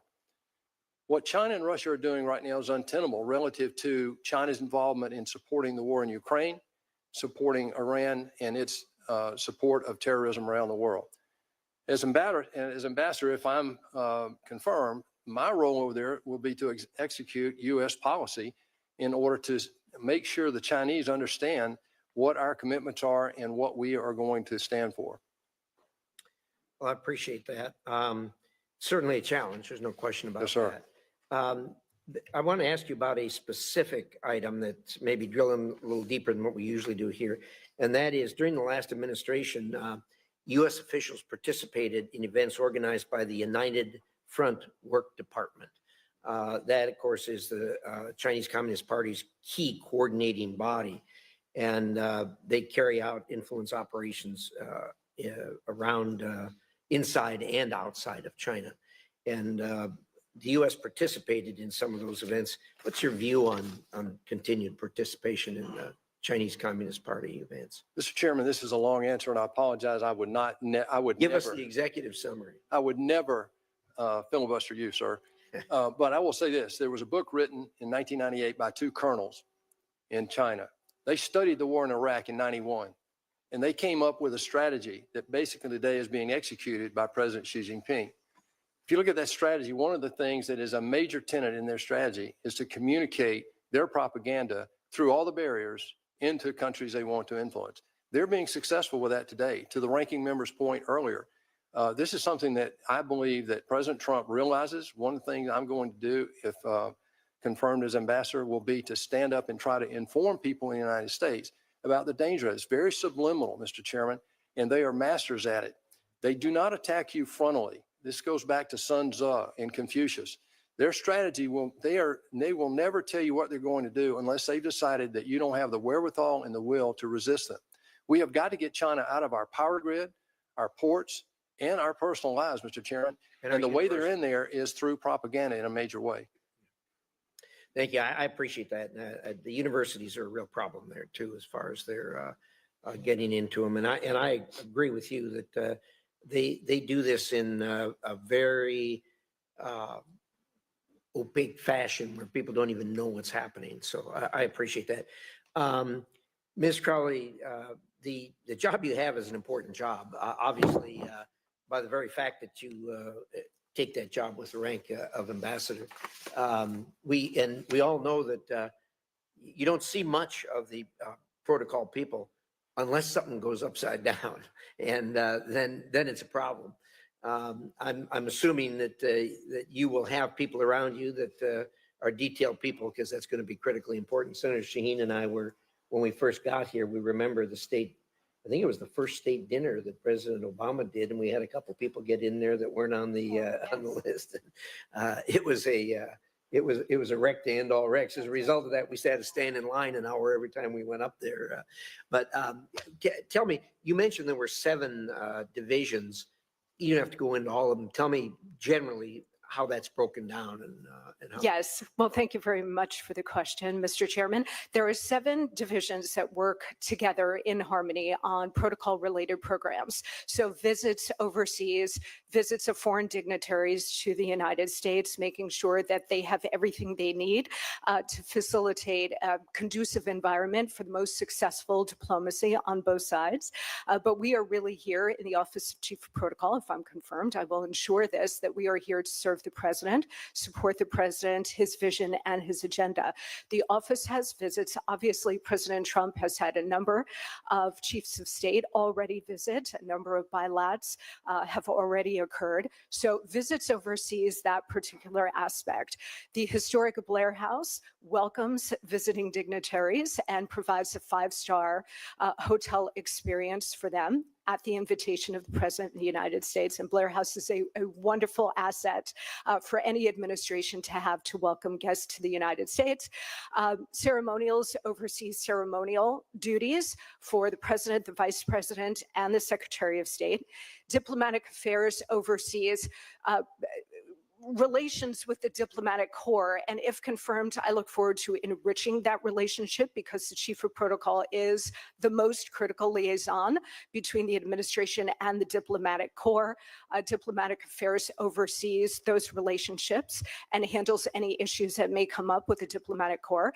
Diplomatic partnerships is all about making sure that the diplomatic corps has the access and information they need to do their jobs well.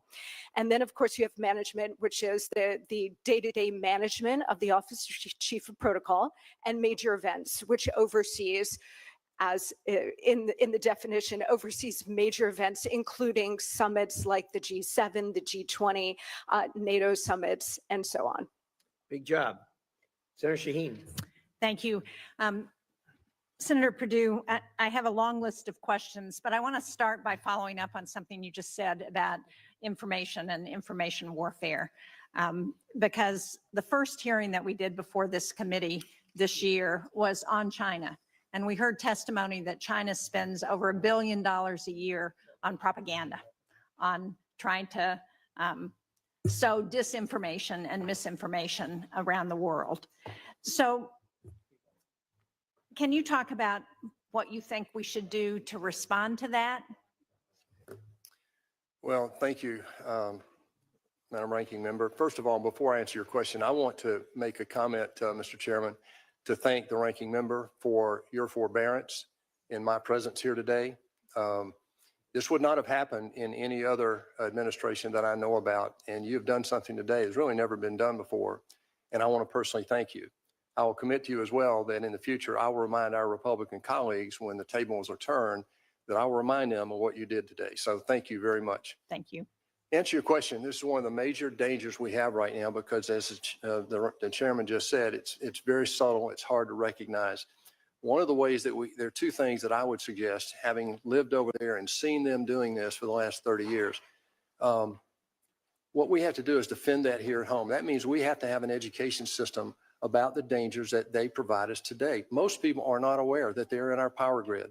They're not aware that they're collecting our data. They're not aware that our ports can be manipulated by people in China. So that is an education process that we owe our people.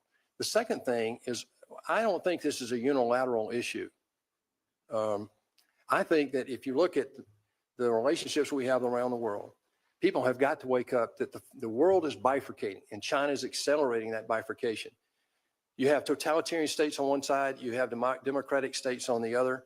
And as that study just said, the one you referred to at Dartmouth, that 34% of the world's global profit the U.S. is responsible for that 34%.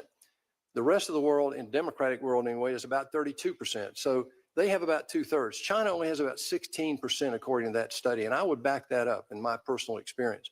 Well, we've got to develop a relationship with these allies that will help us develop the message and communicate, not just to China, but to the people that China is trying to perpetrate this on. And I certainly agree with that, which is why I find dismantling the apparatus that we've had to do that so disturbing, that we no longer have what was so important as we were able to help encouraged the fall of the Soviet Union, helped provide factual information into those communist countries around the world, that the administration has suddenly dismantled all of that apparatus in ways that are going to not allow us to have that ability to provide factual information to counter what the Chinese are doing.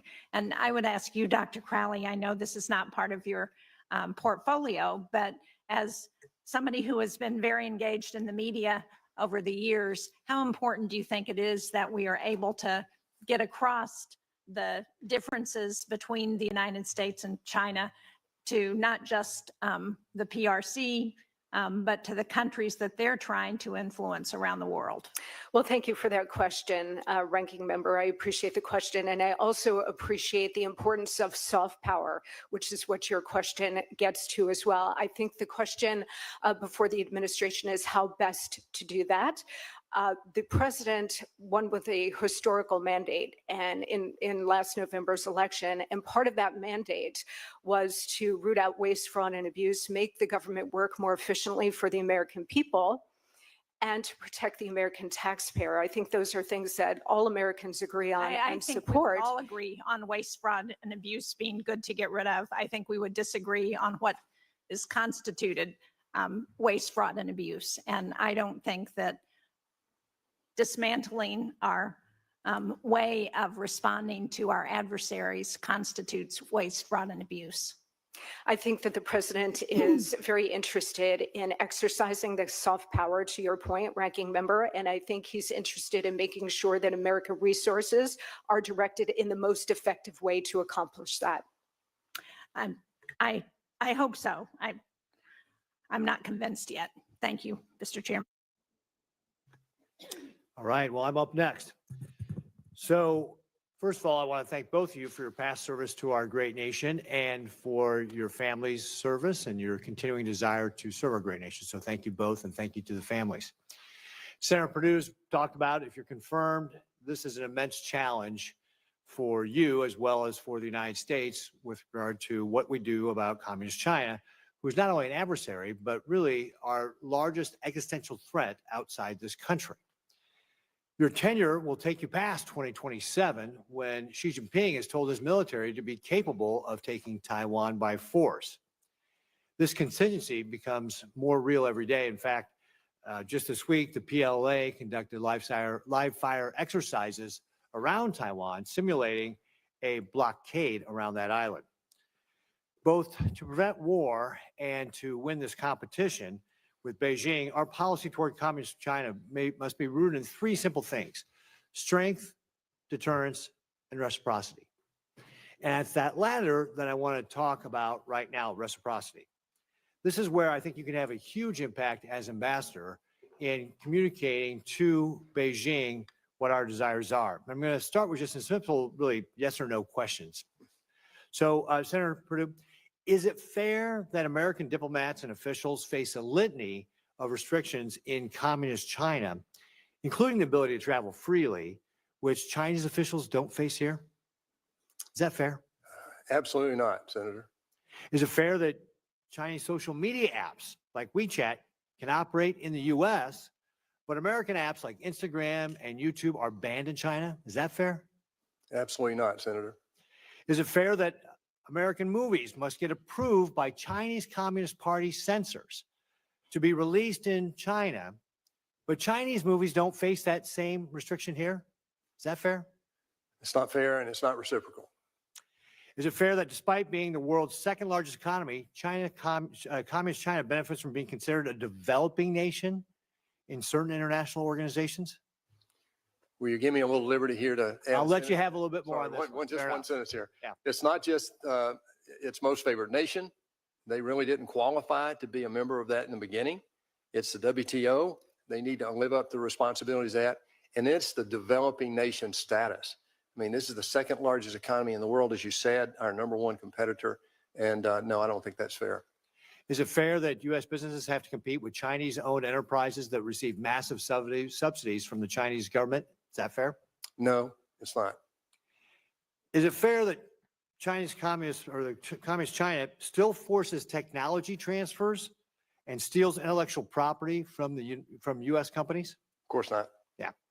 So I could go on and on and on, and I could talk about, and you've already mentioned about how Communist China has hacked us. They in our telephone systems, our ports, our energy infrastructure, all these things where Communist China is taking advantage of us, and this double standard must stop. If confirmed, what will you take to ensure reciprocity with Communist China? Senator, thank you for that. That's a very thoughtful series of questions. First of all, there are several things we need to do in this country. Number one, to stand up to China, not just in reciprocity. First of all, we've got to get our financial house in order. I can talk more about that, but I'll be out of your time. The second thing is we've got to rebuild our strategic supply chains, rare earth elements, steel, shipbuilding, pharmaceuticals, chips, quantum computing. All of these we've acquiesced through this globalization of the last 2 decades to basically China and people who would do us harm. The reciprocal nature that we want with China, I think President Trump is all over that. The starting conversation with trade, there are going to be many others. The treatment of how we treat their foreign service personnel in the United States versus how they treat ours in China is a big one. We've also got to make sure that the allies understand what this is all about. It's not just about trade. It's one of the tools in the toolbox. We need partners in this bifurcation that I'm describing to the ranking member earlier. That's where I would start. As ambassador, if I'm confirmed, I will promote U.S. values, U.S. interest, and the strategy that President Trump is drawing up right now to bring our allies together to make a united front against the PRC. Great. Well, thank you very much, Senator Perdue. And I would, again, just stress that reciprocity is going to be key to the relationship. And you mentioned earlier how China respects strength. If we don't force them to treat us the same way that they're treating our people in their country or the way they treat us on the international stage, they won't respect us because that is not strength. Strength is saying to Communist China, you will treat us the same way as we are treating you, or we're going to change the rules of the game. Thank you. With that, Senator Rosen. Well, thank you, Senator Ricketts, and I want to thank Chairman Risch and Ranking Member Shaheen for holding this hearing. Of course, thank you, Senator Perdue, for willingness to continue to serve, and thank you, Dr. Crowley, for being here as well. And I want to build a little bit on Senator Ricketts' comments about technology, critical emerging technology. And Senator Perdue, you know, there's no doubt that the PRC is engaged in unfair trade practices to boost its own economy, to boost its standing internationally. In large part because of these harmful economic activities, the PRC risks supplanting the U.S. in a number of critical spheres, including AI, biotechnology, quantum computing, something we were all reminded of in January with the rollout of DeepSeek, which was a major wake-up call for the American tech sector. So, Senator Perdue, I've confirmed, how will you make sure that the U.S. maintains its qualitative edge across the spectrum of critical and emerging technologies, including AI, which is so important? Well, thank you, Senator Rosen, and thank you for participating in this hearing. That's a great question. And one of the things that it's already been mentioned today, and that is that, you know, we've got to protect what we're doing in this country better than we have in the last 30 years. This is not a partisan observation here. We give China, and it goes back to reciprocity, Senator Ricketts. If you look at the access we give to Chinese PhDs, Chinese technologists into our private labs, into our military labs, and into our education institutions, we don't get that same access over there. We've educated 2 million Chinese, as we've said. 380,000 are in our schools today. The technology that's been forced to transfer through corporate deals made in China, I think a lot of those people, in my experience, have now come back to rue the day that they ever did that. It's a false hope, basically, that to enter China and get access to 1.4 billion consumers. The price has been too high, Senator, in my experience, and I think you're going to see that change. That will mean the corporations who are funding a lot of this technological development will, in fact, begin to sober up about what they're having to give up in order to do that business. Thank you. We're going to keep talking about the PRC, obviously, because, they're doing a lot of bad things, needless to say, and we have to defend Tibet.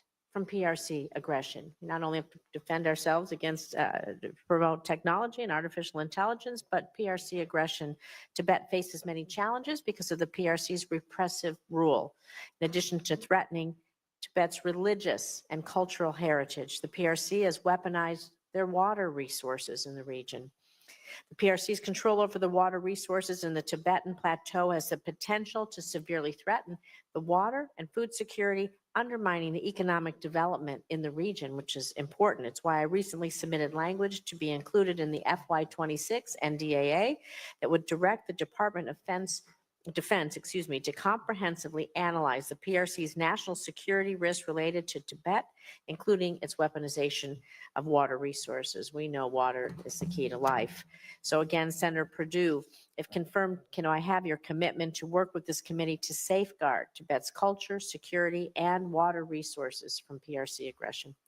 Absolutely, Senator. If I may add one thing briefly, I know we're about out of your time, but this goes back. If you look at, there are three things basically in memory in my lifetime, basically, that the Chinese have made sweeping moves. They're moving in this water issue right now out west.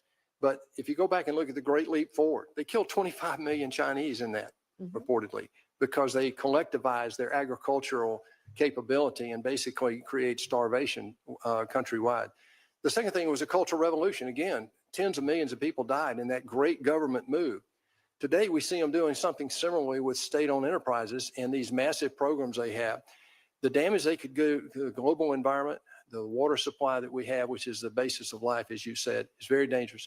If confirmed as ambassador, this is one of the top topics that we will engage China on relative to President Trump and this administration's strategy. I'm going to ask quickly about, speaking of water, the PRC's reckless, coercive, aggressive activities to undersea infrastructure because they sabotage undersea cables. It's a particularly alarming tactic.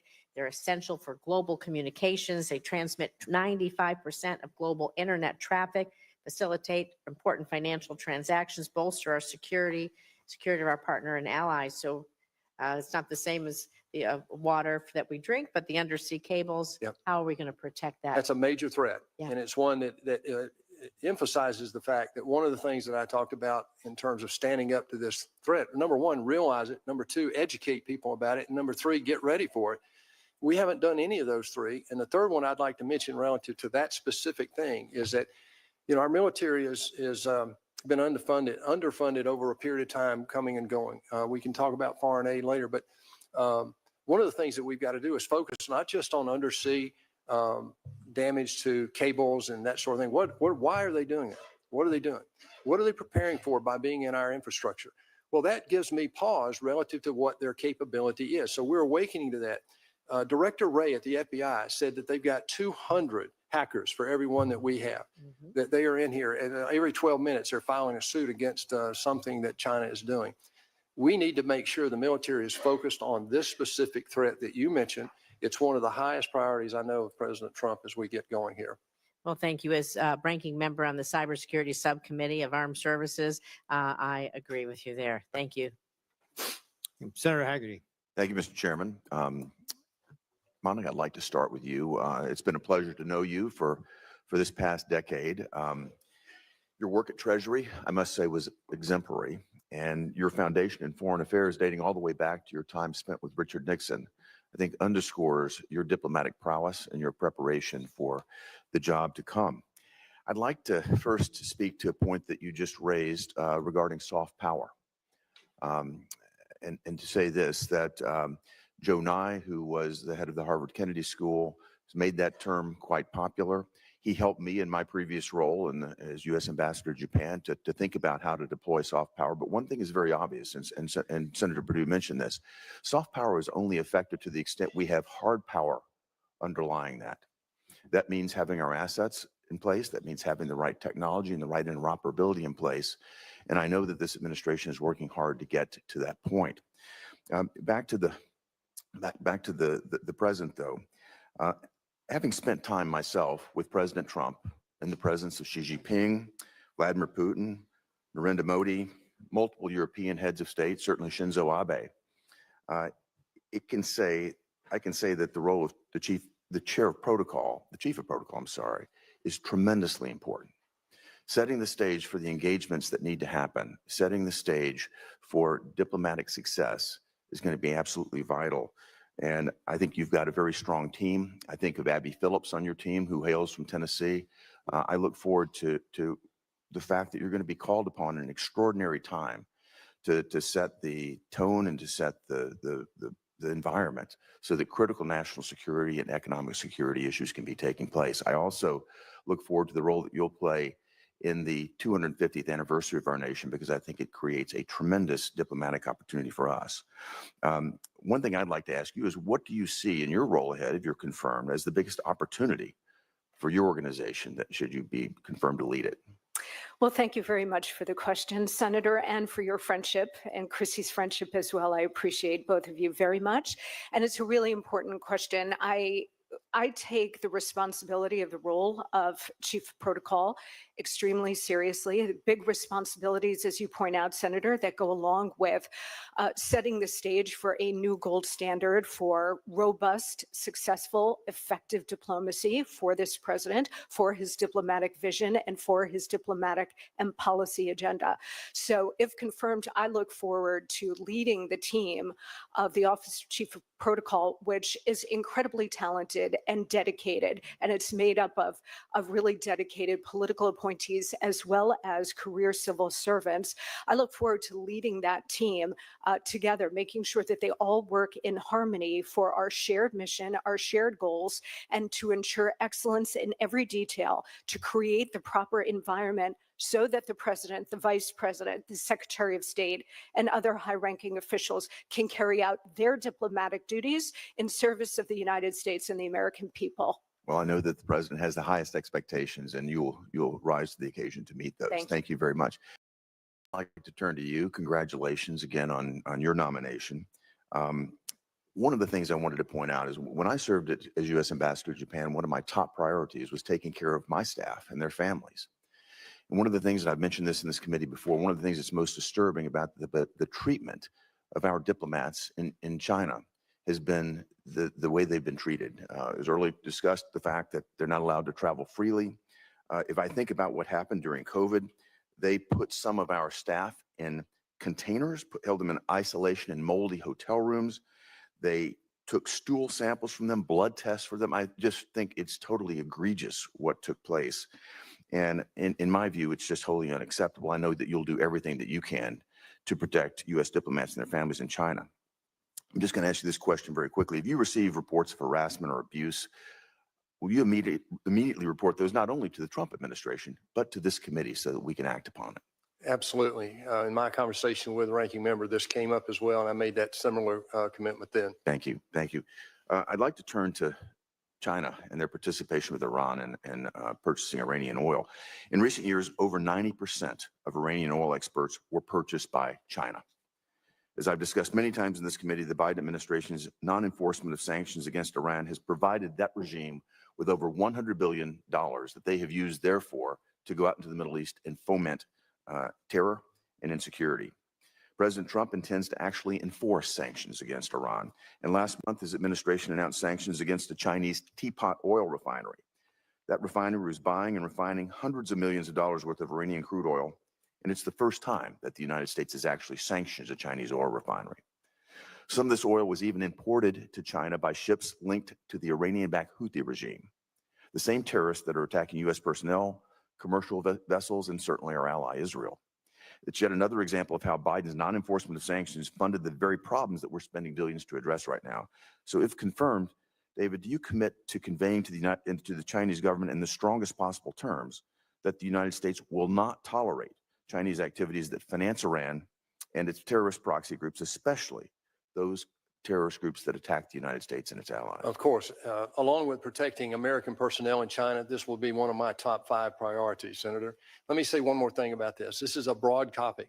Number one, our sanctions are beginning to not work. The Chinese-Russian trade right now, the sanctions aren't working there on dual-use equipment, primarily because they're denoting those transactions, as you know, in rubles and in renminbi. Also, this is a very perverse conversation that you bring up here. I'll be very brief. The consumption of China goods takes money to China. 73% of their oil consumption is imported. They buy it primarily from Russia and Iran. Those dollars then go to Russia and Iran, and we know how that money ends up in the Ukraine and in Hamas, Hezbollah, and Houthis' war chest.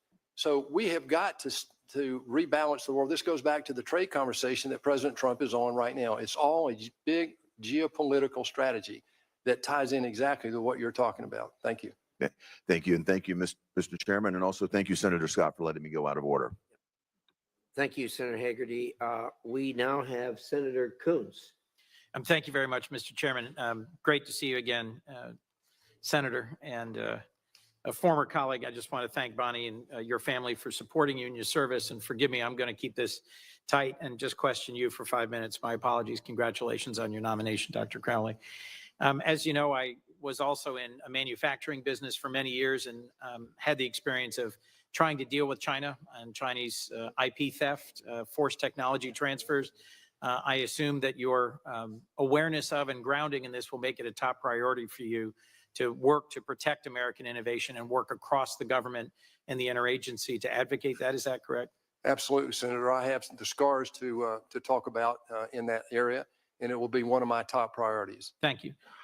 You have been nominated for one of the most important ambassadorships. I hope you've consulted with Nick Burns, who I think served well in the post. Could you repeat that, Senator? I'm sorry. I hope you'll have an opportunity to consult with Ambassador Nick Burns, who served. Oh, absolutely. Agency to advocate that. Is that correct? Absolutely, Senator. I have the scars to talk about in that area, and it will be one of my top priorities. Thank you. You have been nominated for one of the most important ambassadorships. I hope you've consulted with Nick Burns, who I think served well in the post. Could you repeat that, Senator? I'm sorry. I hope you'll have an opportunity to consult with Ambassador Nick Burns, who served. Oh, absolutely. Previously. No, I've talked to, we actually have that committed at this point. Your words, we are in the middle of a fight to ensure that the free world stays free. And I'm increasingly alarmed by the close cooperation between China, Russia, North Korea, and Iran. Do you share that concern? Absolutely, Senator. When North Korea deployed thousands and thousands of troops and put them into the meat grinder of Russia's illegal and immoral invasion of Ukraine, they did so in order to gain access to the knowledge of the latest technologies on the battlefield and to gain benefit for North Korea. One of my core concerns is that these theaters are interconnected, that our challenge with China requires allies, resources, and attention. It's why I moved to partnering with Senator McConnell on the Defense Subcommittee on approach. But our interconnected world means that when North Korean troops are serving on the front lines in the war of aggression against Ukraine and Iranian sanctions aren't fully biting because China is offering a secondary offtake market, we have to deal with this.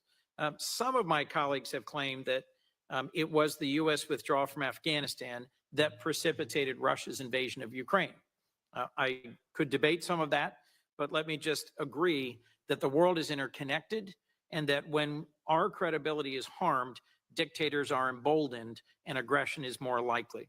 So if Ukraine is forced to surrender, if Russia emerges victorious, and our leadership is questioned in the world by our allies and those we have stood alongside, I think by the same logic, Xi will inevitably be emboldened to believe that he can take on his vision to reacquire Taiwan, the Philippines, the South China Sea, to be more aggressive regionally. Would you agree with that? Well, Senator, that's a complex question. It's a great question. I think right now, withdrawal is not an option for the United States. I don't think President Trump is attempting to do that. I think by reaching and stepping forward in the area of trade addresses some of the questions that you bring up there. What we've also got to do, though, and you mentioned this, and the ranking member actually wrote a couple of papers on it, I think either last year or earlier this year, and that is that NATO is another major player with regard to China that we need to engage with in a way that we maybe haven't done that in the past. Let me reframe my question then, if I might, given I have a minute and a half. Yeah, I'm sorry. Does it strengthen us in our work to deal with China in the South China Sea, to deal with China in IP theft, to deal with China as our pacing threat, if we strengthen NATO, strengthen our alliances and partnerships in the global South, or if we weaken them and withdraw from them? Which makes us stronger? Well, obviously, the stronger the relationships, one of the 5 things I mentioned earlier in answering another question is that our allies, we have to align and make sure they understand the threat and develop a cohesive strategy. I think that the Quad, I think ASEAN, even though we're not a member, is very important. NATO is very important. AUKUS is also important. So I agree, Senator, that that's a major priority for us. I traveled with Senator Merkley to India and Nepal many years ago now, and I was struck at how much the Nepalese were grateful for our response during a devastating earthquake. I am heartsick now as I watched our national news of the response to the Myanmar earthquake, and it was PRC humanitarian teams who were leading the response, not Americans. I will simply say that I thought near destruction of USAID and their ability to project our response to humanitarian crises is an unforced error, is kneecapping us at the wrong moment. In my view, one of our greatest strengths as a nation has been demonstrating, whether it's in the Pacific Island nations, in Cambodia, in Nepal, in Africa, in South America, that we are able to respond in an effective and timely way to humanitarian moments of need. Do you see that as something that we should restore our continued ability to lead the world in humanitarian response? You know, Mr. Senator, I've missed serving with you. You've taken me out of time, so I'm going to give you a very brief answer. Of course, that's one of the strategies I've mentioned before. But I think, again, you know, this is an awakening that America has got to come to. This is our Sputnik moment, in my opinion, and we're late coming to it in so many areas. But let me respond, Mr. Chairman, if I'll indulge just a second. I won't go over because I know we're out of the senator's time. I want to remind all of us, though,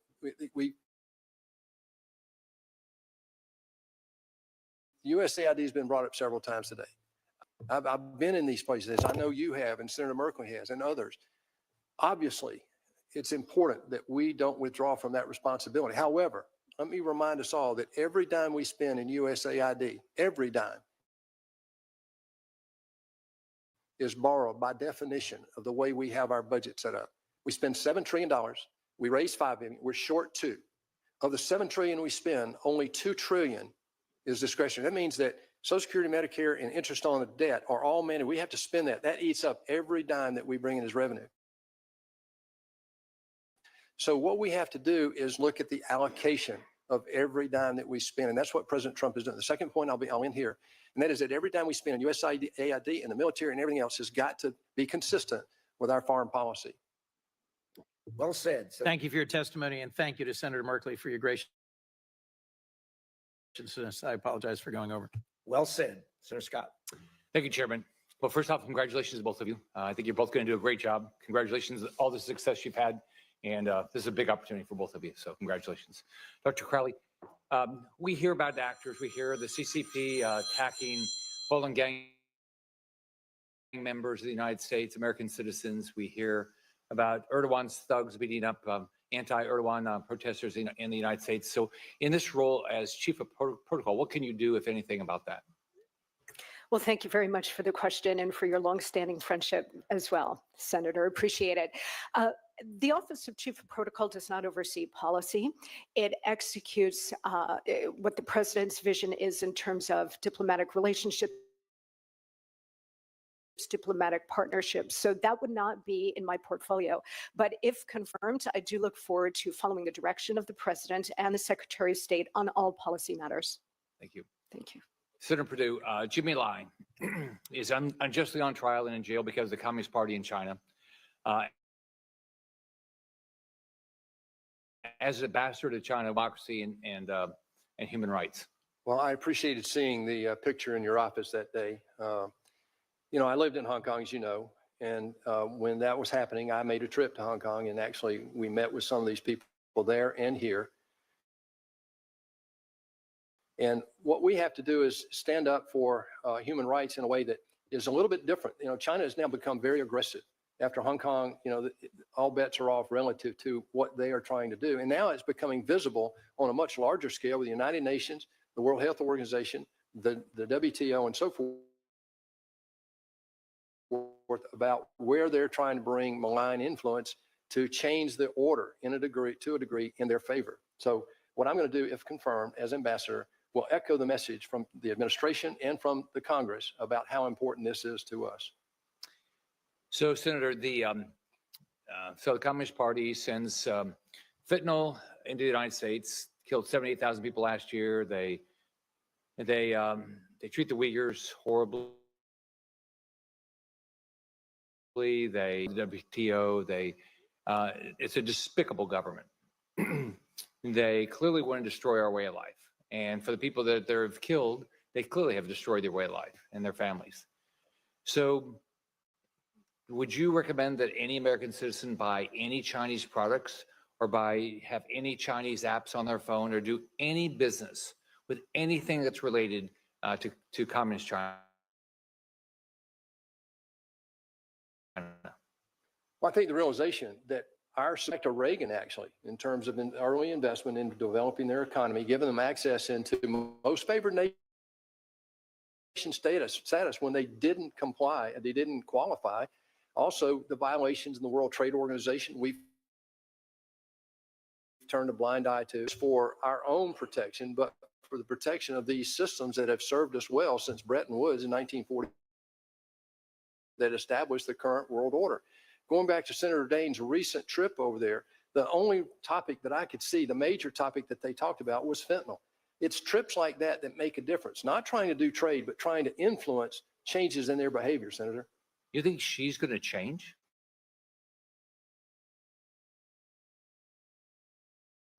Senator, and if you read what they've been writing over the last 25 years, I don't think he's going to change. The question is, what is his objective and what is he going to be capable of doing? Look, they have a problem. They can't feed their own population. 30% of the people, 30% of the food that is consumed in China is imported. I just said 73% of the oil is imported. They have a real problem right now with unemployment of people under 25. It's over 16% from what I read. If you look at the economy, focusing on state-owned enterprise is a real problem. The realization of U.S. capital now that has been going to China for the last 40 years and not getting the return that we should have gotten, but gave up technology and a lot of other things that went along with it. If we stop that realization is going to really change. If we stop buying their products, if we stop allowing them to access to our SEC is not enforcing. All right. If the American public would show up and say this is wrong, what would happen to the Chinese economy and what would they have to do then? You bring up a great point. If you believe that this is a new kind of war, it's not Cold War, it's not a kinetic war, it's a different war. And they described it to us in a book called Unrestricted Warfare back in 1999, and they're executing against that. I wrote an article about it a year ago. If you look at that, the way forward is for the United States to become informed about that and to stand up to the challenge. That means that sometimes we'll have to sacrifice, Senator, because what we've been seduced by are the cheap prices that we gave into over the last 30 years coming out of China that were in some cases, in many cases, unfair because they were subsidized by the state. But if we stop buying their stuff, what will happen? Well, if we stop buying their product, what will happen? Well, the American public says it's enough. What will happen to their economy? It'll collapse. Right. Thank you. Thank you, Senator Daines.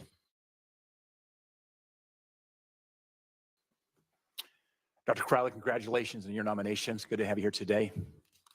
David, as I'm sitting here, I'm struck by thinking 30 years ago, as I'm looking at you and Bonnie, for all I know, we could have been on the Star Ferry together, crossing the harbor there in Hong Kong when we had two little ones that were born in Hong Kong. Going from Guangzhou into Hong Kong for sometimes some R&R and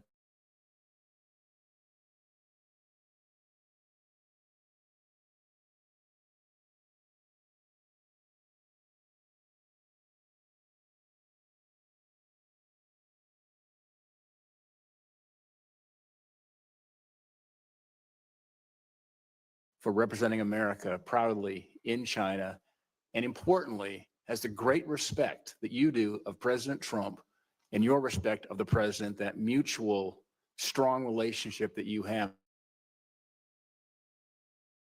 that's been based on years of working together. There's just not a better guy to be going to Beijing for the United States than David Perdue. We've discussed the trafficking of fentanyl. Senator Scott brought that up briefly. Now the precursors that China is sending into Mexico, Canada, and the United States are a threat to our national security. our leading cause of death for 18 to 45-year-olds in the United States is fentanyl poisoning. It's a public health emergency with fentanyl. China, sadly, remains the single largest provider of these deadly chemicals. We call them precursors that the cartels then manufacture and bring across the southern border into our communities. President Trump has made this a priority to stop this poisonous tide. The Senate is eager to help. David, how can you, if confirmed, as United States ambassador to China, work with both the American and the Chinese governments to stem the flow of deadly fentanyl into my state of Montana, into your home state of Georgia, and other communities across America? Well, Senator, I wish I had known you 30 years ago when we were both over there. I want to applaud what you've just done and what you've continued to do since you've been in not only the Senate, but in the House as well, and people in China, standing up to them and telling them what's important to us. Your representation of U.S. interests has been the most powerful thing I've seen outside of presidential actions in my tenure in the last 10 years. I want to thank you for that. I know you just made a recent trip on this very topic. Look, this fentanyl poisoning kills more Americans in 1 year than died in Vietnam over 20 years. So President Trump has made a top priority of stopping this flow of this deadly drug into the United States. It's a multifaceted thing. It starts with the precursors in China. It poured into the United States. As ambassador, I will echo your priority as well as the president's priority, that this is one of our top priorities. The Chinese, as you know, respect strength. They don't like a lot of complaining unless they see action. And right now, President Trump put 2 tariffs on this one issue. That's action. And I believe we'll see some response to that in the near future, hopefully. Thank you. I want to shift gears and talk about the level playing field that we need for American companies who are doing business in China. And we have American companies last year did about $500 billion worth of business in China. Chinese companies in the United States did about $75 billion. So I know we focused a lot on the $300 billion trade deficit, but we run out about a $400 billion revenue surplus to the Chinese consumer. And it's important that they keep winning over there because those dollars then flow down to R&D to build next generation, whether it's aircraft at Boeing and so forth. Another important topic for me personally for Montana is making sure we have access for agricultural products. It's now a $1.6 billion beef market for the United States producers. It's the second largest beef market in the world is China. And we are now facing some steep headwinds because the Chinese government did not renew export licenses to 394 basically processors in the United States. We did 95% of our beef exports to China, this huge market. David, as ambassador, how would you work ranchers more competitive in that significant and huge 1.4 billion consumer Chinese market? Well, we already recognize that they import 30% of their food. The second thing is that being from Georgia, ag is a little over half of our total GDP. And I know in Montana, it's very important. I want to applaud you again for the work that you did back in the first administration of Donald Trump in getting that one trade deal done and the first piece about ag. It wouldn't have happened without your personal leadership. As ambassador, I will try to, and I said it in my opening remarks, increase the dialogue pace on the very important issues, both to us and to China. Look, we want reciprocal trade, fair and open reciprocal trade. That's what President Trump is trying to do. And ag is one of the major pieces of ammunition we have to export into China. Thank you, David. Mr. Chairman. Thank you, Senator Daines. Senator Merkley. Thank you very much, Mr. Chair, and welcome, Senator Perdue. Welcome, Dr. Crowley. I really want to focus on 2 themes regarding China. And one of those themes to me is symbolized by the work that Marco Rubio and I did here. We both served on the China Commission. We held a lot of hearings about human rights. We teamed up to pass the Uyghur Forced Labor Prevention Act and legislation related to Hong Kong, related to human rights in China. And that Forced Labor Prevention Act, that has been the most effective measure in the world to actually say articles produced in China with slave labor cannot come into a domestic market. We're hoping Canada and Mexico and Europe follow our lead. Do you support that act? Thank you. There's another thread, though, in potential foreign policy with China that I think is better symbolized by Elon Musk. He built a factory in Xinjiang province, which is China wanted that there to basically rebut the concerns about slave labor in Xinjiang. In exchange, they give him a massive amount of Chinese loans to help build that factory. It's now Tesla's largest factory in the world. Those products could not even be imported to the U.S. under the Forced Labor Prevention Act. In addition, he has said things about China like China is more responsive to the happiness of people than in the U.S. That bothers me. He has said, I'm kind of pro-China on another occasion. The Trump administration and the Biden administration both said what's going on in Xinjiang is genocide. It's horrific. I'm very concerned about that. I want for our representation, which you will soon be carrying forward, to be shining a light on the abuses in China, the suppression, the transnational repression against the Chinese diaspora around the world. It puts a huge contrast where we stand in terms of freedom for people in the world and China stands in terms of repression of freedom.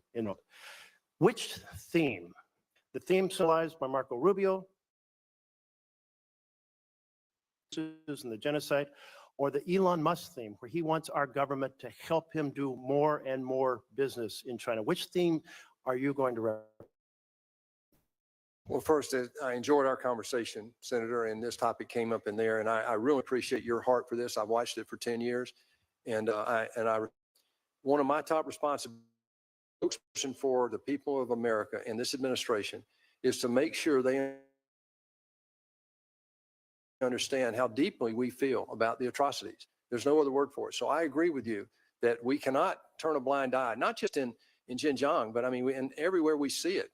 You know, if you look at the slave labor, it's one of the things they used to basically cheat the WTO system that wanted to have equal and fair trade around the world. My view, right? Well, I appreciate your response. I hope when the pressure comes from powerful American entrepreneurs that says, we want you to help do more business in China, rather than pointing out the human rights concerns, that you'll point out those human rights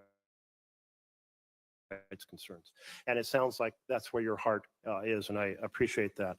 I want to turn to the U.S. Agency for Global Media, Voice of America, that was shut down. And when it was shut down, China entities said, hey, this is great. They celebrated. They really resented Voice of America putting a spotlight on the genocide in Xinjiang. They really resented spotlighting Chinese aggression in the South China Sea. They really regretted commentaries about the Chinese economy and some of the commentary that showed the overcapacity of factories in certain sectors, and certainly in the housing sector. Meanwhile, though, I'm very confused. Whatever position Musk holds, advisor Musk, they accused Voice of America of promoting anti-American propaganda. I don't get that. I've never seen evidence of anything but promoting American values and putting on a spotlight on issues, including what China is doing to its own people. What am I missing?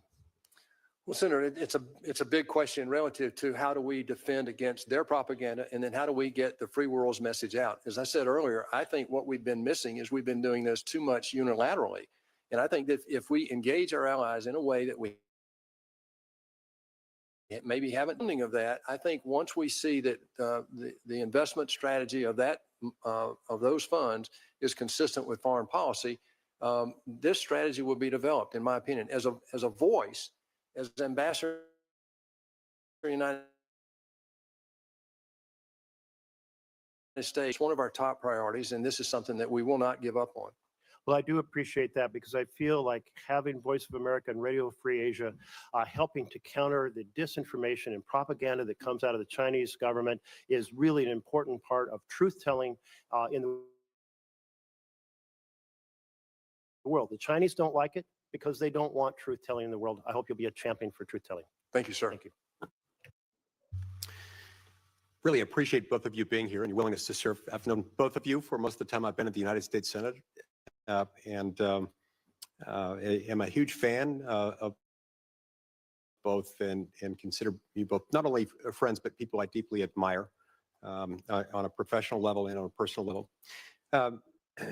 Senator Perdue, we'll start with you. It's going to be contrary to my instinct to call you anything other than by your first names, but I'd like to keep it formal in the hearings and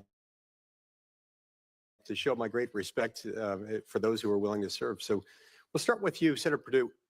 Let's talk about the Panama Canal for a second. Last month, C.K. Hutchinson, this Hong Kong-based company managing ports at both ends of the Panama Canal, announced its intent to sell its port facilities at both ends to a U.S.-led consortium. And that's where things got tricky. China has now pumped the brakes on that, stepping in and claiming that this would mess with antitrust concerns and implicate antitrust laws in China. Now, I don't profess to be an expert in Chinese antitrust law, but I can say with a fair degree of confidence that they're using a very different definition of antitrust law, of competition policy than we would ever dream of in the United States. It appears to me that this is just an aggressive act on the part of the Chinese Communist Party. And I suppose it's understandable why they would want that, because after all, China views its canal operations, understandably, I suppose, to be a source of geopolitical leverage. This, of course, is a problem because this fairly directly implicates U.S. Treaty arrangements made decades ago to make sure that that sort of thing didn't happen. So my question to you, Senator Perdue, is how will you frame the importance of the Panama Canal, the importance to the United States of the Panama Canal in your interactions in Beijing? Because this is a perfect example of the difference between a democratic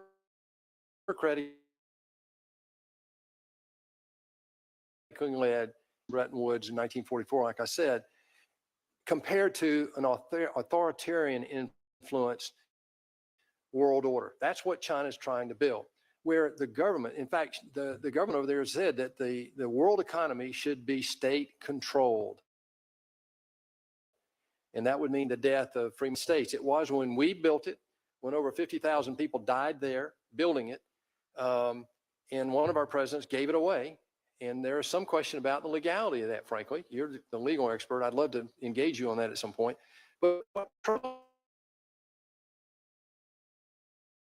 me are the two ports there. C.K. Hutchinson is a Hong Kong firm. I know it very well. And they have investment interests from the CCP, from China, and they're directly in control. So what has happened, exactly what you said, the China government said, oh no, we don't like that. You're not going to make that transaction. Well, in our world, in a free market enterprise, they would of course have that opportunity. So this is a major priority for President Trump. He has said it in the campaign. He said it since he got elected. And this is one that, as I adopt to my new responsibility in China as ambassador, will echo how important that is for us. Thank you. No, I appreciate your insight on that, and it shows that you've thought it through and is emblematic of your great capacity to convey things concisely, clearly, and also diplomatically at the same time. Speaking of which, Dr. Crowley, somebody who will be key to everything that the State Department does be enhanced by your presence there, and I'm so grateful for your willingness to serve there. Let's talk about the 2024 Olympics for a moment. If you watch the opening ceremonies of the 2024 Olympic Games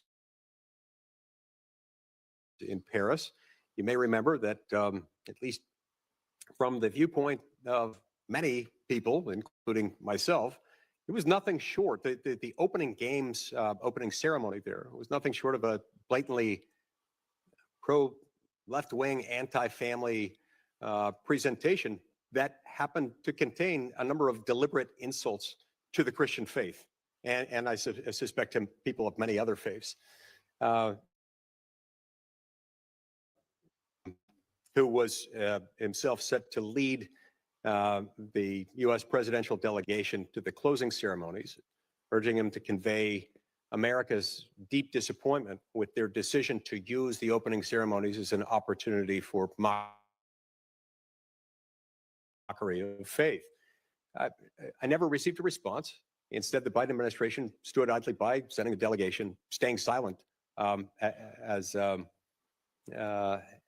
as this global forum for diplomacy and mutual respect was tarnished, at least tarnished in the eyes of many Americans, myself included. As we prepare to host the Olympics again, how do you intend to make sure that the 2028 Games in Los Angeles will be a celebration of national excellence and merit that can serve as a forum for, diplomacy, amity, and so forth, and not be co-opted as a platform for DEI, progressive activism, or anti-Christian rhetoric? Well, thank you very much for the question and for your kind words, Senator, and your longstanding friendship as well. Grateful to you. At the President's direction, if confirmed, I will take on additional responsibilities and serve as an administration representative to major events with big international participation, like America's 250th birthday, like the FIFA World Cup, which is coming to the United States next year, and the 2028 Olympic Games in Los Angeles. I look forward, if confirmed, to drawing on my vast broadcast and public affairs experience to speak to the American people as well as the global public about America's greatness and America's leadership. To your particular point, it's my understanding that the Olympic Games, whenever they occur, are overseen by the International Olympic Committee. And in Los Angeles, they'll also work in conjunction with the 2028 Los Angeles Olympic Committee as well. And Senator, I pledge to you, if confirmed, I will be deeply involved in ensuring that the Olympic Games go off without a hitch, that the Olympic Committee in the United States is on message to the extent that we can have some influence there. And I look forward to showcasing the American spirit as well as the United States as a premier destination for international sporting events. Excellent. Thank you. I see my time's expired, and I turn the floor to Senator Van Hollen. Thank you, Senator, and congratulations to both of you. Senator, it's good to see you again, and I enjoyed the conversation in my office. I'm just going to cover a couple topics here today. You mentioned in response to a question that it was important to have our friends and allies with us in a unified stance with respect to our policy in China. I fully agree. One of the things we hear from our allies in East Asia, Japan, South Korea, in Ukraine, matters to what happens with respect to Taiwan. In other words, that President Xi has one eye on what's happening in Ukraine and another with respect to Taiwan in terms of U.S. resolve and the credibility of our allies. Do you agree with that simple statement? Well, I think that's a complex comparison, and I'm not sure of what President Xi is thinking or not thinking, except what he says. And he has said over and over the last 10 years that, the reunification is very important to the PRC and the CCP. Our role in that is simply China policy, as stated in the Taiwan Relations Act, also backed up by the 3 communiques and the 6 assurances. So the situation is a little more complex than just making a binary comparison between, I think, Ukraine and Taiwan.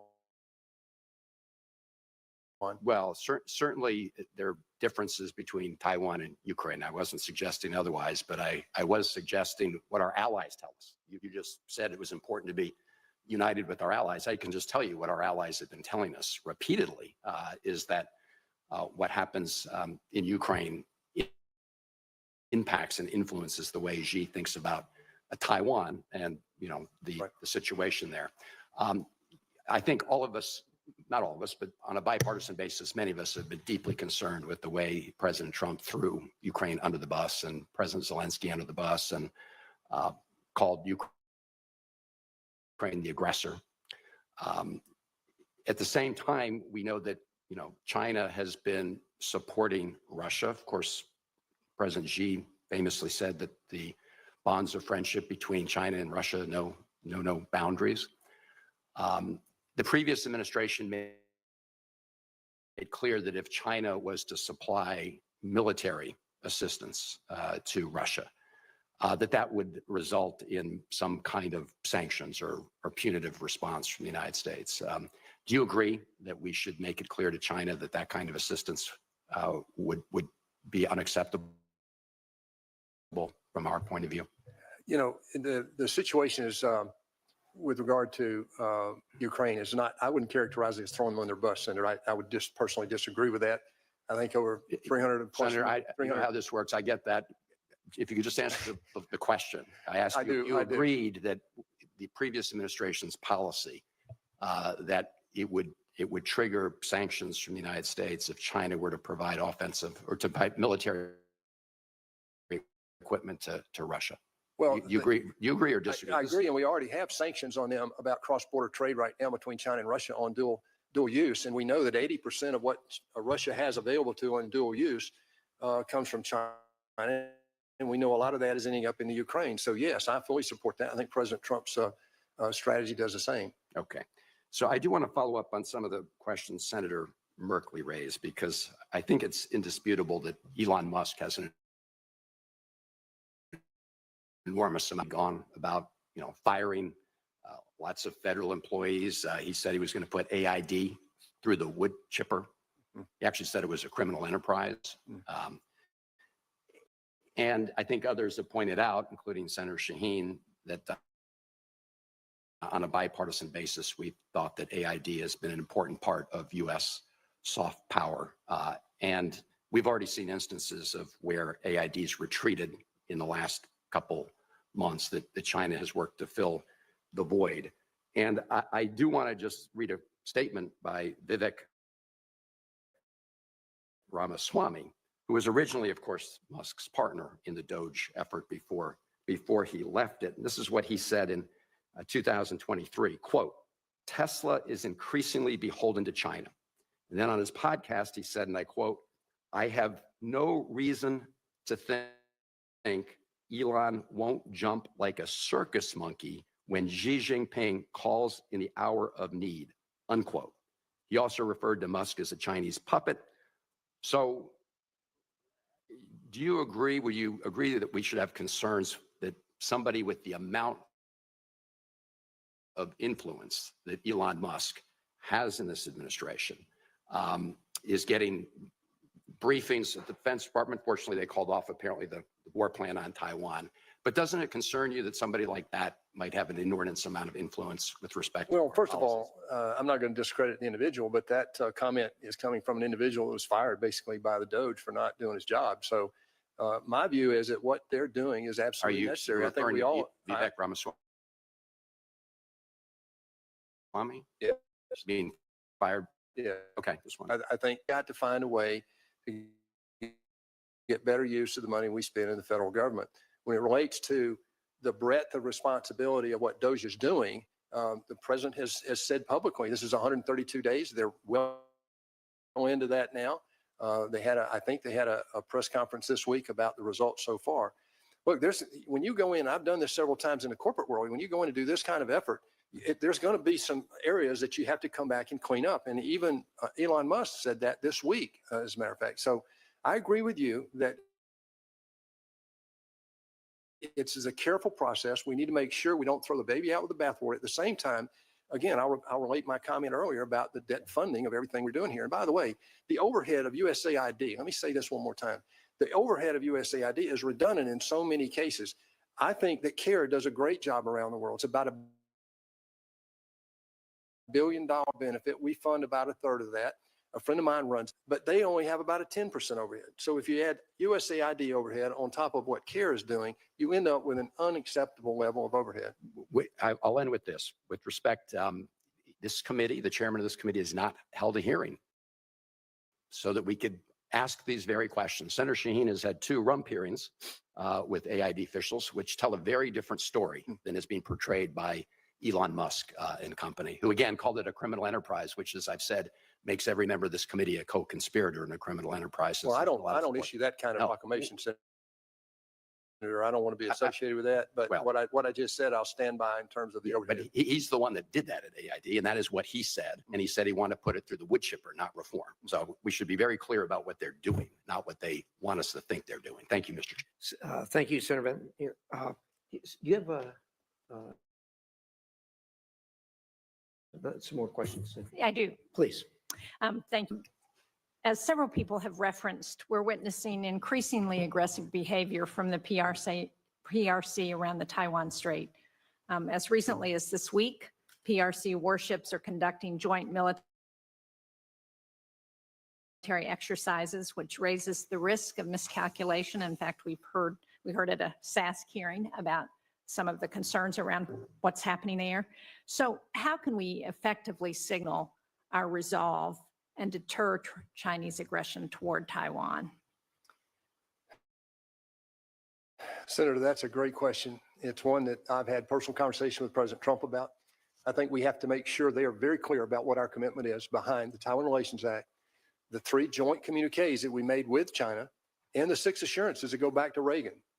There cannot be a misunderstanding about what is important to us. And what's important to the United States is a peaceful resolution of this situation in a cross-strait relationship. I'm afraid in times past, comments have been made that maybe have questioned that and confused the issue in the minds of Xi Jinping and other leaders in China. And I think what President Trump is trying to do right now, by refocusing and building our military again, rebalancing this world trade, is sending a message to basically that, hey, this is an important issue to the United States. So the PRC continues to pursue its Belt and Road Initiative in Europe, as well as throughout Latin America and Africa and Asia. But it threatens to derail the Euro-Atlantic integration of countries that are not yet in NATO or in the EU. Projects like the Highway to Nowhere in Montenegro, which indebted Montenegro to China with an amount equivalent to 1/3 of the annual country's budget, showcase how the PRC takes advantage of the West's slow walking of the accession processes. And those are conversations that I've had with members of the EU about the challenges that not expediting and thinking about how to move some of those countries in the Western Balkans into the EU create problems. But given the terminations of our foreign assistance programs, many of these countries have nowhere else to go but China. I can remember talking to former Prime Minister of Greece about the port in Greece, and he said, we were complaining about the fact that the Chinese were taking over that port. And he said, you know, I came to the United States looking for help. You couldn't help me. I went to Europe looking for help. They wouldn't help me. And the Chinese were the only ones who provided money. So what are the tools that we can use to convince those countries that we're a better partner than the PRC and that we're willing to step up and help them? Well, we got to engage with them. I mean, we're beginning to do that when we talk about this trade rebalancing. But let me comment on what you bring up, and that is we have to educate these countries. And I'm concerned about Africa and South America greatly with regard to what China's been doing with the ports, with these proprietary loans and so forth. We've seen what they did in Cambodia, in Sri Lanka, and in Karachi, Pakistan, where they're already in Djibouti. These people go in, though, the Chinese, they don't hire local labor. They bring Chinese labor, some slave labor. In the local, there's a right. I agree with you. There's a growing problems that China's I'm trying presenting. to get to that. What I want to know is what our alternative to that is going to be. Well, the alternative is not just U.S. money. I was going to come to that. The alternative is the parties that are not being discussed here are the other democratic countries in the world. Where's the EU in this? We're talking about what we're doing, $68 billion out of taxpayer money. How much is coming out of the UK, out of the EU? in other democratic countries. That's that we have to face up to the reality that this is a coalescing need that we have in the democratic free world to stand up to these types of challenges. The Belt Road Initiative, I believe China's gotten ahead of their skis a little bit. There are countries like Pakistan that might be ruining the day they actually did that deal on that road. And I know some of the African countries are. So what we need to do is educate the negatives that are being realized by this over-intrusive investment that China's doing. The people, if you go to places like Turkey, we know what China did not shut down international traffic, even though they had shut down domestic travel on airlines. And so we know that some of that infection came out of China and went into Italy and Turkey and places like that. Well, you go to Turkey shortly after that in 21 and you see billboards explaining to people how China saved the world by issuing PPE to the rest of the world. So it's these types of examples that we need to have a platform. It goes back to your conversation about giving up on the platforms that have existed. That doesn't mean that we don't need a platform. It just means we need to have one we all agree will get the message out and be on strategy with regard to our foreign policy. Well, I couldn't agree more. I fear that what we have done, however, with dismantling the Global Engagement Center, USAID, Voice of America, our foreign assistance programs, that we are putting the United States at a disadvantage and giving China a head start. And it's one that we're already seeing the results of. So thank you, Mr. Chairman. Thank you. Senator, I agree with you when it comes to spending money. It's a lot easier for a communist country where the capital is owned by the government as opposed to the private sector, for them to put that money out there. In addition to that, they don't have a law like we do that prohibits paying money under the table. And all of these things do put us at a disadvantage. I'm watching this particularly in the, as we've had this nuclear renaissance in the world, there's people looking for nuclear plants, and the Chinese are very active in there doing that. But we need to continue to compete. Every time you talk to these people, they will tell you, as they told you, Senator Shaheen, that they would much rather do business with us. But the problem is China will use that communist money to put out there and do the job. So we have to continue, and we can aggressively push back, because at the end of the day, they would much rather do business with a country that has a rule of law than one that doesn't. So with that, Senator Cruz. Thank you, Mr. Chairman. Welcome to both of you. Congratulations on your nominations. Senator Perdue, let's start with you. I believe the Chinese Communist Party poses a global threat and that it has to be dealt with globally. I want to turn to Africa, a region where China is making considerable inroads. The Chinese Communist Party's influence across the continent of Africa is growing by the day, undermining American interest and trapping African nations into debt traps. I intend to hold a hearing on this issue in the Africa and Global Health Subcommittee, but I want to ask you now, how do you view Chinese malign influence in Africa? Well, as I just said to the ranking member's question, it's one of the great threats that we've got to address. And not only that, it's South America as well, or Latin America. As you well know, and by the way, I am glad to finally realize who is responsible for your eloquent capability. And I give Dr. Crowley that credit. So I'm glad to finally realize that. So what I'm concerned about is that the malign influence relative to what looks like on the front end is a helping hand, which is really not a helping hand. As I said, they don't hire locals. They pick weak partners they can foreclose on, like they did in Karachi and Colombo. And I'm greatly concerned about that. We have military personnel at risk in Africa today, as you well know, being on our services. So these things tie together. As ambassador to China, I think my portfolio is bigger than just sitting in Beijing. I think being the U.S. ambassador of the United States to China gives me the portfolio to have influence with other ambassadors and other leaders around the world. I'm going to use that, if confirmed.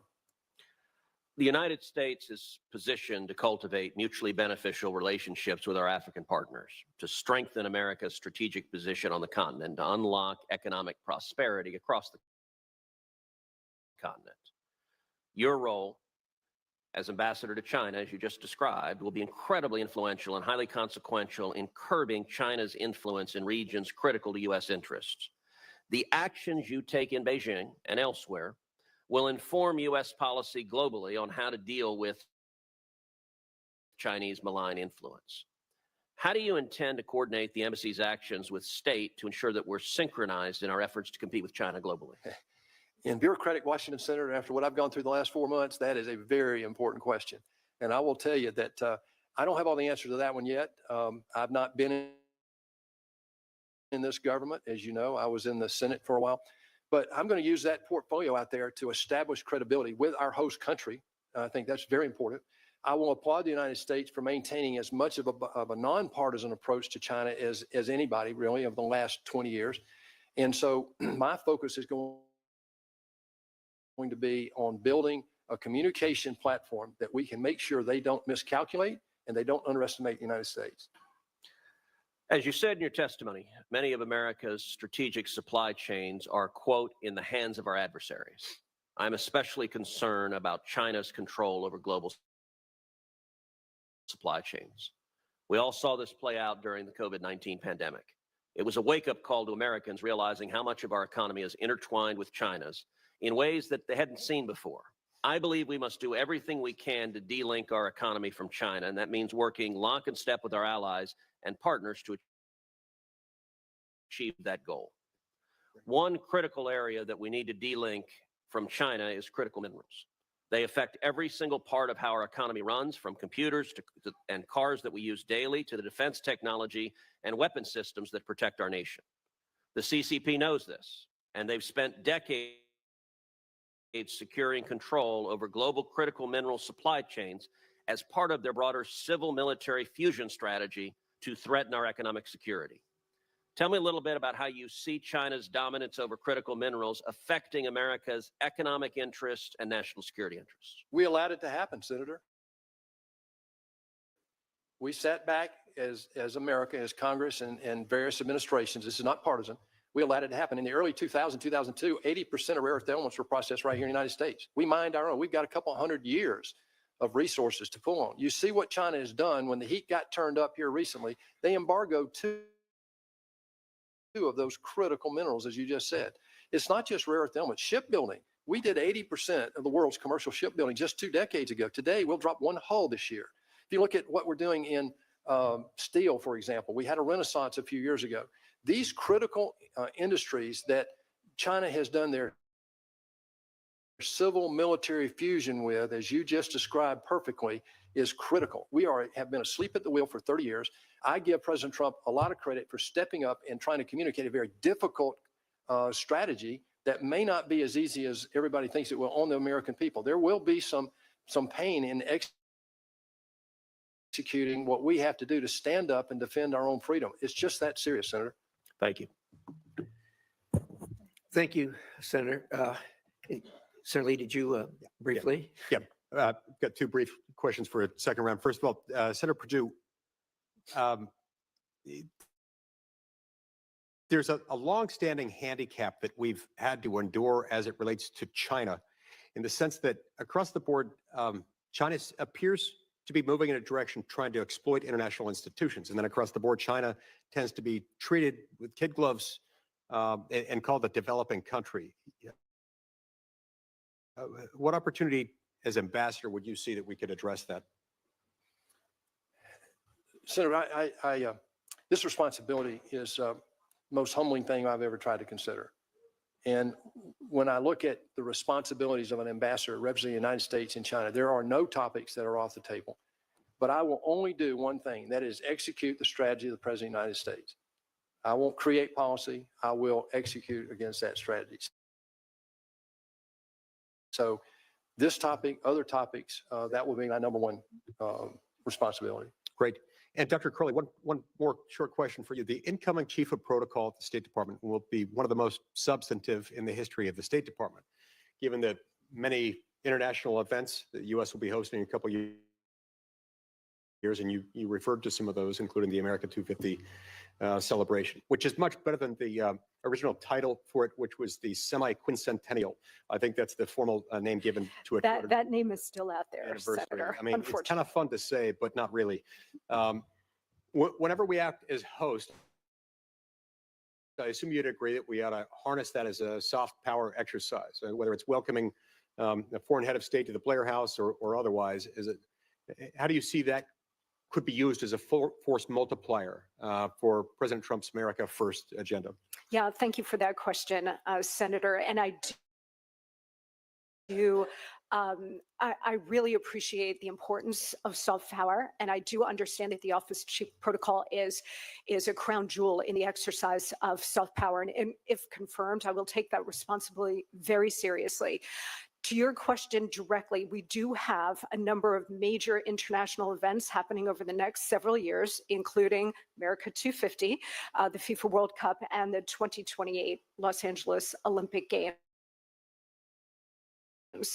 The Office of Chief of Protocol will play a critical role in all of that. It's not just about maintaining strong diplomatic partnerships around the globe, but it's also ensuring that we create an environment and set the stage for the most robust, successful diplomacy possible for the President, the Vice President, the Secretary of State, and other high-ranking officials.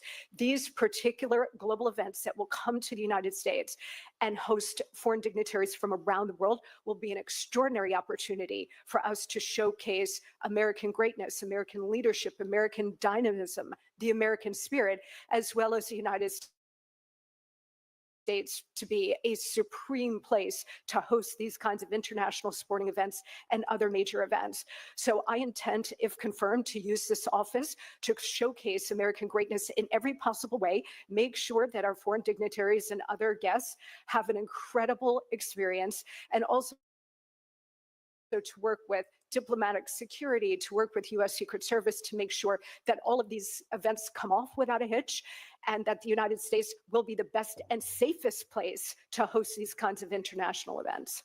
Fantastic. Thank you very much. Thank you. Thank you, Mr. Chairman. Senator Lee, and that'll conclude our hearing. Thank you, both of you, for the patience and benefit of your testimony. Before closing, I'll announce that I will add letters of support the committee has received on behalf of the nominees to the record. I'll also note that for the information, the members of the record will remain open until close of business tomorrow, Friday, April 4th, for members to submit questions for the record, which we will submit to you immediately, and hope you'll respond to them immediately if necessary. So with that, there's nothing further to come before the committee. The hearing is adjourned. Thank you. Thank you both.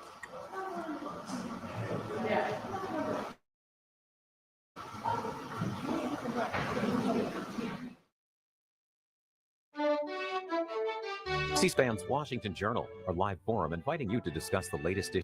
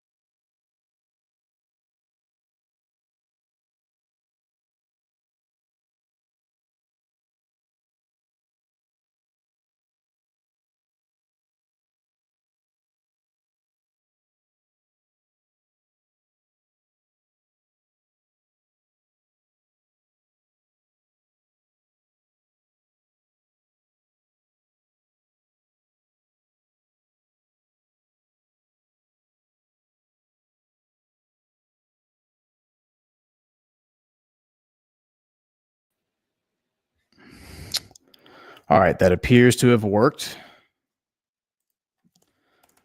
Yeah, this is a much better browser, man. I can't believe I was using that old browser.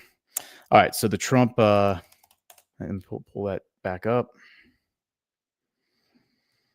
Man, this is wild.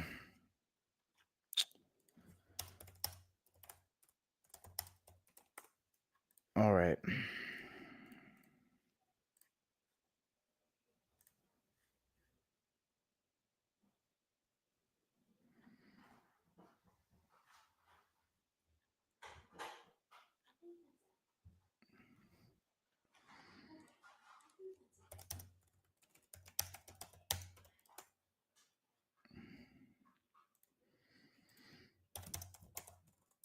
Sorry, stand by for process. I'm trying to pull up the same article I just had. Man.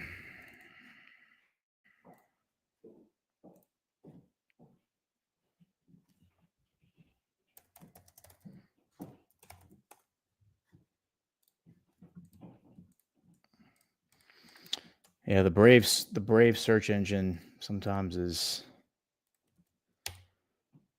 not as all-encompassing. All right. White House cancels planned Trump-Netanyahu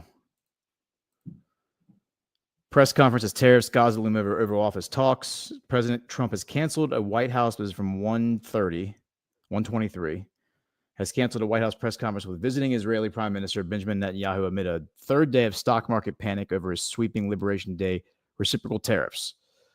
There was no explanation for the surprise decision to axe the East Room Forum meetings before Netanyahu's arrival. A smaller Oval Office pool spray with the leaders is still scheduled to take place.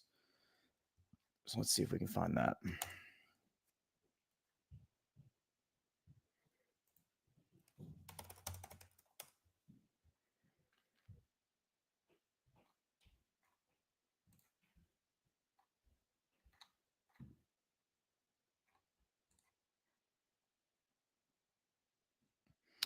So, yeah, it's the same thing, man. When I go to, so like, here's the White House. This is weird, man. So the White House X account, it says they're live. And what they're streaming is, this is bizarre. Okay, so an hour ago, they posted this video, Trump welcoming Netanyahu. Netanyahu, of course, wearing this is what Netanyahu does. He wears the Trump, he wears the pre-president Trump outfit. Trump's old outfit before he was president, he would wear a black suit with a red tie, which is what Netanyahu wore the first time he visited, and he's wearing this time. Once Trump became president, he went to a blue suit. These are just things I notice, and Trump's obsessive about details. So, you got to note this stuff. President Trump welcomes Prime Minister Netanyahu for their second meeting this term, just 62 days after Netanyahu became the first foreign leader welcomed at the White House this term. And then the next post is about J.D. Vance fulfilling promise to celebrate his mother's 10-year sobriety at the White House. Okay, let's just do like a live dig here. Let's just see what we can figure out.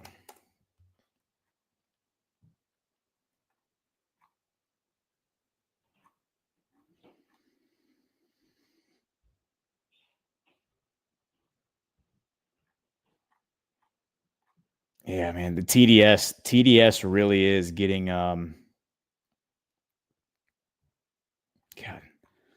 account's insufferable.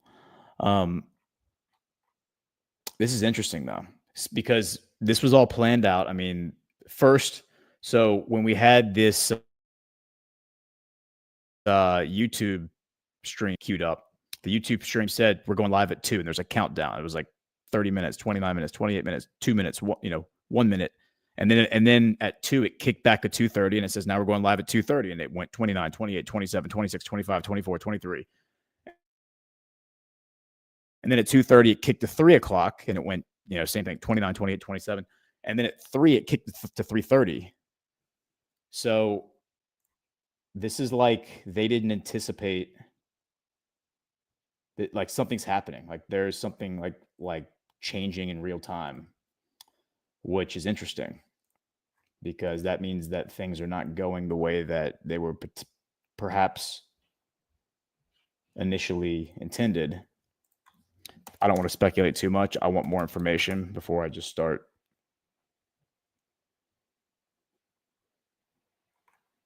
engaging in conjecture, but let's see what we can figure out here. Okay, so we are at, so here it is. Here's the same thing that we were looking at before. And now they don't have the counter. What says it started streaming 7 minutes ago. So did they restart it? Man, this is bizarre. Very bizarre. What if I go back to a Chrome browser, if they'll give me the counter? Let's see.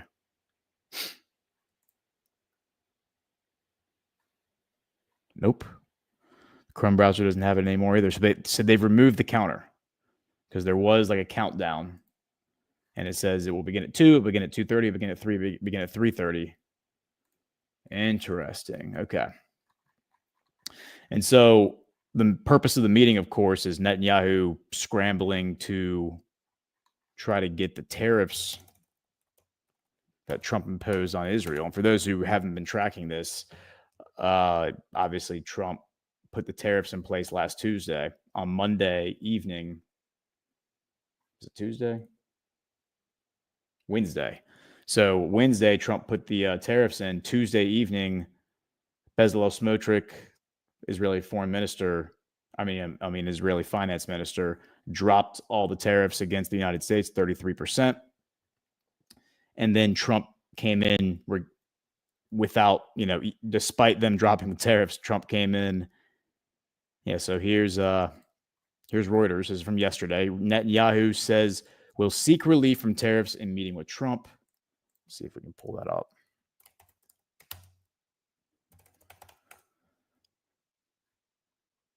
And for those who were reading the news brief today, I didn't do any news brief write-ups. We just used Ashe just used my my takes from my social media feed because I did like a 4-hour show with Burning Bright last night after driving 2.5 hours home and then putting my kids to bed. So I was pretty wiped out, so I will definitely be doing some takes on this for tomorrow's edition. So Netanyahu's to seek tariff relief in talks with Trump.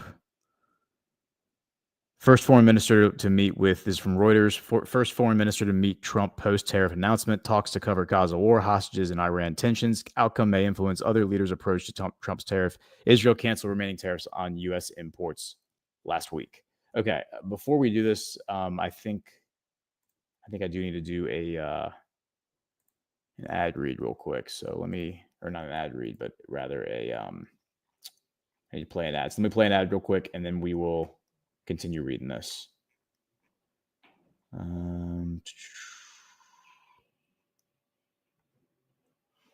Experience the miracle of a God-given first responder for your health and an ally in your body that fights everything from minor ailments to major health threats. That ally is your immune system.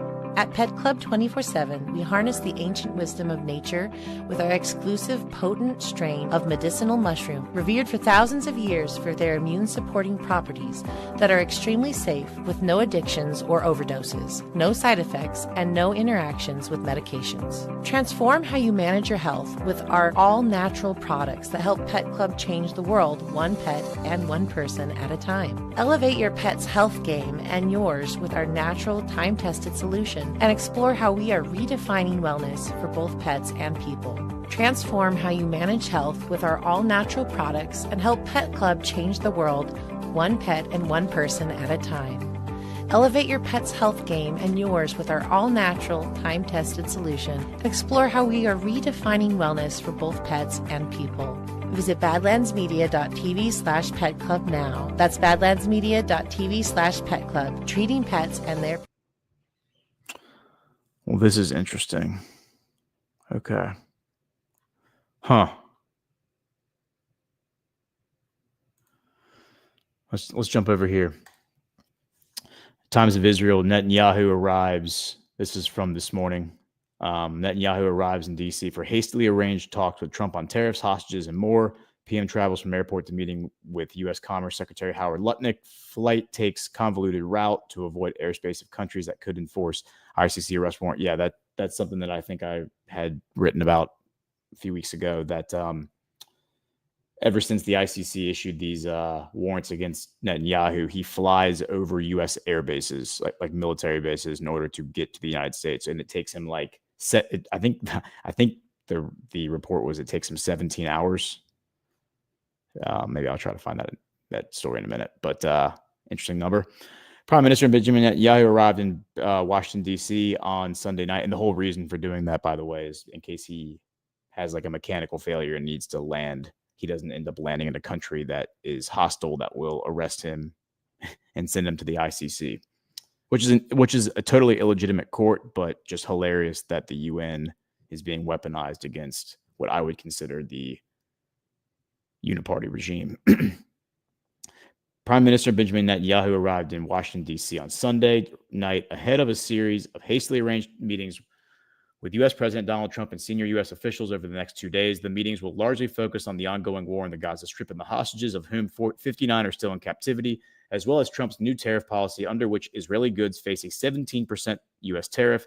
Netanyahu's office has also said that Israel-Turkey relations, the Iranian threat, and confronting the International Criminal Court will be on the agenda. Trump told reporters on Sunday, "We're going to talk about trade, and we're going to talk about the obvious subject." You know what the obvious subject is, right? This was interpreted in Israel as likely referring either to the hostages held in Gaza or to Iran's nuclear program. The premier departed for Washington from Budapest on Sunday, less than 24 hours after the trip was announced. The visit, which is expected to last until Tuesday, but which Channel 12 reported could be extended, was said to have been planned following a three-way conversation last week between Netanyahu, Trump, and Hungarian Prime Minister Viktor Orban. Upon his arrival in Washington with his wife, Sarah Netanyahu, the premier headed from the airport to Blair House in a convoy where he met with U.S. Commerce Secretary Howard Lutnick and Trade Representative Jamieson Greer. Netanyahu's office said that the meeting was warm and productive. The Wing of Zion state is that the name of their plane? The Wing of Zion state plane took a flight path that increased the journey from Budapest to Washington by some 400 kilometers in order to avoid flying over countries seen as likely to enforce the arrest warrant issued against him by International Criminal Court should the plane be forced to make an emergency landing. As Israel believes that Ireland, Iceland, and the Netherlands would all enforce the ICC warrant issued for alleged war crimes in Gaza, Wing of Zion instead flew over Croatia, Italy, and France. It was not the first time that the premier's flight had taken a convoluted route to avoid being arrested. I'm just trying to see if there's something. Okay.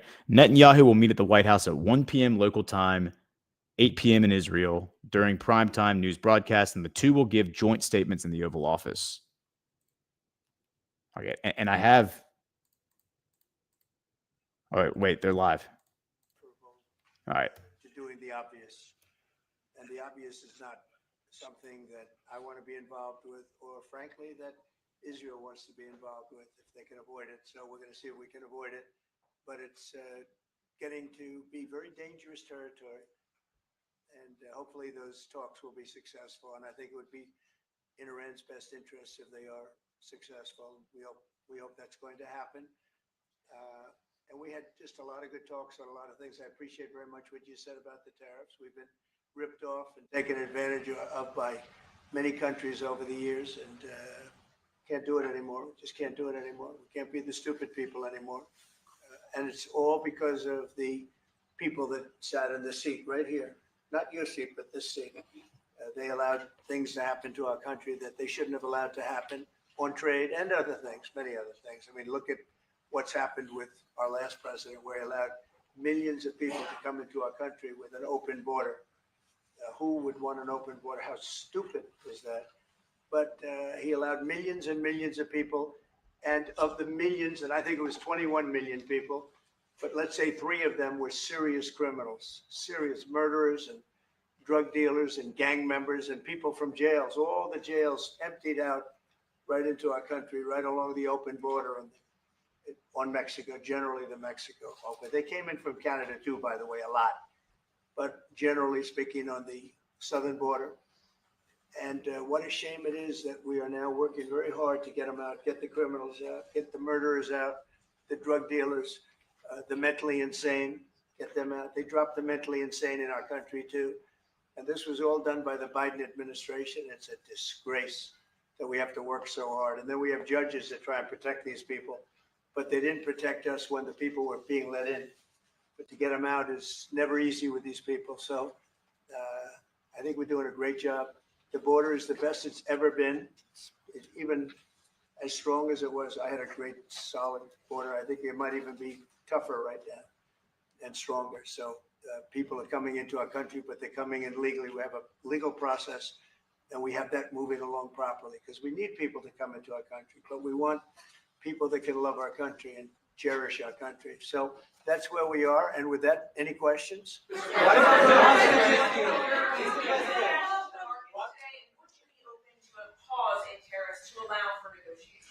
Well, we're not looking at that. We have many countries that are coming to negotiate deals with us, and they're going to be fair deals. And in certain cases, they're going to be paying substantial tariffs.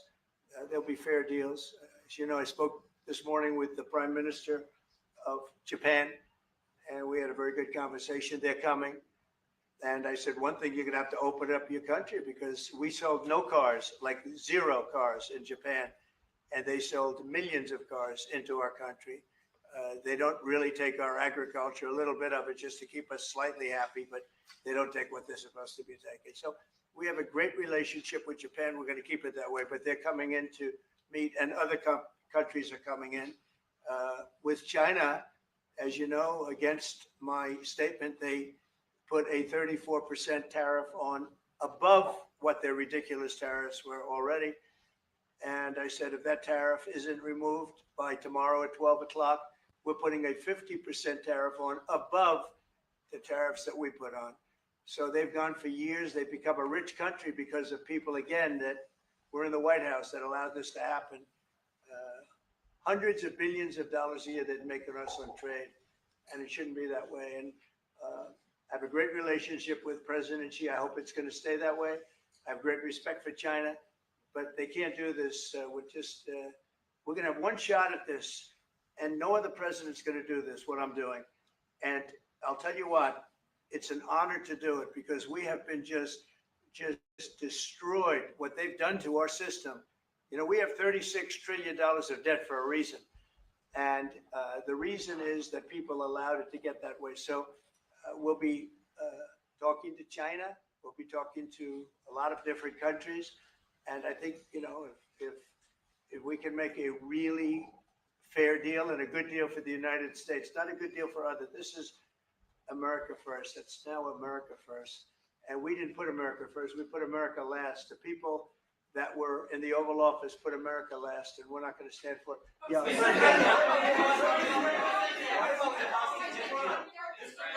ahead. Go ahead. 2 questions. Do you expect any of these deals to be made before April 9th? And secondly, there have been some mixed messages from your administration.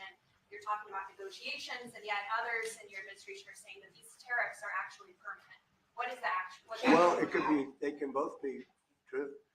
There can be permanent tariffs, and there can also be negotiations because there are things that we need beyond tariffs. We need open borders. You know, we almost had a deal with China where we're going to open up China. It was almost done. Some of you remember it during my first term, and it was very disappointing. We ended up making a great deal. $50 billion worth of product was sold. $50 billion. You'd like that in Israel. And I made that deal, but it wasn't the deal that I wanted. It was the deal that I wanted was that, plus they were going to open up China so that our companies could go into China and compete with other countries and China for the, you know, for a large number of people. And at the very end, that deal was terminated, and we went to a piece of the deal. And so there are a lot of things outside of tariffs, but tariffs are very important. But there are a lot of things like opening up countries that were totally closed. China's essentially a closed country. In fact, it is a closed country. And what they do is they charge tariffs so that if you sell cars or if you sell anything, nobody's going to buy it because the price is out of control. But that's true with a lot of other countries also. So we're going to get fair deals and good deals with every country. And if we don't, we're going to have nothing to do with them. They're not going to be allowed to participate in the United States.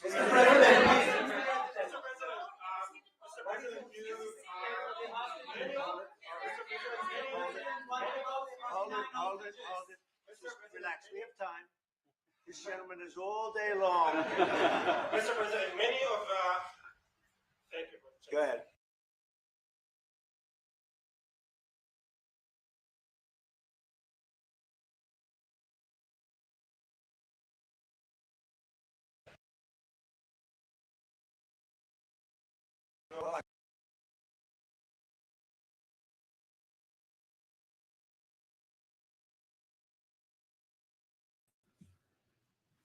All right, just to be clear, that's not, yeah, the feed went down. It says resuming shortly. So something's wrong with the feed.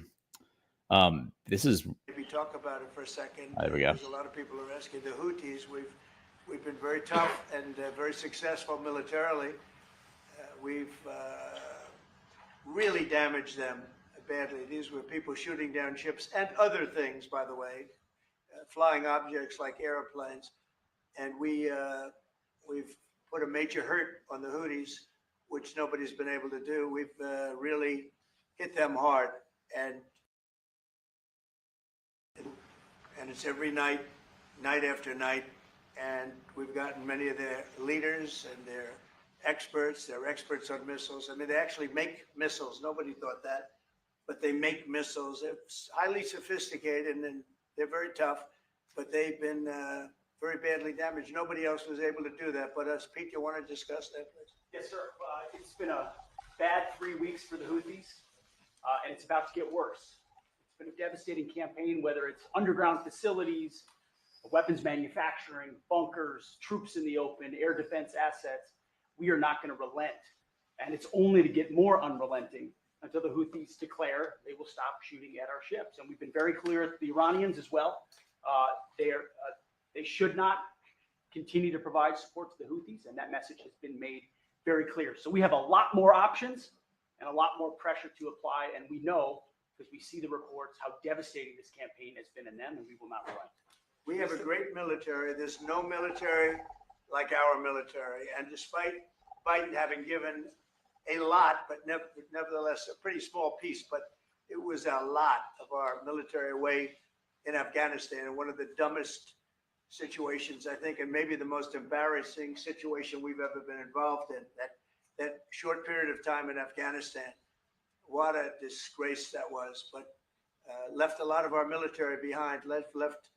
You see them in their annual parades where they're parading trucks that are armor plated and different things that they kept, but it's many billions of dollars we left behind. But despite that, we have a tremendous military. That was a very small portion because we rebuilt the military during my first term, and we have great things happening with our military. We also essentially approved a budget, which is in the facility, you'll like to hear this, of $1 trillion, $1 trillion. And nobody's seen anything like it. We have to build our military, and we're very cost conscious, but the military is something that we have to build, and we have to be strong because you got a lot of bad forces out there now. So we're going to be approving a budget, and I'm proud to say, actually, the biggest one we've ever done for the military.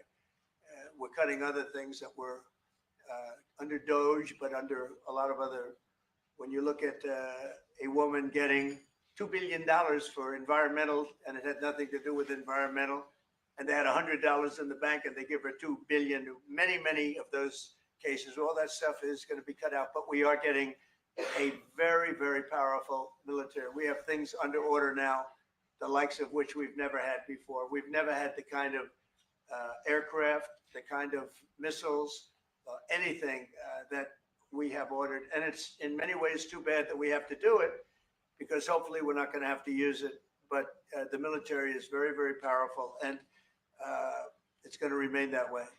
Go ahead, please. Yes, Green. I want to ask you about Iran because this is the first time we hear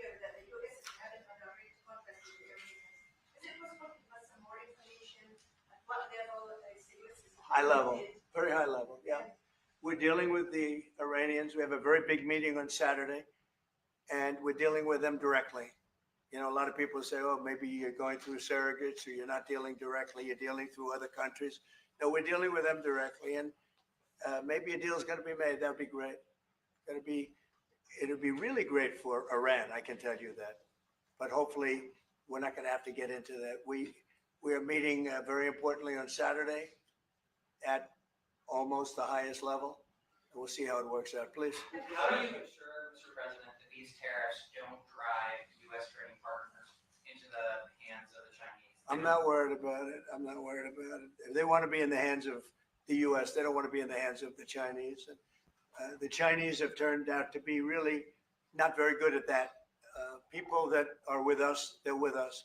But we cannot be taken advantage of any longer.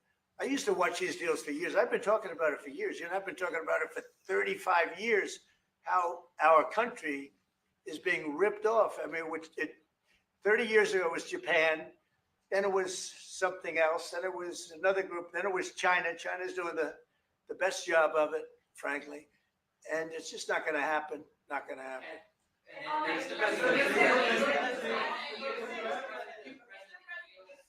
The EU has said that they have offered 0 for 0 tariffs on cars and industrial goods.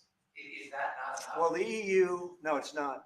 The EU has been very tough over the years. I always say it was formed to really do damage to the United States in trade. That's the reason it was formed. It was formed with all of the countries from Europe, I guess most of them, not all of them, but most of them. And they formed together to create a little bit of a monopoly situation, to create a unified force against the United States for trade. So they have NATO, which is largely the same countries, and they took advantage of us dollar-wise and militarily until I got there. You know, I was able to get $600 billion from NATO, where they paid NATO because most of these nations weren't even paying. We were paying for NATO, so we're paying them to guard them militarily, and they're screwing us on trade. So that's not a good combination. So now it's really turned around. It's the opposite. And the European Union's been very bad to us. They don't take our cars, like Japan in that sense. They don't take our agricultural product. They don't take anything practically. And yet they send millions of cars in a year, Mercedes-Benz, Volkswagen, BMWs. They're sending millions and millions of cars into the U.S., but we don't have a car that's been sold to the European Union or other places, but let's go for the European Union. And it's not going to be that way. It's got to be fair, reciprocal. It's got to be fair. It's not fair. We have a deficit with the European Union of $350 billion, and it's going to disappear fast. And one of the reasons and one of the ways that that can disappear easily and quickly is they're going to have to buy our energy from us because they need it. They're going to have to buy it from us. They can buy it. We can knock off $350 billion in 1 week. They have to buy and commit to buy a like amount of energy. And we have that, you know, we have more energy than any country in the world. I don't know if you know that.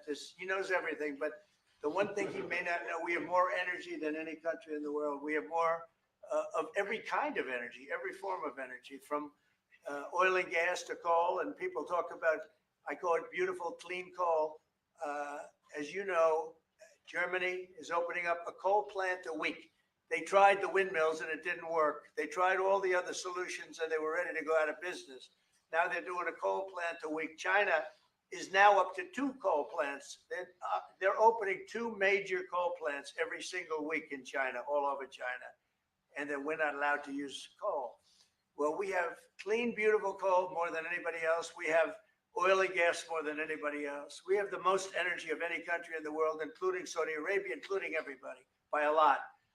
And I took it to #1. We were #3, and I took it to #1 during my administration. And the reason that we were hurt so badly and the reason that we went into such incredible inflation during Biden is energy. It was also their bad spending, but energy, because they played around with this incredible thing that we had built, this administration had built, and the energy costs went through the roof. And when that went up, everything else followed. Now, if you look at what's happening, you got to see this today. I said, we're going to try and get groceries down, right? An old-fashioned term, but a beautiful term. Eggs. So when I got in, the press went absolutely crazy the first week. They said, eggs have quadrupled in price. I said, I just got here. Tell me about it. And Brooke Rollins and our team did a great job. And eggs are down now 79%, and they're all over the place. And this was a problem that somebody else would have taken a long time to cure. We have energy is down. We have interest rates are down. We have groceries, meaning food is down. We have everything is down at levels that nobody ever thought possible. Energy looks like it's going to be in the $2.50 a gallon range and maybe below that for a car.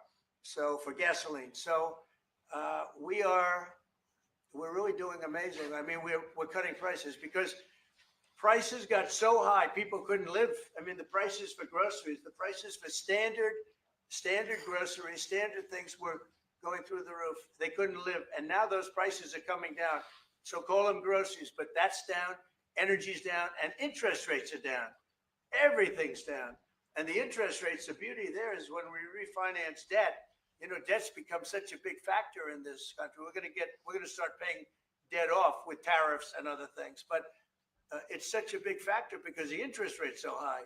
Well, now that's coming way down. So our budget's going to look a lot better because interest costs are way down. And I guess I've done that. Okay. Many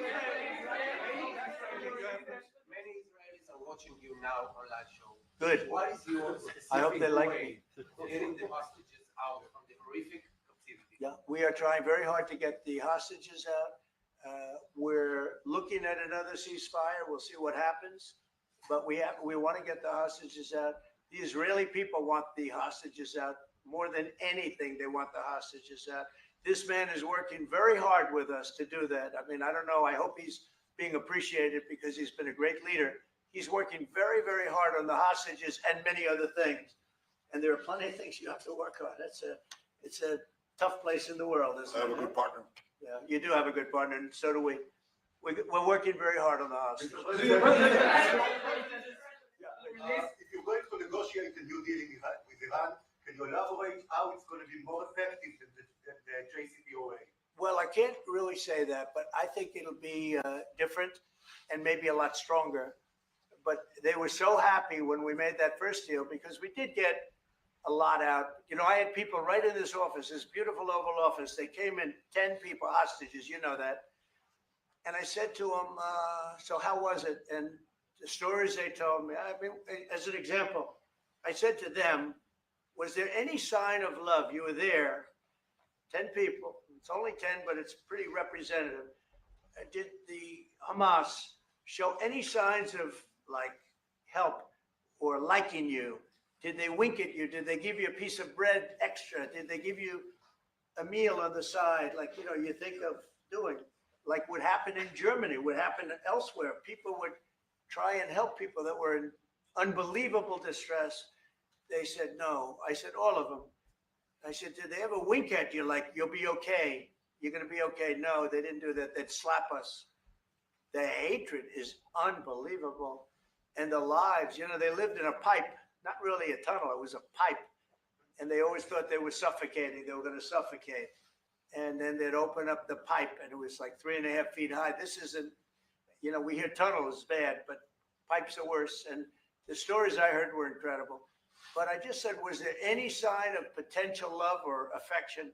And there were none whatsoever. It was amazing to me. There was nothing like, here, take this, it's a little extra meal or something.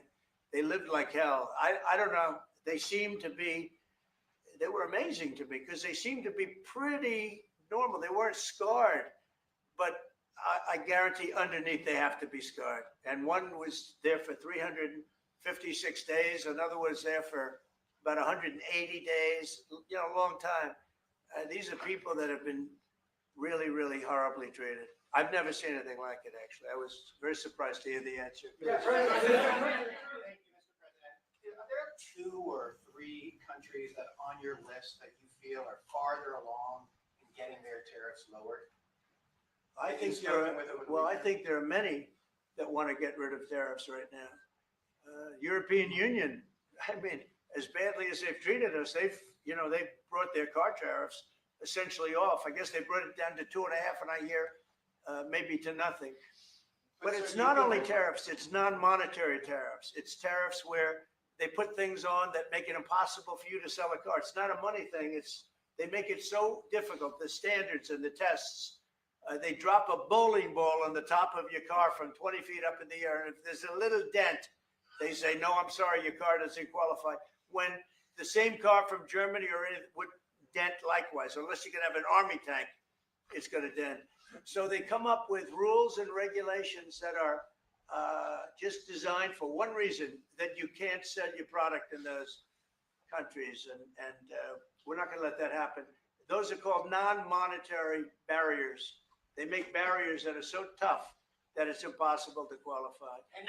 So tariffs are a big part of it, but there's another big part of it, and that's barriers.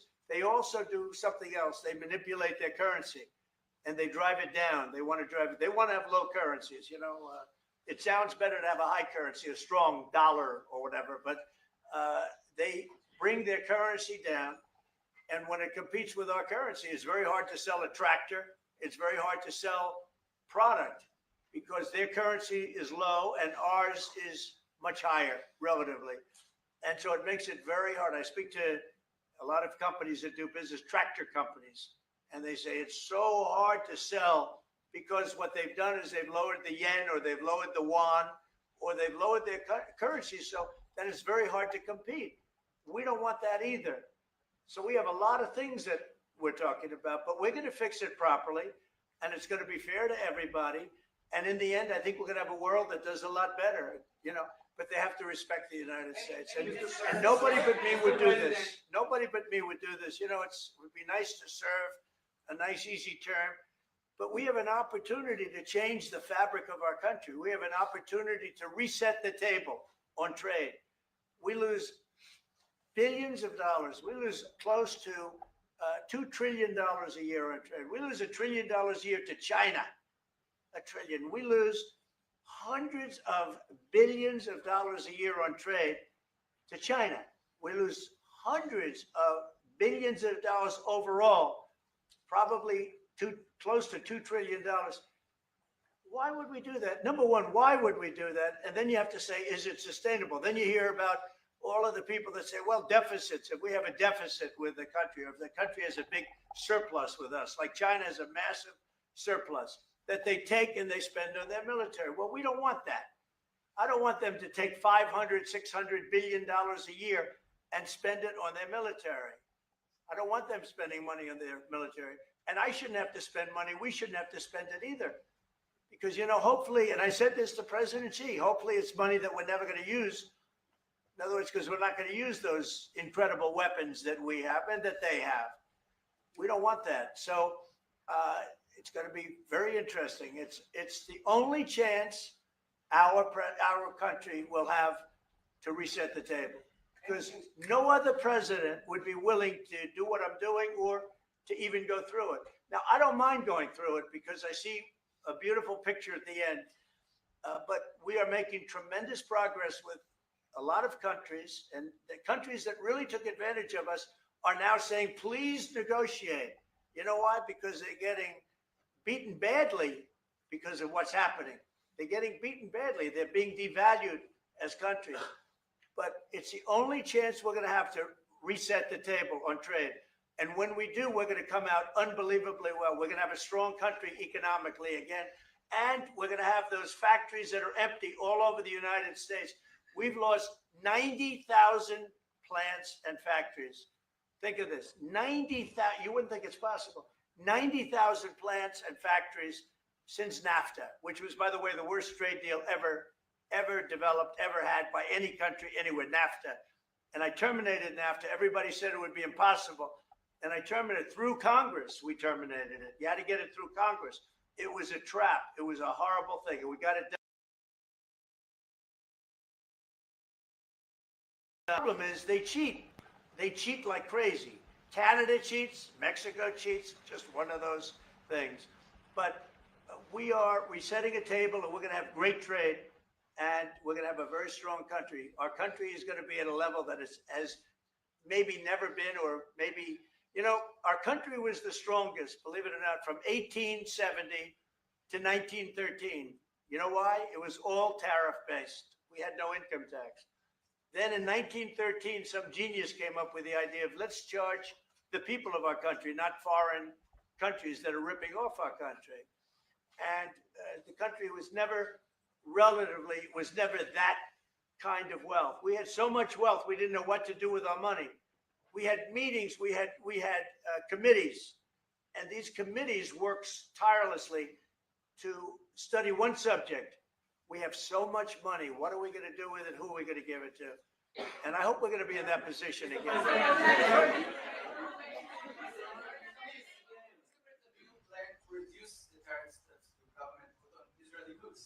On where?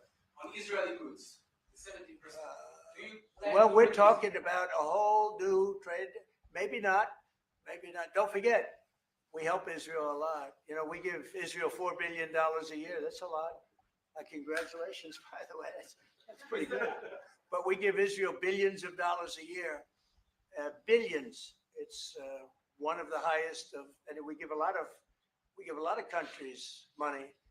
You wouldn't believe if I said we give Afghanistan a lot of money. Didn't it? Because that was a Biden deal, another Biden deal. Not only did he embarrass us with that, but they give them billions of dollars, Afghanistan, right? So, but no, we take good care of our friends and we don't take care of our enemies. We're not taking care of our enemies anymore, but we do take care of our friends. The IDF is fighting again in the Gaza Strip. I myself might be called up in a month. Do you think that's the way to pressure Hamas to get to a deal? And do you think blocking humanitarian aid is also an effective pressure? Well, you know how I feel about the Gaza Strip. I think it's an incredible piece of important real estate. And I think it's something that we would be involved in, but having a peace force like the United States there, controlling and owning the Gaza Strip would be a good thing. Because right now, all it is for years and years, all I hear about is killing and Hamas and problems.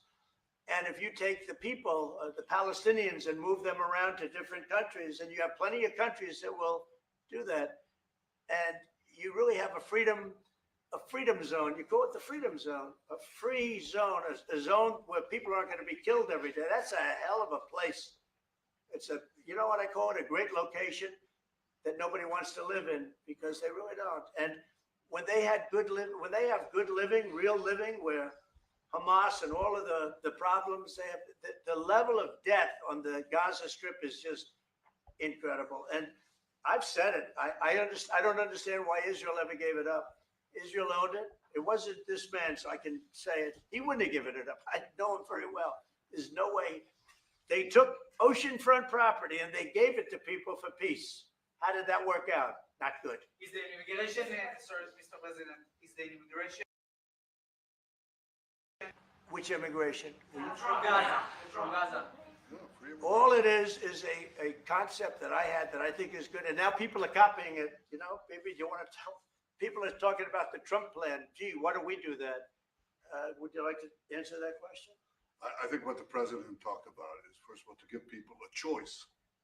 Gazans were closed in. And any other place, including in arenas of battle, I mean, whether it's Ukraine or Syria or any other place, people could leave. Gaza was the only place where they locked them in. We didn't lock them in. They're locked in.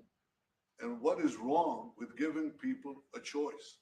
Now, we've been talking, including over lunch, about some countries, I won't go into them right now, that are saying, if Gazans want to leave, we want to take them in. And I think this is the right thing to do. If you give, it's going to take years to rebuild Gaza. In the meantime, people can have an option. The president has a vision. Countries are responding to that vision. We're working on it. I hope we'll have good news for you. I will say, people really do love that vision. It's a long-term vision, but so importantly is to have that be because you're right smack in the middle of the Middle East. You're right along Israel. It should have never, ever been given away. It shouldn't have been given away by Israel. I don't know why they did it. I mean, I do know why, because they were promised peace, but that didn't work out too well because it's one of the most dangerous pieces of land anywhere in the world. Gaza is one of the most dangerous places in the world. So they gave it away for a good intention, and it didn't work out that way. And a lot of people like my concept, but you know, there are other concepts that I like too. And there's some concepts I don't like. You know what I don't like? The way it is now. Because right now it's a dangerous death trap, Gaza. Yeah. Thank you, sir. Can you talk a little bit about your potential meeting with Vladimir Putin? Do you still plan to meet with him? Could that happen in Saudi Arabia? And maybe you could elaborate as well a little bit on not providing tariffs on Russia, sir. So the reason we're not talking about tariffs with Russia is because we're not doing business essentially with Russia because they're in a war. And I'm not happy about what's going on with the bombing because they're bombing like crazy right now. They're bombing. I don't know what's happening there. That's not a good situation. So we're meeting with Russia. We're meeting with Ukraine. And we're getting sort of close. But I'm not happy with all the bombing that's going on in the last week or so. Horrible. It's a horrible thing. It's a horrible thing.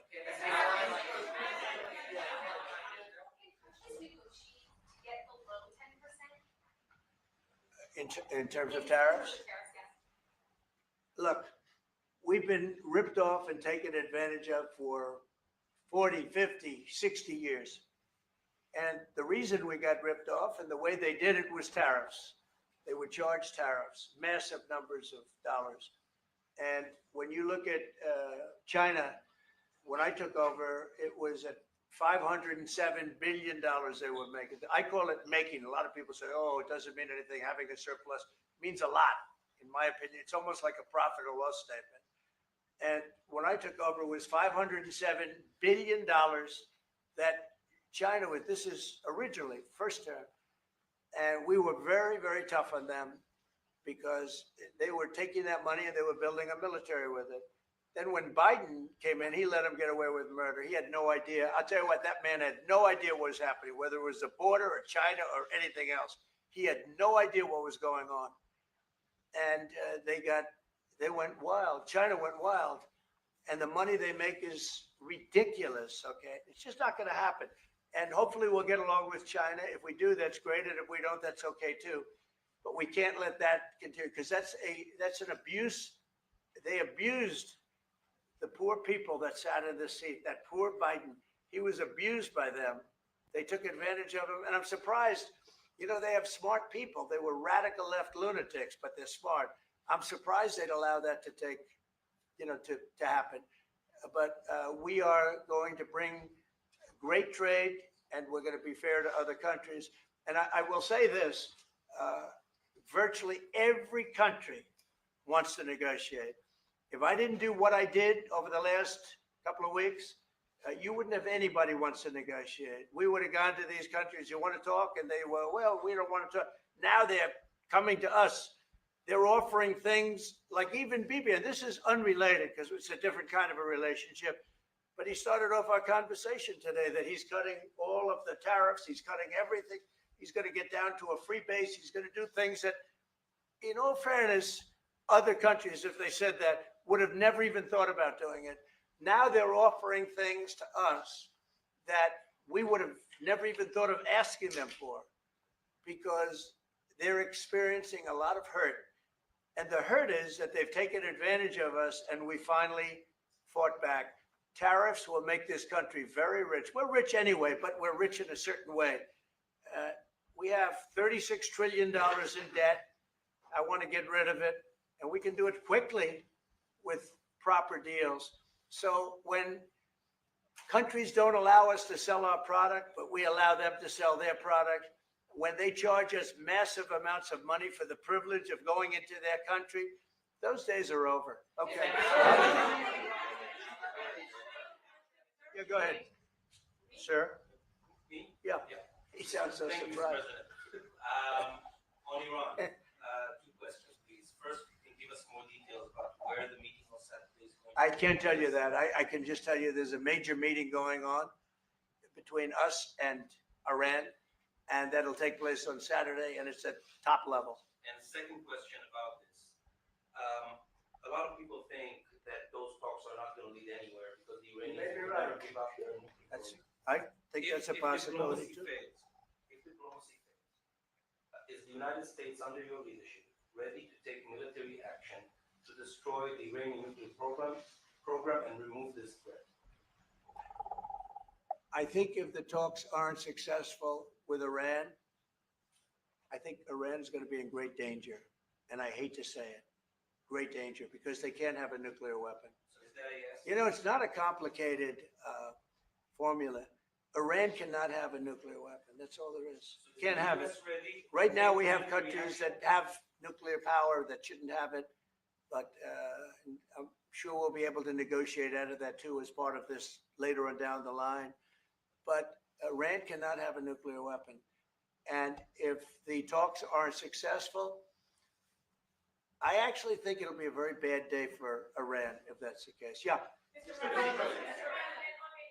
Yeah, please. Mr. President, was October 7th the death blow of the two-state solution? And would you consider classifying the Palestinian Authority as a terrorist organization for its continued pay-for-slay terror financing payments? So October 7th was a horrible day that some people, they deny it. Now, I can't believe they deny it from the standpoint of it. They do it because they think it's good politically.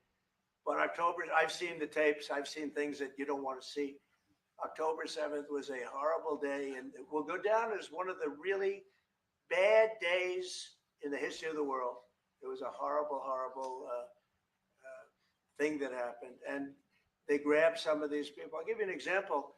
When I was with the 10 hostages a few weeks ago, I said, so how many are there? 59. I said, oh, so 59, so we can get 59. They sort of knew the territory pretty good. And I said, how are they doing? They said, well, only 24 are living, the rest are dead. And these are young people largely. Young people don't die. You know, young people have an amazing ability to live. They can live through horrible things, but these are young people. And when they said that 24 are living and the rest are dead. And, you know, I've had parents come up, Israeli parents, largely. We have some Americans, and I guess we have one left. Alex, we have the one left. But I've had Israeli parents come up to me at events and say, my son is there. I said, well, how's he doing? Well, he's dead. But would you do me the biggest favor ever? Could you bring his body back home? They talked about a young dead boy and a young dead girl like they were living.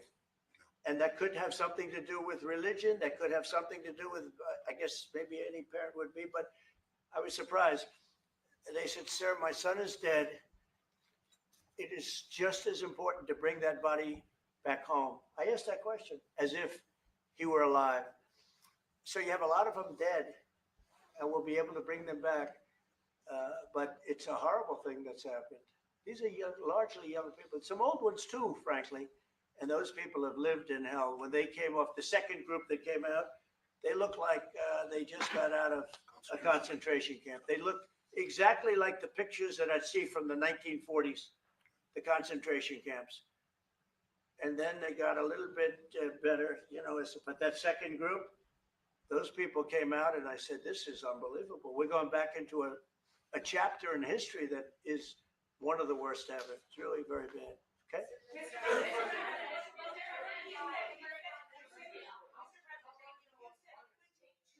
To get American manufacturing fully up to speed in response to these tariffs. What happens in the meantime? Well, Should Americans be prepared potentially for years of disruption? We have now $7 trillion. Think of this, 7 trillion of commitments from companies wanting to go in, from Apple to many, many companies. But that takes time. Many from Taiwan. What? It takes time to Of course it fully takes. manufacture Well, are you products. asking me a question or are you telling me? Yeah, it takes time. You know, you got to build a thing called a factory. You have to build your energy. You have to do a lot of things. I'm giving them energy. You know, we're going to let them build their own power plants. They'll be their own. Essentially, they're going to be in charge of the power plant because our power is not reliable enough. You have a grid that's old and susceptible to a lot of things, including bombing and weather and a lot of other things. And we're going to give them record timing in terms of approvals of electric plants. Most of them want to build electric plants. We need massive amounts of electricity if we're going to compete with China and others. And interestingly, we're way ahead right now in the AI race with China. But the way we lose that race is if we can't give them electric. But we have more plants being built. We have everything. We're doing so great. And we want to keep it that way. And tariffs will be an important part of it. But one of the other things, Lee Zeldin's done a fantastic job, head of environmental protection. And he's doing very rapid approvals for people to get, for big companies that are going to build a plant that's going to cost billions of dollars. And we're going to get them their approvals. They have to be environmentally perfect, everything good, but they're going to be in record time, a matter of months versus a matter of many, many years. Okay? Go ahead. From Haaretz. Turkey claims it will stabilize Australia. Turkey? Yeah. Israel doesn't want Turkey to influence Syria. What do you think? Do you think Turkey's influence in Syria can actually make it a better, more peaceful country, or vice versa? Well, I have great relations with a man named Erdogan. Have you heard of him? And I happen to like him, and he likes me. And I know the press will get very angry. He likes Erdogan, but I do, and he likes me. And we've never had a problem. And we've gone through a lot, and we've never had a problem. We've always got, as you remember, we got our minister back from Turkey. You remember that? And this was a big deal at the time. And we got him back. And I told the prime minister, I said, just, Bibi, if you have a problem with Turkey, I really think I'm going to be able to work it out. You know, I have a very, very good relationship with Turkey and with their leader. And I think we'll be able to work it out. So I hope that's not going to be a problem. I don't think it will be a problem. Now, with that being said, I believe it was Turkey. And I said that to him. I said it. I said, congratulations. You've done what nobody's been able to do in 2,000 years. You've taken over Syria with different names, but same thing. I said, you've taken it over. He's taken it over through surrogates. He goes, no, it was not me. I said, it was you, but that's okay. You don't have to say, well, it sort of maybe was me. Okay. But what he did, he's a tough guy and he's very smart. And he did something that nobody was able to do. You know, you got to hand it to him. Any problem that you have with Turkey, I think I can solve. I mean, as long as you're reasonable. You have to be reasonable. We have to be reasonable. Thank you very much, everybody. Appreciate it. Thank you. Thank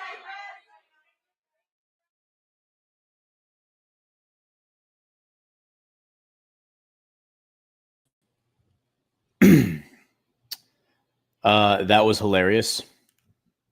Yeah, so humiliation ritual for sure. That thing ran for about an hour. It was about like 53 minutes, 50 minutes. Trump spoke the entire time, literally just spoke the entire time, didn't let Netanyahu say a word. He let him say 2 sentences. And the one time that Netanyahu was allowed to speak, he put his foot in his mouth by saying, we basically want to get everyone out of Gaza and we want Gaza to be emptied out, which is pretty much the worst thing that you can say in that situation, especially if you're the prime minister of Israel, because you're pretty much provoking the rest of the world to be against you. You're antagonizing the rest of the world. And, people want to get their emotions and their feelings and their personal bias in on this. But if you take the labels away, take away the names of the countries involved, if you were to apply this to any other situation and be objective about it, you know that what the suggestion that the people in Gaza should be forcibly removed from their land and forced to go live somewhere else against their will is morally wrong. It's called banditry. I mean, you're a thieving bandit. That's all you are. And it is what it is, but that's the truth. And so if they were to do that to the people in Western North Carolina, it would be, everyone would be up in arms. They'd be ready to go to war with the government. So let's just be consistent in the way we apply these things. That's exactly what I said on February 5th when Trump first said it. I knew Trump was bluffing. He's still definitely bluffing, or he's very clearly handed it over to the Arabs. The Arabs are the ones who are going to run it. There are a few things I want to talk about, though, with besides the fact that Netanyahu wasn't allowed to speak at the press conference. Early on in the discussion, Trump said, when everyone was screaming questions at him, he said, slow down, slow down. We have all the time. This guy's got all the time in the world. He's got all day, because Netanyahu came crawling on his hands and knees to Trump for help, not just on the tariff thing, but on a number of other issues as well. And Trump's like, yeah, this guy's got all day. I could make him sit here all day and just listen to me talk, and he can't do a damn thing about it. And he's 100% right. He then goes on to talk about the Afghanistan withdrawal, and this is where it gets really funny. I want to play something from this. Let's play this. So Trump says, we should have never gone into Afghanistan. You know, who was the moron who told us to go into, you know, I'm paraphrasing, but who was the moron who suggested we go into Afghanistan? Well, let's see who that moron was. This is October. This is October. Let me see. October 20. I think this is October 2002. This is at a hearing in the fall of 2002 in Congress. And for some reason, it's not playing. Can y'all hear the sound? If you take out Saddam, Here we go. Saddam's regime, I guarantee you that it will have enormous positive reverberations on the region. And I think that people sitting right next door in Iran, young people, and many others will say, the time of such regimes, of such despots, is gone. There is a new age. Something new is happening. And that is speculation on your part, or you have some evidence to that effect? I was asked the same question in 1986. I had written a book in which I had said that the way to deal with terrorist regimes, well, with terror, was to deal with the terrorist regimes. And the way to deal with the terrorist regimes, among other things, was to apply military force against them. The way we did in Afghanistan. The way, for example, I want to answer your question. I guess I'm running out of time, so I quickly was trying to get there. We've done, I think, what you proposed in Afghanistan, yet I haven't seen that sort of neighborhood effect. Well, I think there's been an enormous effect. The effect was, we were told that there would be a contrary effect. First of all, people said that there would be tens of thousands of people streaming into Afghanistan, zealots who would be outraged by America's action, and this would produce a counter-reaction in the Arab world. But I think you're not saying that when you take an action like we did in Afghanistan, we're going to see all the other countries just fold. No, what we saw is something else. First of all, we saw everybody streaming out of Afghanistan. The second thing we saw is all the Arab countries and many Muslim countries trying to side with America, trying to be okay with America. The application of power is the most important thing in winning the war on terrorism. If I had to say, what are the three principles of winning the war on terror? It's like, what are the three principles of real estate? The three L's, location, location, location. The three principles of winning the war on terror are the three W's, winning, winning, and winning. The more victories you amass, the easier the next victory becomes. The first victory in Afghanistan makes the second victory in Iraq that much easier. The second victory in Iraq will make the third victory that much easier too, but it may change the nature of achieving that victory. Yeah.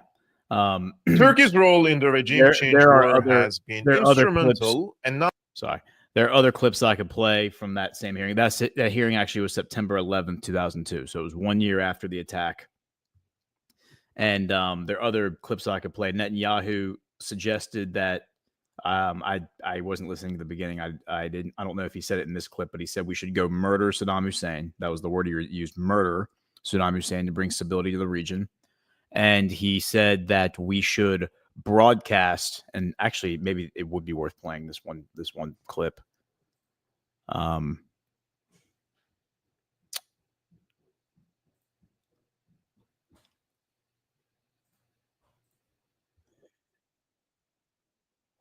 Iran, just as I would like to see in Yeah. Iraq. Here it is. Let's play this.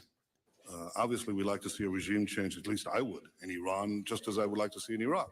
The question now is a practical question. What is the best place to proceed? It's not a question of whether Iraq's regime should be taken out, but when should it be taken out? It's not a question of whether you'd like to see a regime change in Iran, but how to achieve it. Iran has something that Iraq doesn't have. Iran has, for example, 250,000 satellite dishes. It has internet use.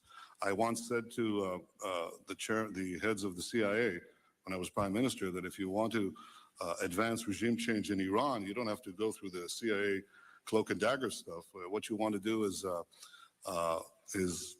take very large, very strong transponders and just beam Melrose Place and Beverly Hills 2050 and all that into Tehran and into Iran, because that is subversive stuff. They watch it, the young kids watch it, the young people, they want to have the same nice clothes at the same houses and swimming pools and so on. And that is something that is available in internal forces of dissension that are available in Iran, which is paradoxically probably the most open society in that part of the world. It is a lot more open than Iraq, which is probably the most closed society on earth. And therefore you have no ability to foment this kind of dynamic inside Iraq. So the question now is choose. You can beam Melrose Place, but it may take a long time. On the other hand, if you take out Saddam's regime, I guarantee you that it will have enormous positive reverberations on the region.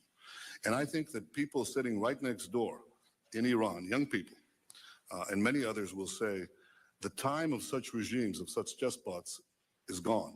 There is a new age, something new is happening. And that Iraq, is speculation. Mr. President.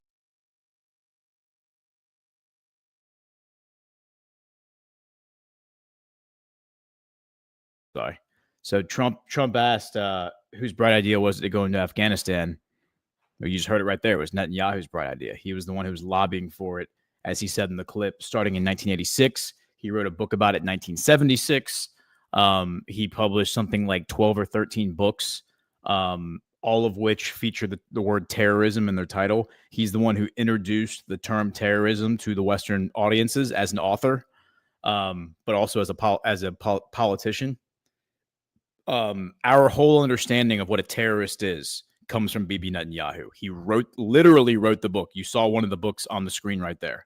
He literally wrote the book on what terrorism is. And then in 1985, Hollywood created a movie called Delta Force starring Chuck Norris. And that was the first time that we ever saw a radical Islamic terrorist as the bad guy in a movie. And from then forth, it became common for the bad guy in a movie to be either a radical Islamic terrorist or a Russian. Those were always the bad guys in every single movie in the late 80s and 90s. And I know that because I grew up in the 90s, and I remember that very, very well. In every movie, the bad guy was either a Middle Eastern Muslim or a Russian. And that was by design. So I think Trump was kind of trolling there. You then heard they asked about the tariffs. Trump said, there are a lot of countries coming here. They're begging for a deal. They want to make a deal. They're not all going to make a deal. Like, a lot of them are actually going to get stuck with these tariffs. Netanyahu was not laughing when Trump was making all these jokes. And I think he might have been talking about Israel, but we'll wait and see on that. But I definitely think the tariffs on Israel was a negotiation tactic. They may end up getting lifted. I haven't done the digging to see how significant this is going to be for the Israeli economy. Having access to the American market is enormous. It's huge. So that's everything. That's why everyone's freaking out right now. Rand Paul is just being an absolute retard right now, pontificating about, like, let's see what Rand Paul said. Because Rand Paul is just an idiot. Trump was right about Rand Paul, by the way. Rand Paul is a loser. That's what Trump said about him. And so Rand Paul is saying that Congress should pass legislation making tariffs under the scope of Congress, which is unconstitutional. The president is the one who has the sole authority to protect the American border. Tariffs are a protection against outside economic forces. If you are an American citizen and you're making your goods in America, you don't pay a tariff. It's really that simple. But if you have a sweatshop in Vietnam and you're forcing little kids to sew up Nike shoes for 10 cents a week, and and people, you have suicide nets around your factories because everyone's killing themselves rather than working for you, and then you're selling your goods back to America at rock bottom prices and preventing the American manufacturer from competing with you. That's a draconian, tyrannical system. And Rand Paul coming out and pontificating about his libertarianism and smelling his own farts because he wants to be an idealist. He wants to be a libertarian. Like, Rand, you are a loser, bro. Like, you are a loser because all you care about is your idealism. And it's the same reason that communism doesn't work. It only works in a vacuum. The whole libertarian thing does not work. And here's why libertarianism doesn't work. Libertarianism doesn't work because if you don't engage, like libertarians, the whole idea is I'm going to basically take my ball and I'm going to go home. I'm not going to engage in government. I just want to be left the hell alone. I want to go live in the woods and be left the hell alone. All right. Just leave me the hell alone. Evil doesn't work that way. Evil comes after you. Evil will then occupy the government that you're ignoring because you think you're high and mighty and you're too superior to engage in government. And then evil will occupy the government and they will come for you. And there's no corner that you can go to hide to. There's no off the grid. There's no such thing as running away. They will come for you wherever you go. Libertarianism has been tried and it is a total failure. It does not work. So the only option is to engage. That's the only option. There is no running away. And Rand Paul is saying that we should engage we need to be free market capitalists by allowing the oligarchs around the world to flood our markets with their cheap, crappy goods. I mean, have you ever seen the stuff they make in China and sell at Walmart? I mean, it is cheap plastic crap that falls apart. And Rand Paul is saying that is good for our economy. That's good for our people. Our people are getting super rich off of that. The American people are prospering. He said that the other day on CNBC, that the American people have prospered under globalism. I mean, it is insane, man. I actually think at this point, Rand Paul must be compromised. He must have a donor or two in his, in his stable that are forcing him to say this, because there's no way that a person as intelligent as Rand Paul would come to this conclusion, unless you're just so intoxicated off of your delusion that you just don't see clearly that it's obviously globalism has been, and the global supply chain has been, a total failure and a huge detriment to the American people. Yeah, Rand Paul, the founding fathers so feared the power of taxation that they gave it only to Congress. And this is this is what I'm talking about. That they gave it only to Congress. Yeah, tariffs are not a tax, bro. Tariffs are not a tax because the consumer only pays a tariff if you want to go buy the crap that's being made overseas. If I go and I make something in my house and then I take it up to the marketplace and sell it, I don't pay a tariff, bro. God, man, go take an econ course, you absolute retard, Rand. You are just such a useless person. And it really, really is sad because your father was such a great man. And you have just been absolutely worthless in Congress. You haven't gotten anything done. You were great on COVID. I'll give you that. You were great on COVID. But other than COVID, I mean, you've kind of been a disaster on everything else. At least in the Trump era. I mean, you remember when Rand Paul didn't want to fund the border wall? Let me pull that up. Sorry, this is going to be a Rand Paul hate session for a second.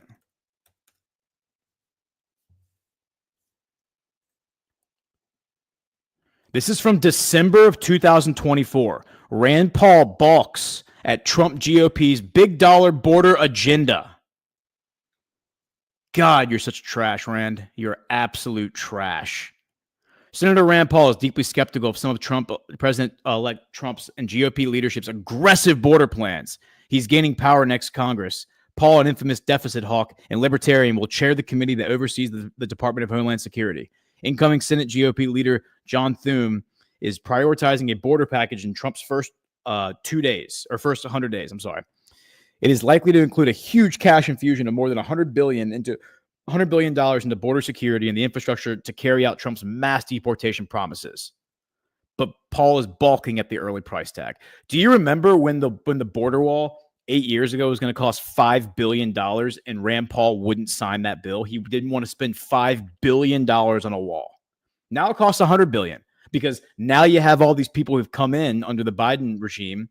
The prices are exponentially higher than they were 8 years ago. The cost of the cost of the steel that you're going to need to build the rest of the wall, the cost of the labor. So now you're going to spend $100 billion. Rand, libertarianism, man, is a cancer. It is an absolute cancer of an ideology, and it is just as detrimental as communism because it's basically nihilism. It's like political nihilism. It's like I just want to be left the hell alone. Like, please don't come and hurt me. God, dude, like pull your head out of the sand, brother. All right, let's get back to Netanyahu. So Netanyahu, the last thing that I'd say is that Trump then was talking about Iran. So let's talk about the Iran nuclear thing. No, there was something else.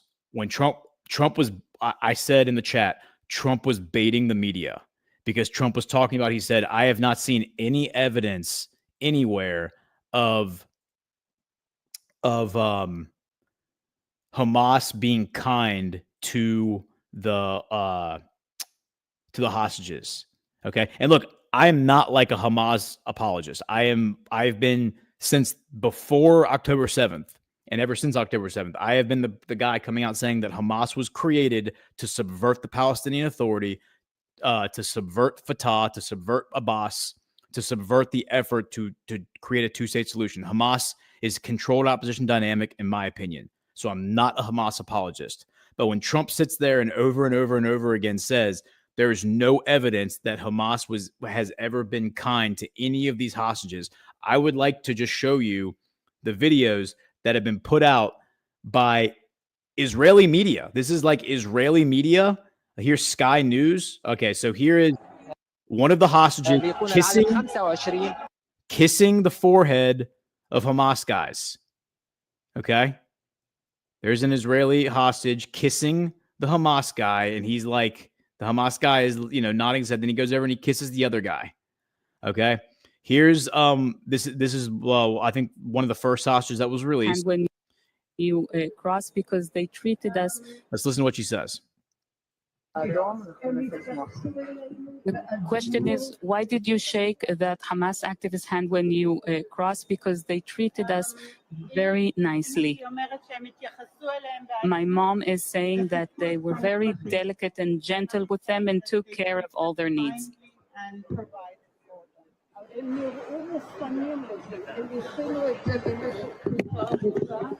They seemed really prepared for it. They had concealed it for a long time, and they took care of all the needs that women need: shampoo, conditioner. Did they tell you anything about what was happening outside?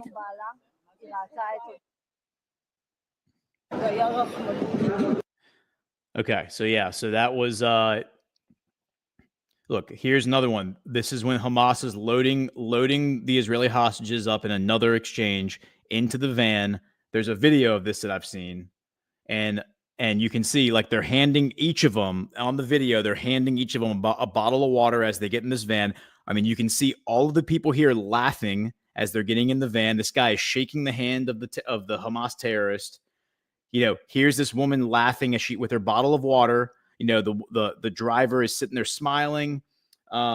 This other woman is laughing. They're so happy. They're having a great time. All right, here's the video. All right, here's a different video.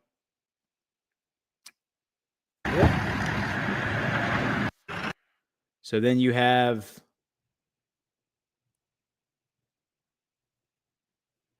The one that I'm looking for is the one of so this is the really famous video from last June. The woman who said that like the Sky Media asked them, why did you shake the guy's hand? This is the video they're talking about. So here are the two Hamas guys walking these women like to the van.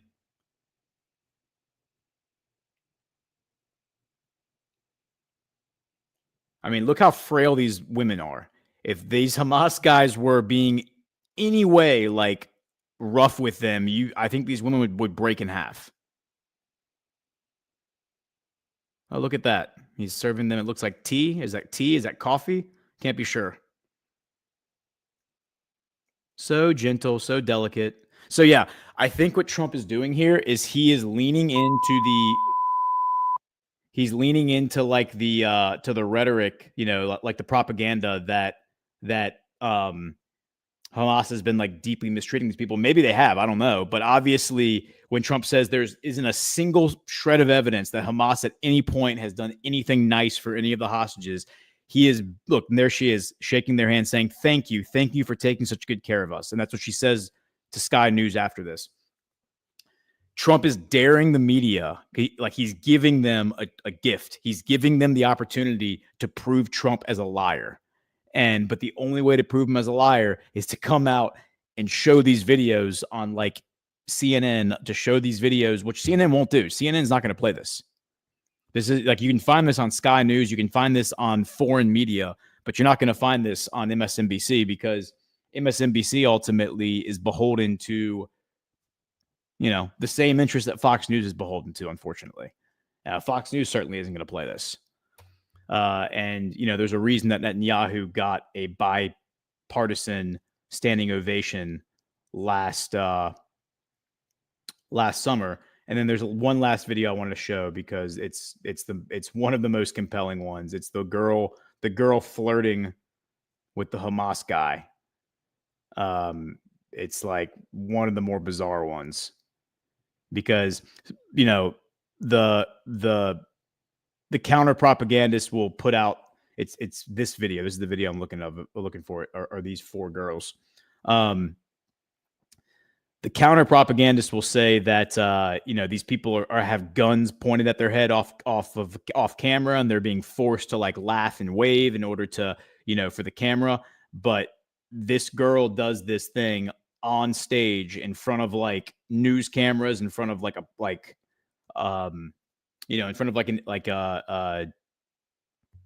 a media crowd. There's no way that they would have been able to stage that, I would think. I mean, unless, of course, the whole thing is just staged and even the Hamas guys are just actors, which, of course, could be the case. But I don't know if I'm going to be able to find this video. But anyway, we don't need to obsess over it. But it is one of the more compelling ones.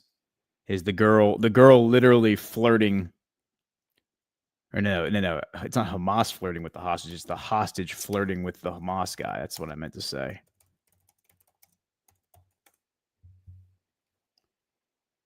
Because everyone was kind of like, man, you need to find yourself a woman that looks at you the way that this Israeli hostage looks at the Hamas guy. This one. All right, I don't think I'm gonna be able to find it, but man, that one was one of the more kind of ridiculous deployments. So I think Trump he's daring the media to do this, but I think more importantly, the influencer class, so to speak, the people who are like hyper anti-Trump now, who may have even been pro-Trump 6 months ago, but have now turned on him because they think he's an Israeli puppet.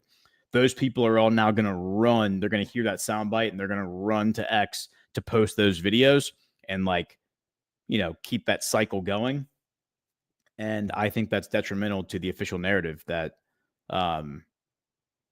you know, because what they're trying to do is they're trying to make you hate Hamas enough to want to go kill Palestine. They want you to hate Hamas enough that you will want to go to war with Iran. That's how these emotional manipulations work. And then, so like getting to Iran, when Trump says, you know, that Iran shouldn't have a nuclear weapon, I would contend that Israel shouldn't have a nuclear weapon. And it does. It's estimated to have anywhere from 200 to 400 nuclear weapons, which were stolen from the United States. We know that because of a guy named it'll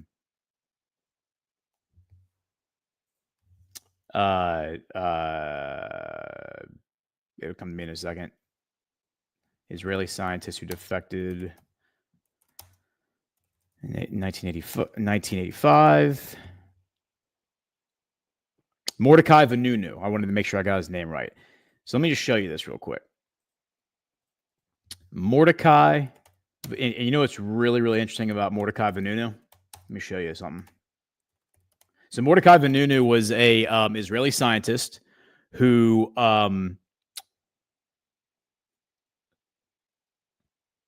well, interesting. Okay, he must have unfollowed me. He was following me like a few months ago. But Mordecai Vanunu was a Israeli scientist who in 1985 defected from Israel. He left Israel. He was working in one of the nuclear plants, and he basically spent, I don't know, months, years documenting everything that was in there, taking pictures, taking video, stealing documents, making copies of documents, and had a comprehensive package of everything that he had witnessed while he was working as a scientist in Israel. And he left Israel and went public with it. And then he was kidnapped by the Mossad in Italy in, I think, 1986, brought back to Israel. He faced a secret, closed door hearing. He was sentenced to, I think, 18 years? I think it was 18 years solitary confinement, where he was in prison for 18 years, convicted of treason. I'm surprised they didn't kill him, frankly.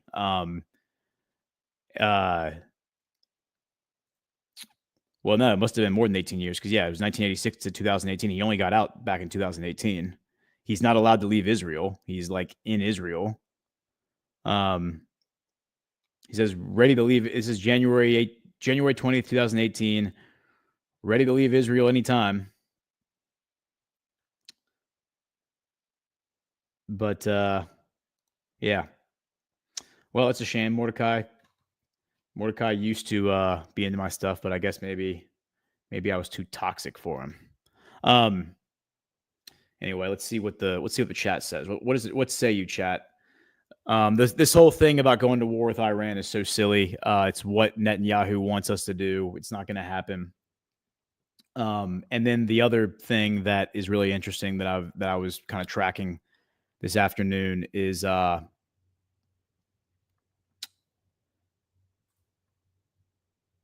this. Netanyahu said lobbying U.S. against selling F-35 to Turkey. Because remember, Trump has been basically crediting Turkey with the whole Syria overthrowing Assad. He's like, yeah, it's Turkey. Like Turkey now is going to occupy Syria. It's Turkey's land, and they're going to run stuff there. Which I think Netanyahu wants Israel to run things there, at least on the southern border. They want a corridor from that embodies Damascus and runs all the way up to the Euphrates River and connects to Kurdistan. But it's interesting based on what I was saying on my show on Friday about Turkey and Israel now kind of being in direct conflict because they basically share a border now that Syria has fallen. I mean, the Jelani regime is a joke. It's not a real regime. It's not a real government. And Turkey occupying northern Syria, the IDF occupying southern Syria, they're now in direct conflict with one another. And now you have Turkey and Netanyahu kind of trading jabs. So we'll see what happens there. Something else is going to come out of this meeting with Trump. So we're going to see what. And then look, here we go. Trump says he can mediate between Israel and Turkey, has a great relationship with Erdogan. U.S. President Donald Trump says he can mediate between Israel and Turkey, who appear poised to clash over influence in Syria. Trump says he has a great relationship with Turkish President Recep Tayyip Erdogan, whom he likes very much and calls very smart. Trump says he congratulated Erdogan on doing what nobody has done in 2,000 years, taking over Syria, referring to the successful overthrow of the Assad regime by Islamic rebels, whom Trump called a Turkish proxy. Trump tells Netanyahu, who has a bitter relationship with Erdogan, that he can mediate. Any problem that you have with Turkey, I think we can solve as long as you are reasonable. You have to be reasonable, he tells Netanyahu. Israel has carried out a campaign to destroy Syrian military capabilities so that they cannot threaten Israel, and fears that if Turkey establishes a military presence in Syria, it could hamper the Israeli Air Force's freedom of action in the region.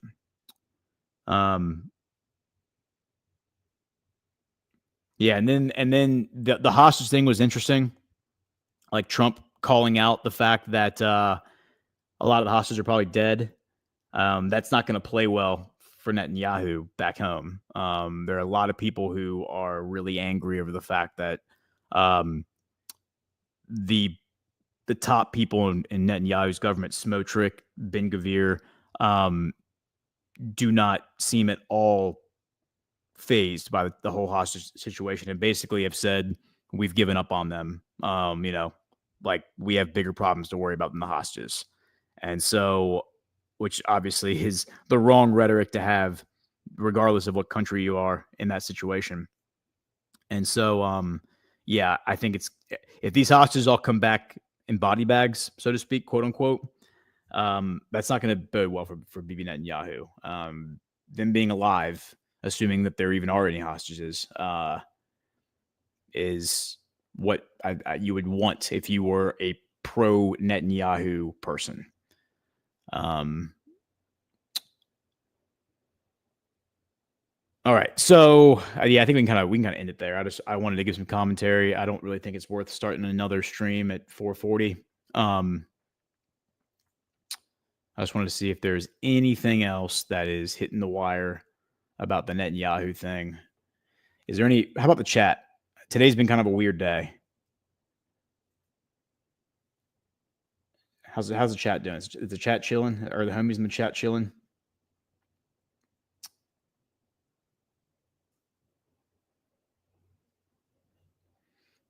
Bravest, did my explanation make sense? You were asking the questions about what I meant when I was talking about the humiliation. Trump was humiliating Netanyahu there. He was like bringing up all of these things, like whose idea was it to invade Afghanistan? Whose idea was it to invade Iraq? These Middle East wars are a disaster. We're not doing these anymore.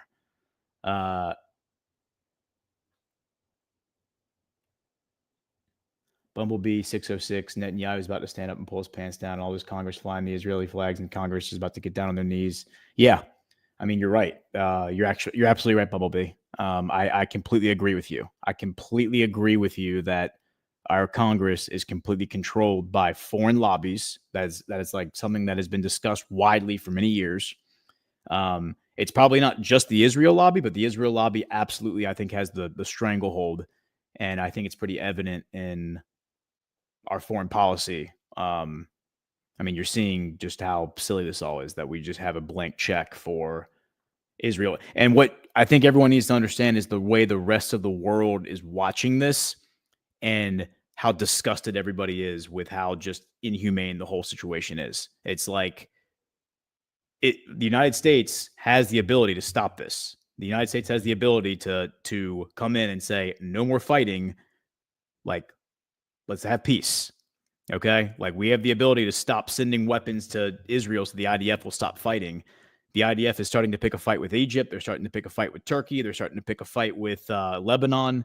It's like they just want to fight everybody. And it's part of a bigger plan, I think, that, greater Israel. And from the devolution Q perspective, like if you're of that mind, why would you allow this to continue? Well, why, Sun Tzu who said, never interrupt your enemy when he's in the middle of destroying himself?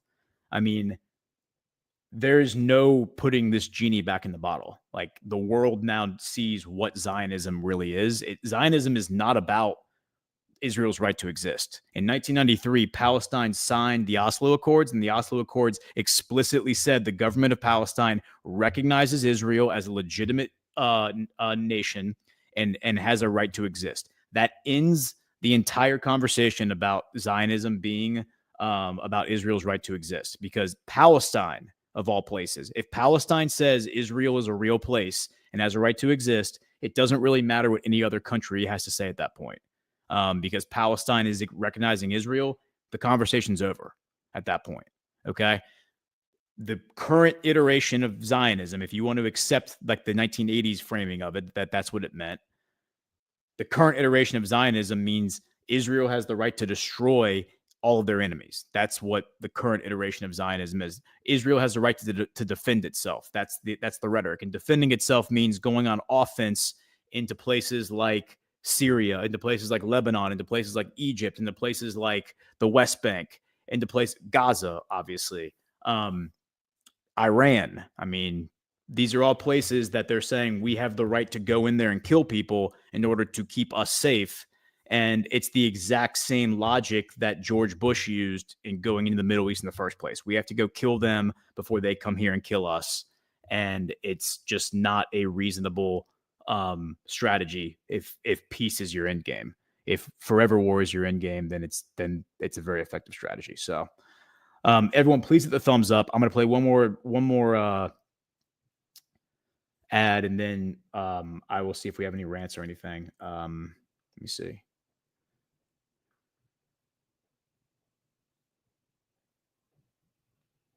By now, you've probably seen the new collab between Rise and Badlands Media, but I'll tell you what you haven't seen yet.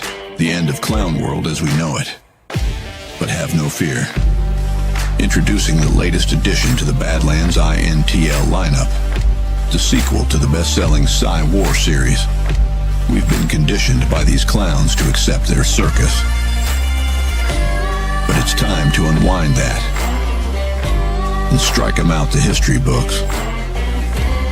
The future belongs to the real, and we've got it in droves. Go to badlandsmedia.tv/rise for the full line of premium and direct-to-garment streetwear. Made to order right here in the good old US of A, the heart of the resistance. The fall of Clown World is upon us, patriots. Let's make it official. All right. That's it, guys. I'm going to sign off now. Everyone have a good day.